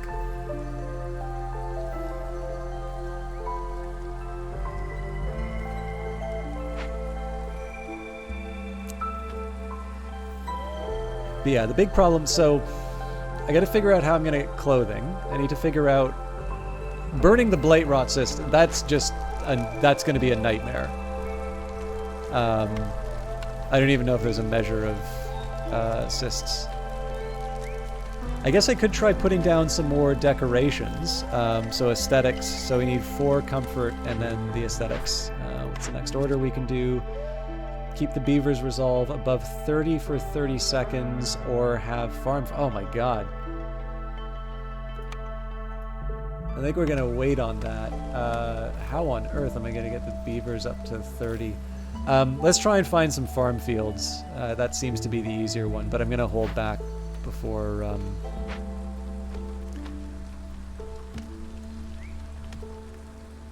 Actually, here's one thing we can do.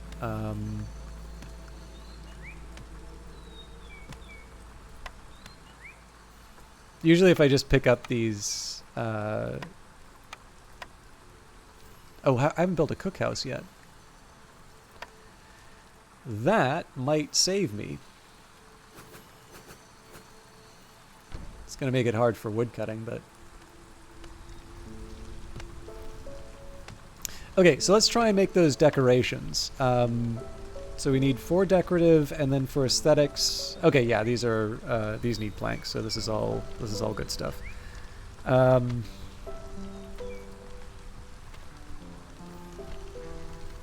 annoyed how it's going to break the way it all looks, but... Let's put a path down here.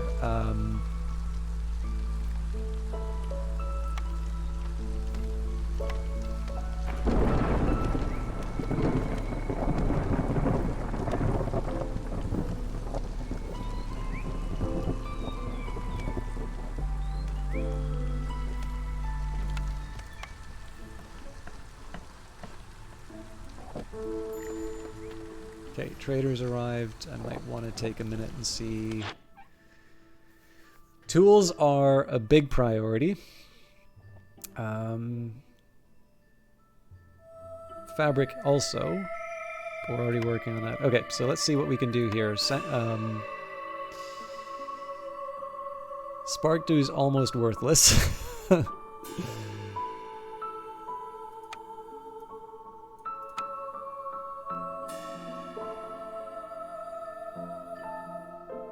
Got quite a few bricks though, so let's just try and trade up as much as we can here.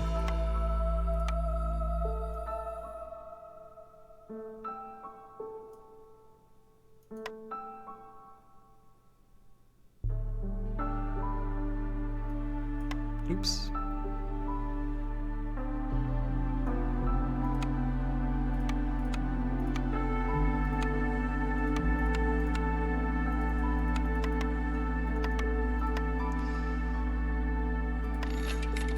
So again, we gotta wait on the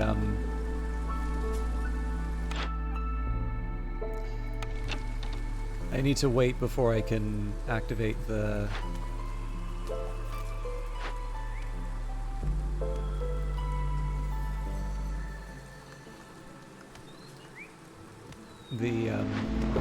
abandoned caches.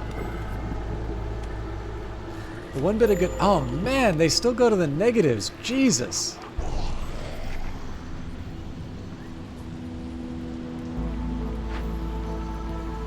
Okay, ancient tablets.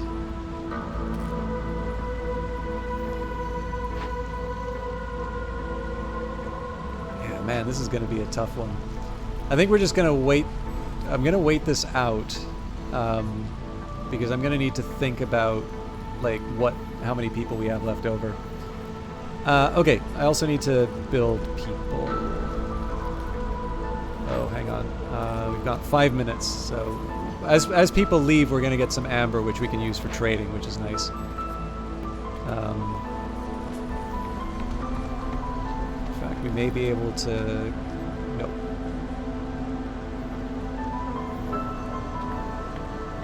Halfway through the storm.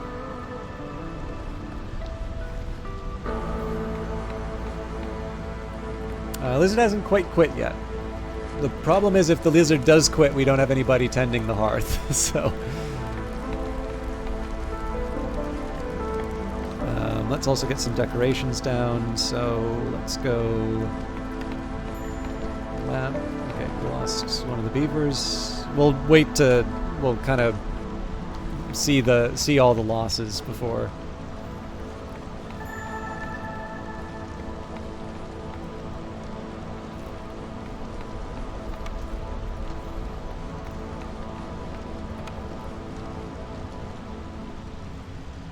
Put a couple. Oh, too big.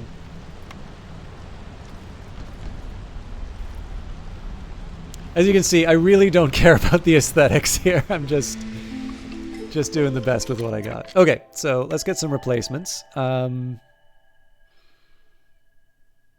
Still think the beaver... Okay, so the amber is slightly tempting here. And this does actually replace... Yeah, actually, this does replace what I lost before, so... We'll add them. Steel pickaxes add 2 to stone production, gain additional stone for every yield, or get pigment from insects. I don't mind this because we do actually have sources for insects, but I'm going to do the steel. We've now completed the Forgotten Temple of the Sun, which is good. We're grabbing the amber. And I have got 31 tools. So we're going to start with sending the large abandoned cache to the Citadel. Okay, first of all, we're going to replace the people that we lost. So, I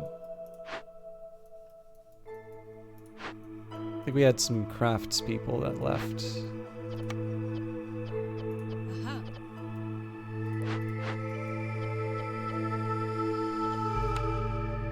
Okay, so if I can find a source for...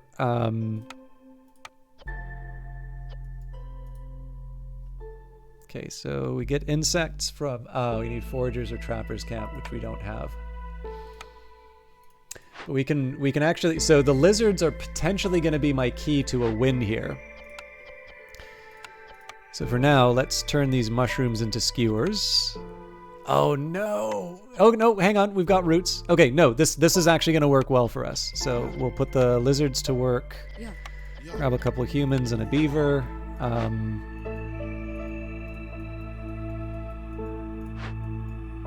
So they're going to clear out the Forgotten Temple of the Sun. We don't need people making fabric now, so that gives us more people to work tiles.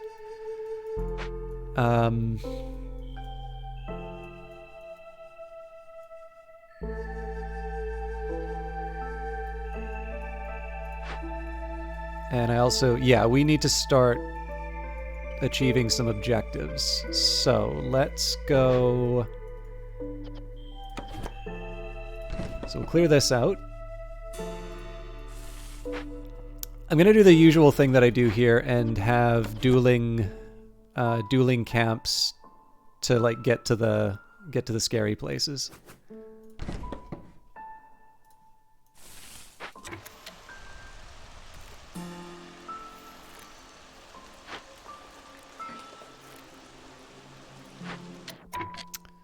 And then I didn't assign workers like a fool.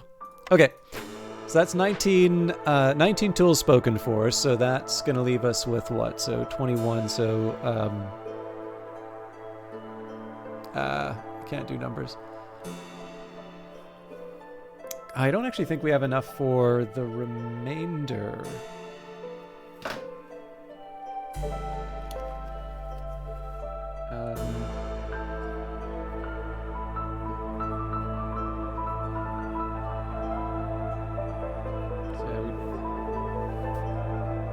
I think the small one needs 14? No, 10. Okay, so we can do one of these small ones. Unfortunately, we can't get the tablets. Maybe that's not a bad thing, though.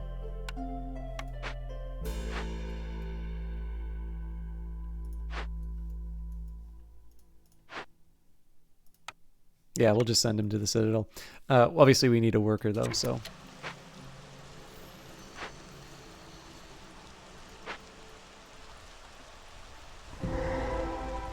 Oh. We already found the scary place. All right, what do we need to do here? Well, then. Oh, man. Okay, so we can get 3 tablets. Okay, that sucks.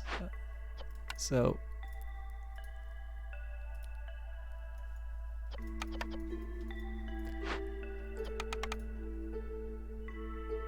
Definitely don't want to kill 5 villagers, so we are going to throw our people at it. But we are going to get the Chest of Ancient Tablets because we can get 1 Queen's Grace off of the 3 tablets.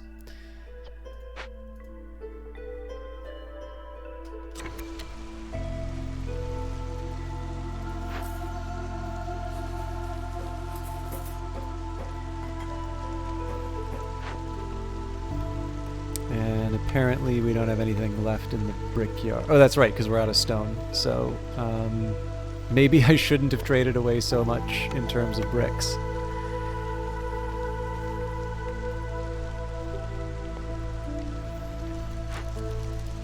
Yeah, I think I've delayed this too much. We do need to put down a blight post. Otherwise, I am in a world of pain. I also want to make sure it's actually in range.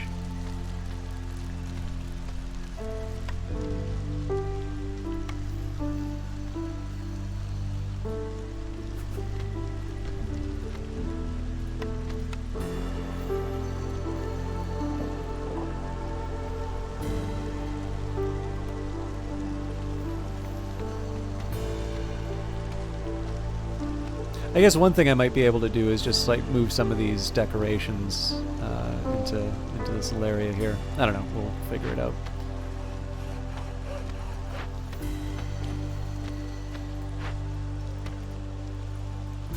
But we do have a stone deposit finally, so we can move this closer to something useful, although I am going to need to find some more bodies to handle it.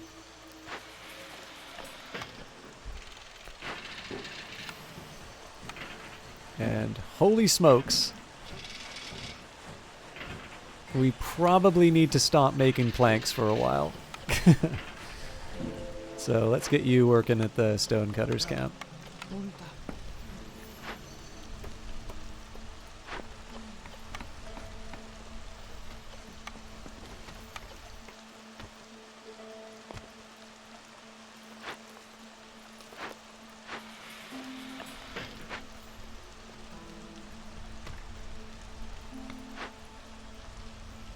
Okay, so that's 10 goods taken care of. Well, we still have 21 left over. I don't know why I freaked out about that, so we'll put a human on the abandoned cache like we had before. Again, we're going to be able to turn in the lost knowledge. Oh, but we don't have anybody attending the blight post. I need to be kind of careful. So last time I've done something like this, I wound up annihilating my my fuel store. So we're gonna put a limit of 50 on this.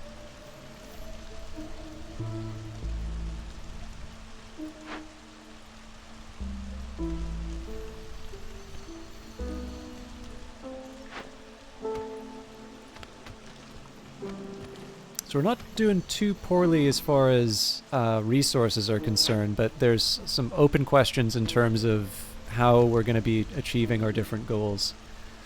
Like I said, the lizards may prove to be the solution to my problems, but I need to find either a source of jerky or a pie. I guess there's pickled goods as well.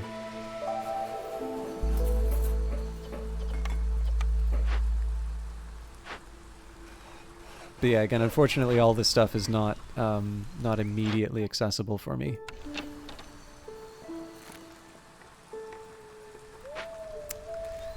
Yeah, well, if I wanted opinions, I would put backseating welcome in the tags.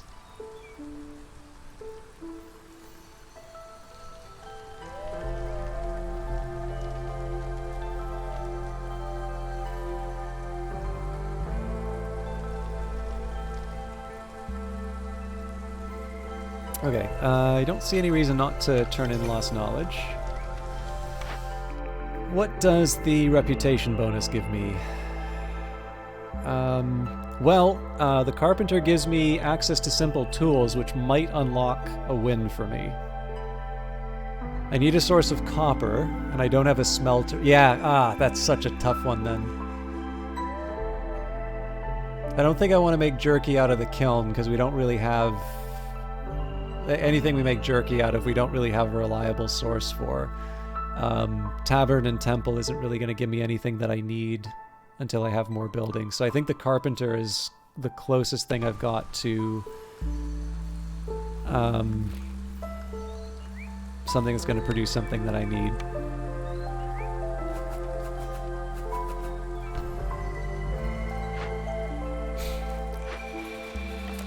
I find it hard to believe we don't have enough planks.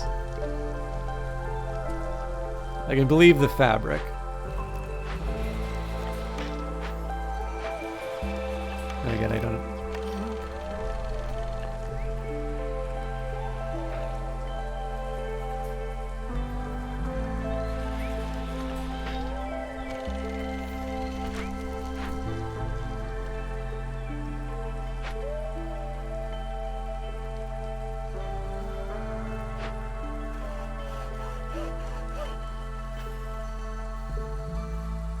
So the nice thing here is now that we've got happy lizards, actually I don't know where they got that jerky and pie from. Oh no, I know where they got it from the event. So this may wind up saving me because we're going to get this ticking resolve. So I still don't have an easy answer in terms of where we're going to wind up getting the remaining tools from. But if we do, we're going to be able to turn these caches into reputation. It's probably not a bad idea for me to consider opening another dangerous glade as well.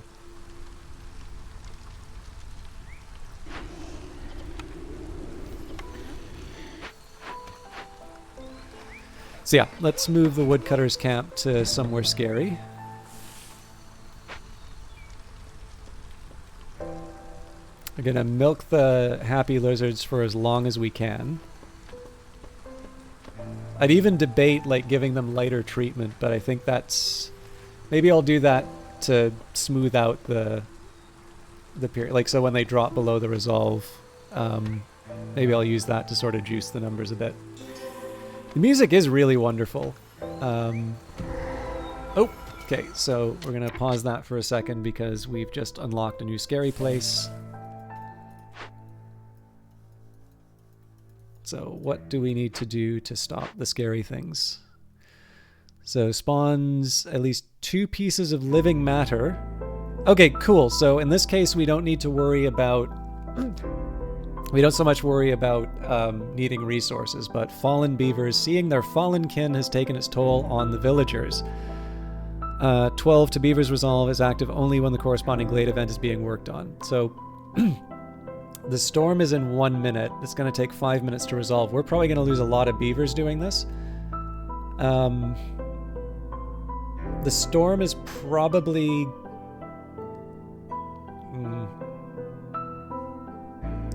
Okay, so I'm going to do a risky move here. Basically, the plan is I'm going to wait. I'm going to wait out the storm.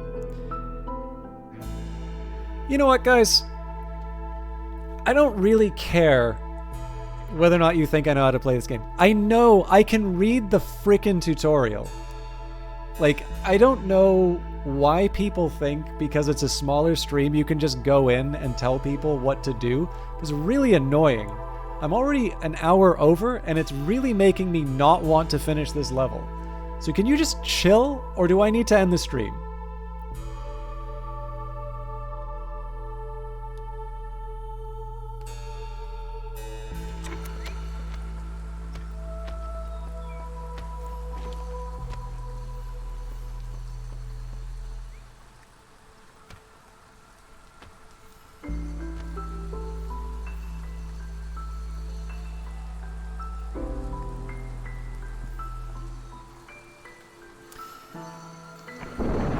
So yeah, the risk that I'm going to run through here is that we don't have enough time to finish off the event. Oh yeah, actually.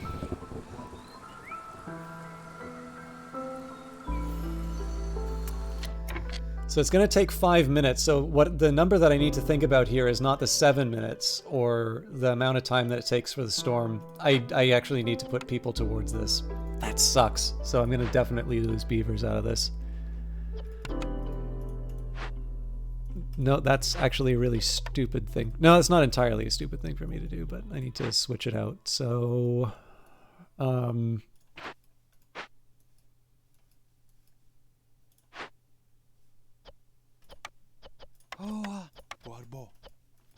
I want to make sure I've got humans working this so they don't abandon it partway through. I am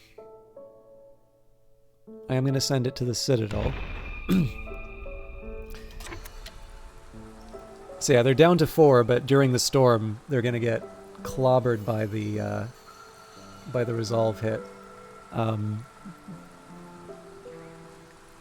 But again, like if I let this go for too long, then then I'm going to get hit by the threat.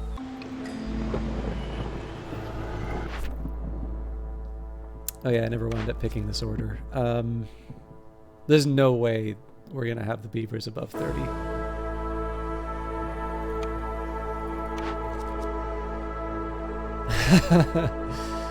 This is one that we can do, and this actually gets me tools, so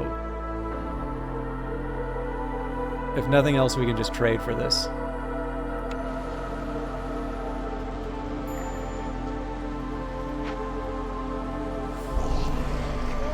I'm astonished that the lizards are still at a positive number.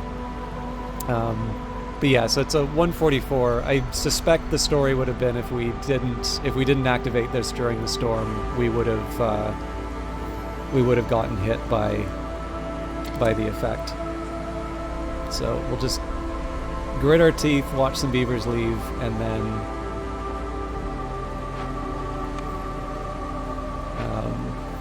pick up whatever's left.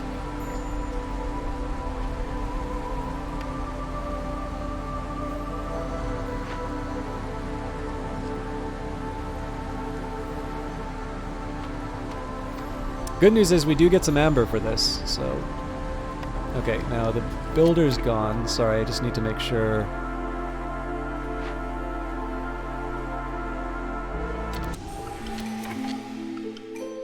Okay. In fact, we'll probably just get a beaver... I'm trying to think if the... One amber isn't going to move the needle all that much. Yeah, I think we'll just accept these as a replacement beaver. Okay. So lizards like being in cookhouses. Mind you, lizards probably also like being in the Blight Post, so maybe we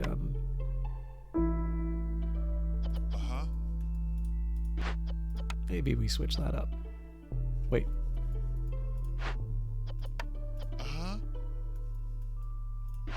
I don't even know. We'll divide it evenly. I feel like I need to replace some of the woodcutters.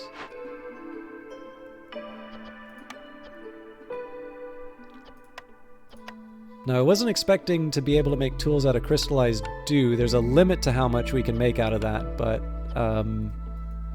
that's nice to know. Curious invention used for extracting amber from blight rot cyst. Every completely infected building generates 3. Yeah, that's not going to work. Well, but I also don't want the Ancient Pact. Yeah, I think I'm just going to decline those because both of them are a little too much for me to handle right now. Yeah. I do need to come up with a better organization, but for now...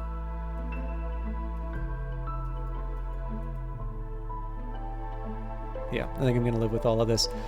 And we do the next scary place.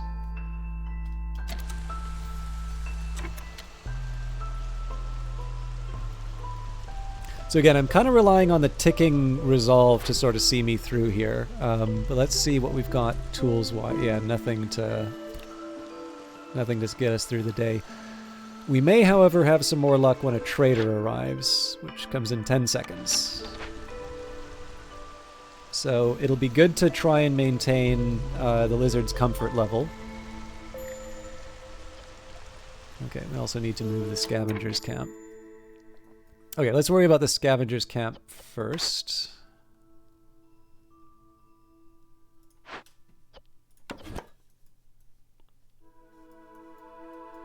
Guess it doesn't really matter where I put them, but...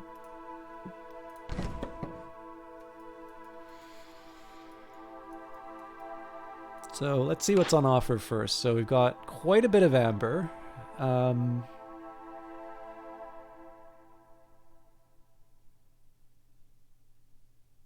This is surprisingly bad for me.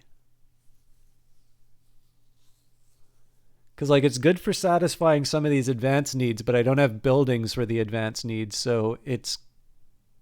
Like, unless I want to guess what building I'm going to build, it doesn't actually make a lot of sense to keep some of this stuff in here. So it's better for me to hang on to my amber right now. However, I do... So, need for clothing fulfilled. Oh, actually, this is just going to get fulfilled over time, I think. Unless it's the total number, and then I need to have more lizards in here. I need to figure out exactly how that works. Maybe it'll say. Have at least 16 villagers with a jerky need fulfilled, so we need to make the population go up. Otherwise, it's like we don't... we've never done that. Okay, so clothing then.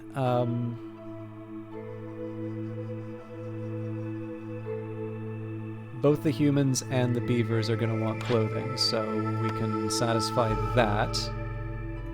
And I may want to keep some amber in reserve, so let's go 28. Actually, that's not that expensive, so if we just clean them out... Yeah, okay, that's fine. And can we get something cheap?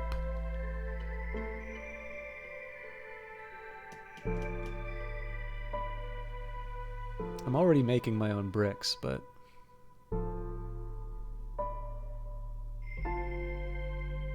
Leather's slightly more appealing because we can make materials out of that. Yeah, we'll just stick with that.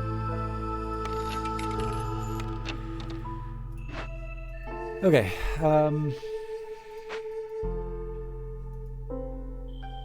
lizards are still happy. Beavers are getting cranky.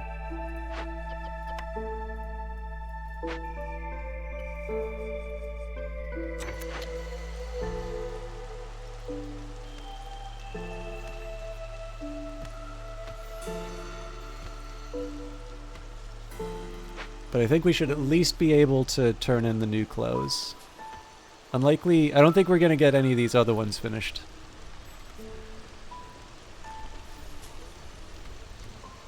That may be what I want to do moving forward. Oh man, yeah, we're going to have to like have some kind of just population explosion of lizards to be able to finish Utopia. Mind you, having more lizards that are happy is not the worst thing that could happen to me, so maybe we focus on that in the next few turns.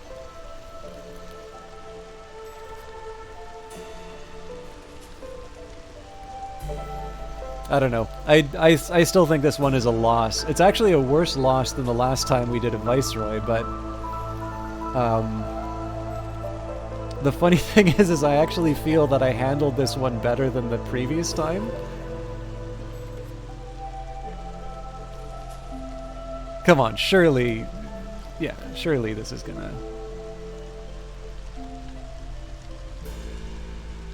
I need to hit this button as soon as possible, though, just in case they try to snatch it away from me.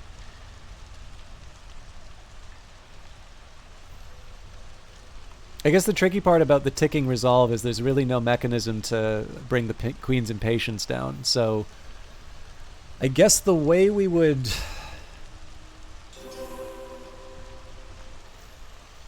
they want 2 minutes. Okay, that's fine.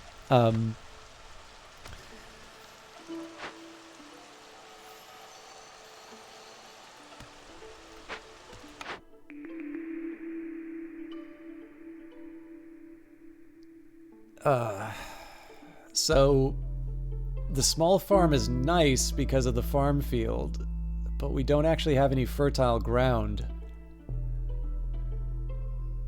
The trapper's camp will keep me in the stuff that I need for skewers, I think. I think I'm gonna take just a flyer on the small farm and just really hope that we're able to find fertile ground, because the plan is still to go and take these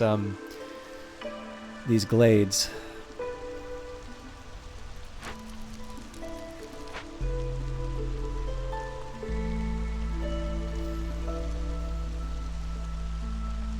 And yeah, Queen's Impatience is growing at a faster rate than we're getting from... Well, yeah, even when the humans were happy, which they aren't now, so...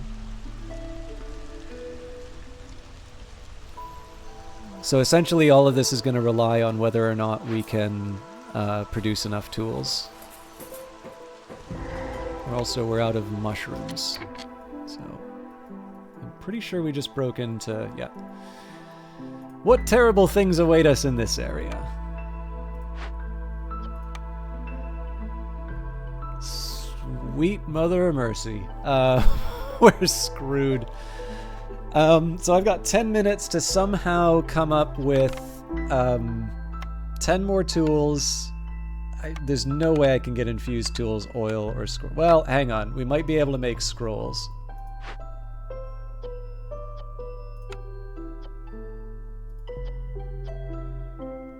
Nope.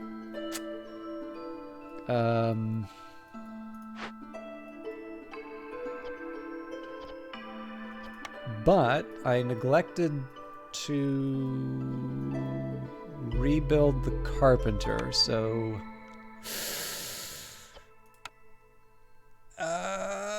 6 of those. Holy hell, we might actually be able to make it. Okay, so let's think about what we're making. Okay, get them out of the brickyard.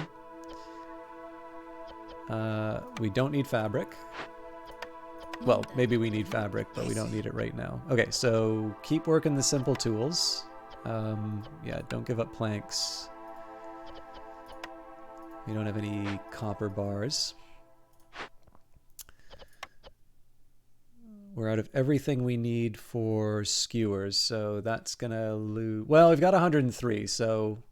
But we are gonna see the lizard comfort go down reasonably quickly. I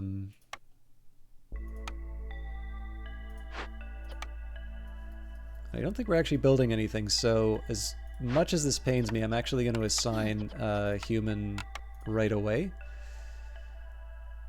I think we're going to send him to the Citadel. Oh, god damn it. I forgot about the resolve. Everybody's going to leave.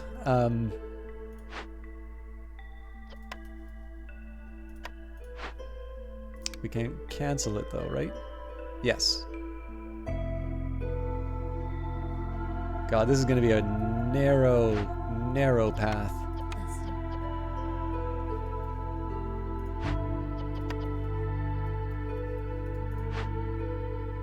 Okay, well, they're working on the tools, so we will keep a very close eye on our tool stockpile, and we want that to go as quickly as possible. Fortunately, we have a field.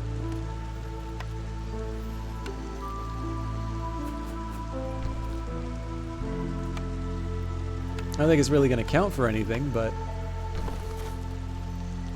obviously we don't have a builder right now. I don't know, does it make a lot of sense for me to keep the blight post going? Why not? I actually don't think I have the means of making a pack of crops right now, but we can worry about that later.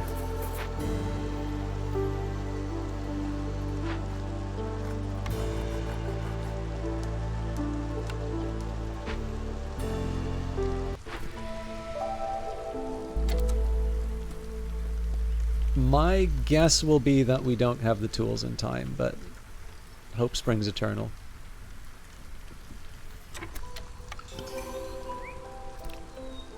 And we did just buy a little bit of time with the need for clothes.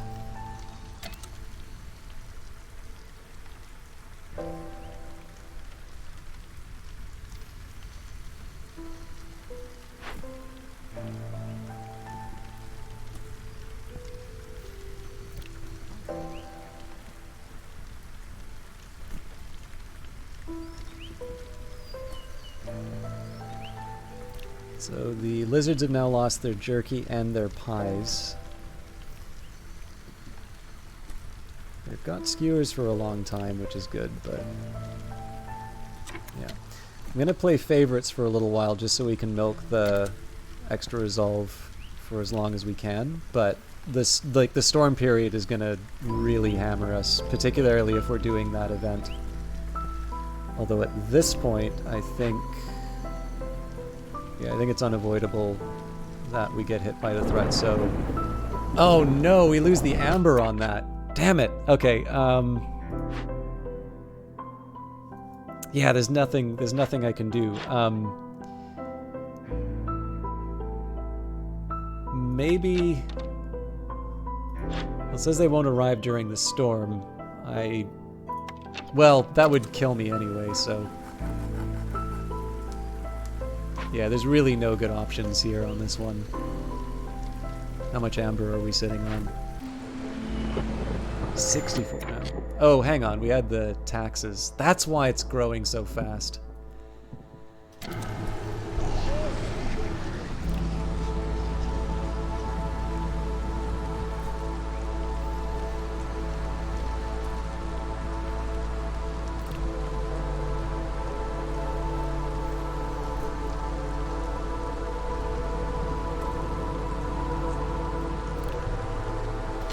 We got the 12.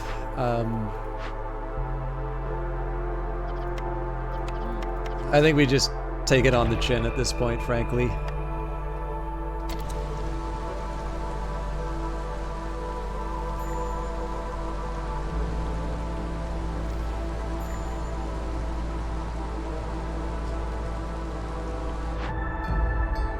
Oh god, I wasn't even paying attention to the Queen's disfavor. Again, though, not that far off from what we would have gotten for winning on one of the other difficulties, and we had some artifacts to show for it. So, I definitely need... I think I'm probably going to have to go back to the other difficulty level to get a little more comfortable with some of my decision making. I've also just been kind of loopy today. But we do have some things that we can invest in.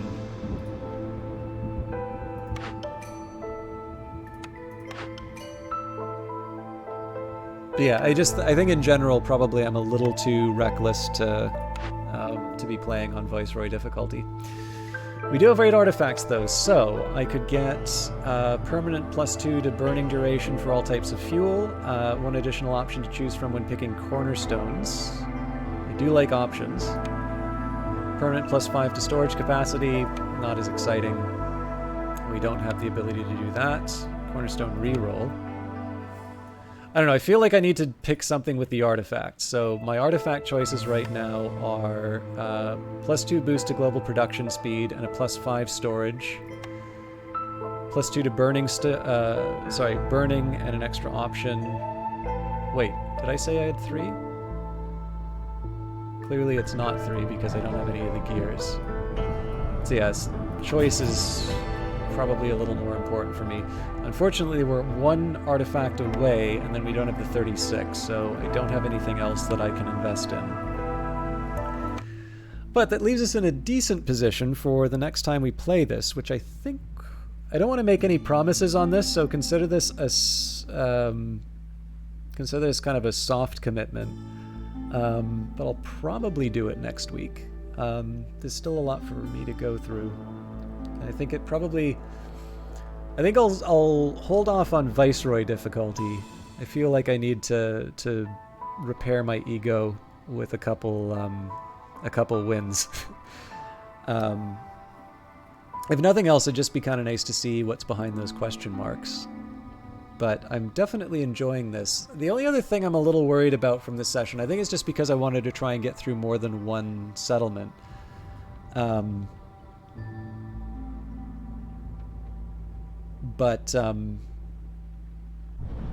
not crazy about the fact that I've been speeding through some of the areas, because I also feel like that's probably where a few of my lapses in judgment have occurred. But in any case, all things to meditate on in the future when I have more time and I'm actually really behind the 8 ball on getting stuff done. So thank you everybody for hanging out. I'm going to try and find someone to host. And I know there were quite a few people playing Against the Storm tonight, so let's see if we can... One thing I will... Actually, a lot of foreign languages, so... a couple things I'll say here. So I think we're going to try and host Erexia. Now, I do feel... So I don't like that I have to give this warning, but this has been happening a lot lately. When I have hosted people and I don't know them, there has been a pretty tough a tough run so far where they've actually turned out to be either very unpleasant or I don't know. I've even had a couple cases where they wind up being bigoted. So I'm hoping that this is a nice streamer, but sadly I can't really say that hosts are an endorsement anymore. I'd really like to keep supporting Against the Storm though, because of course Hooded Horse did give me a key for the game. But as always, keep that in mind. If you're waiting for more Against the Storm, I'll probably do this next week. As always, Twitter's where I'll announce where these things are. I'm done for the week, though. I'm going to be recording some videos over the weekend and just generally trying to catch up with everything that I've been doing. So for those of you waiting for another live stream, that will be Monday, probably Terra Invicta, but we'll see where the mood takes me. Then Wednesday, either Industries of Titan or Godless or Phantom Brigade. Again, they've all kind of gotten updates, so it depends what kind of what the priority is for the evening, and then that will take us to Friday, I guess. And again, thank you all of you for watching, especially for the extended stream. But I am going to leave you in the hopefully capable hands of Erexia. So I also did not hit the button in time, so we're now going to sit in this awkward silence while we wait for all of the viewers to join the raid. I should stress this is a broadcaster who's playing Against the Storm. Sorry, there was one other thing that I wanted to mention. We were talking about city builders before, so for those of you who would like to watch a B-themed city builder, Valiant Cheese is the developer of Hive Time, a pay-what-you-want B-themed city builder. It's one I very much enjoyed playing on stream, but Against the Storm is the one that I'm going to be hosting tonight. So take care, have a good evening, and we'll see you in the next one.